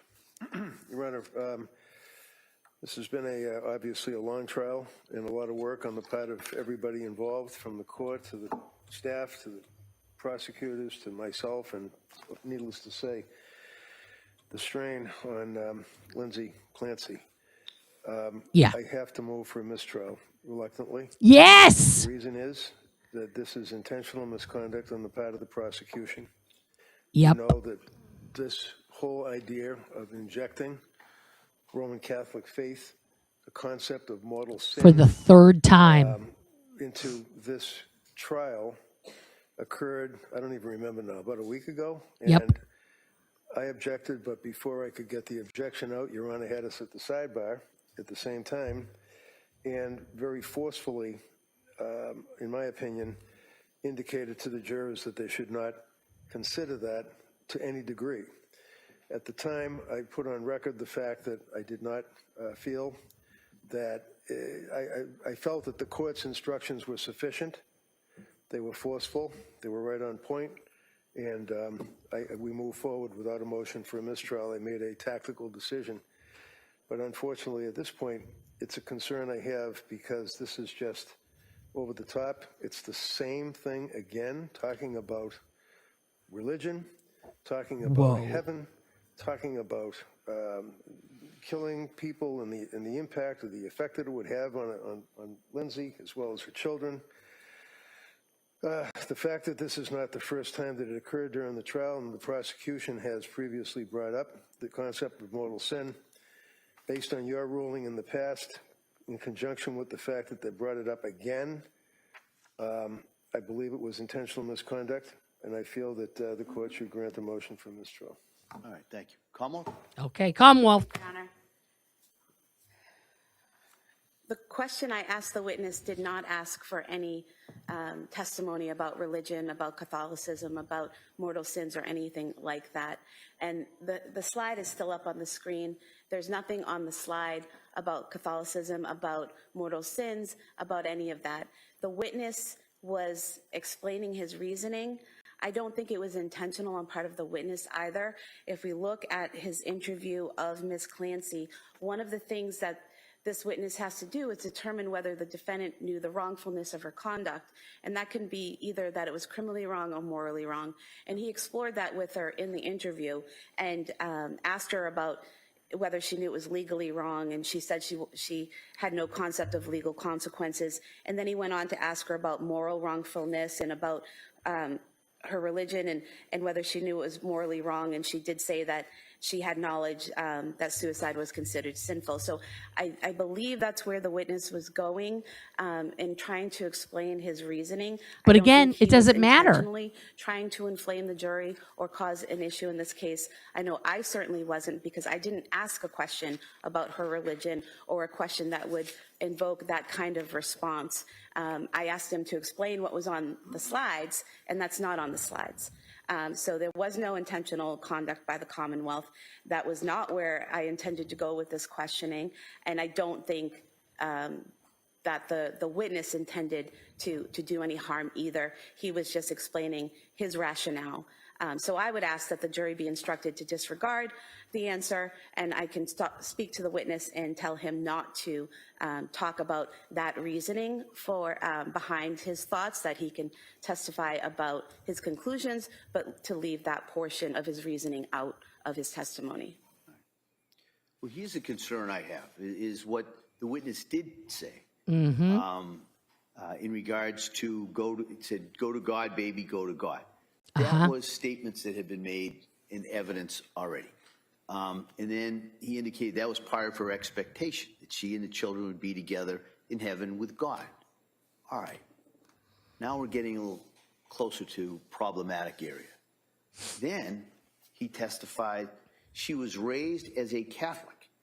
And as I understand Catholic considerations, that's not necessarily what happens. Boom. How is any of that proper at this point? But it was not, I'm not going to declare a mistrial. Oh. What I am going to do is I'm going to bring the jury in. I'm going to tell them to disregard it. I'm going to tell them that's an inappropriate area of inquiry, and that this witness's understanding of Catholic dogma or Catholic teaching is irrelevant. There's no evidence of his background or training or having been to the seminary or any of that. And so I think, and that's where he injected that. And so I am giving that, but the Commonwealth, I'm going to strongly, and perhaps the strongest language, talk to him and let him know. Oh, he's about to get an ass ripping. He can't go into that. And then my thought is, we're going to bring the jury back in. I'm going to give them that instruction, and I'm going to send them home. I don't want them. Oh, we're getting to the end today. Oh, man. With the last thing they heard was a discussion about this witness. It's Massachusetts. How many do you think, Purple? Catholic teaching. That's not the last thing they're going to hear. And so my thought is that, as best I can, is to address that and minimize the damage or prejudice, because I do presume that this jury will be able to follow those instructions. And so that would be my thought. We'll come back. That will give the Commonwealth plenty of time to talk to this witness, to let him know the areas that he should and should not go into. And then we can come back tomorrow and we can resume his direct examination and cross-examination. All right, so that would be my thought. We'll bring the jury in. I'll give them that instruction, and then we will recess until tomorrow. Okay? Your Honor, just for the record, could I note an objection? Sure, absolutely. All right, so we ready for the jury? Yeah.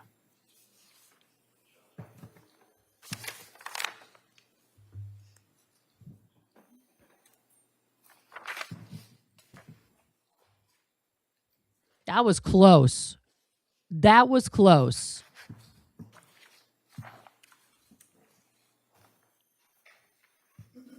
Close. We're about to see an ass ripping here.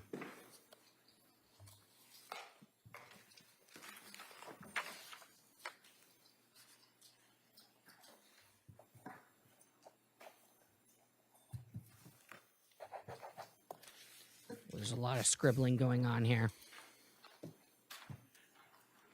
I wish the mistrial would have happened. You know why? Because then maybe the DA could have had some time to regroup and investigate Patrick.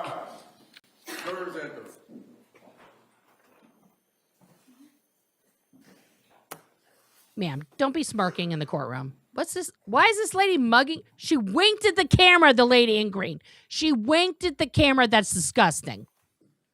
That woman should be tossed from the courtroom. The fuck is she doing? Winking at the cameraman. Who does This that? court's now in session. Please be seated. Yeah, they're on thin ice. All right. Well, members of the jury, just before we broke, there was some testimony from that last witness. And I just want to give you some instructions in regards to that testimony. And I just wanted to let the religion that the defendant was raised with is absolutely an inappropriate area of testimony. It is to be stricken. It is not to be considered. I can't be any more clear of that. It cannot be considered. Secondly, the witness's understanding of Catholic teachings and considerations, again, is immaterial, it's irrelevant, it is to be disregarded based on that testimony. Yeah. All right? And so, because we had a little bit of a delay due to this, what I'm going to do is I'm going to excuse you until tomorrow. All right? And so the thought is we'll come in, we'll finish up with this witness. I believe the Commonwealth has another witness at that point, and then we'll talk about Oh my God. where we go. I apologize for any kind of confusion or delay, but I just wanted to make sure you had those instructions with you when you left here today. All right? So, I'm sorry, but so I'll see you tomorrow. Thank you. Court, all rise. He's pissed. Bro, he's pissed. Is he going to call the witness in to fucking ream his asshole out? Red knows that he got this close to a mistrial. This close. If they fucking push that shit again, they're cooked. They're cooked. It's cooked. Done. Put a fork in them. Done.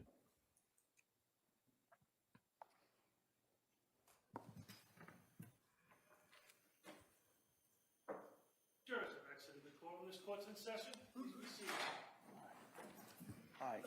Counsel, one more time. Can I see it sidebar? Yes. Oh, sidebar. You know what that means. Get your merch. Time for the sidebar merch.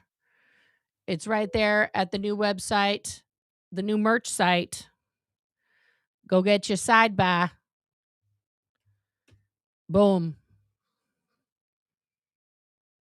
Sidebar.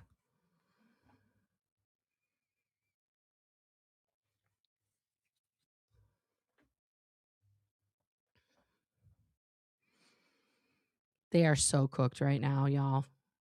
Fucking cooked. Crooked.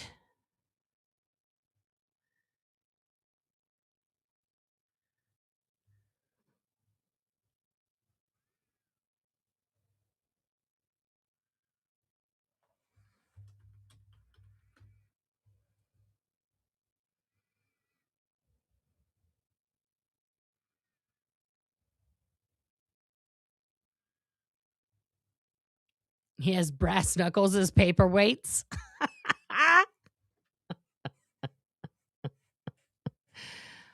Right? It's like the judge and I were right here. Sidebar.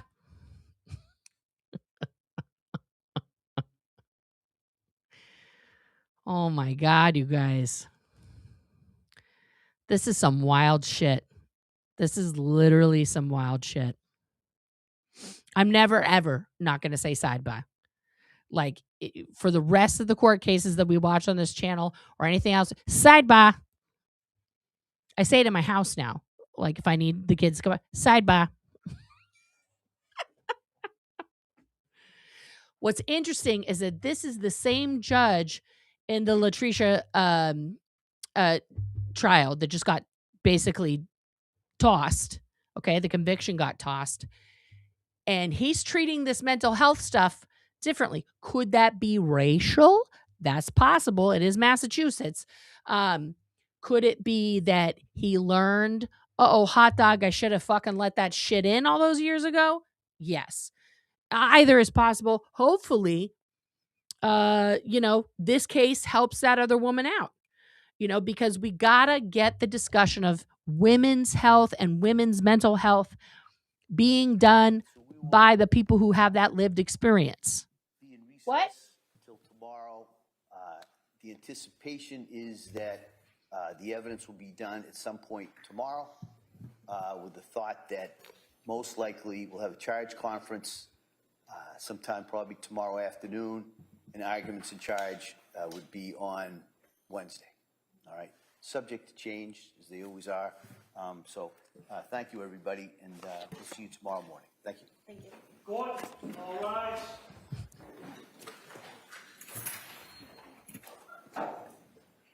Okay, guys, it's 3:30 over there in Massachusetts. The judge is pissed. He's done for the day. He's done.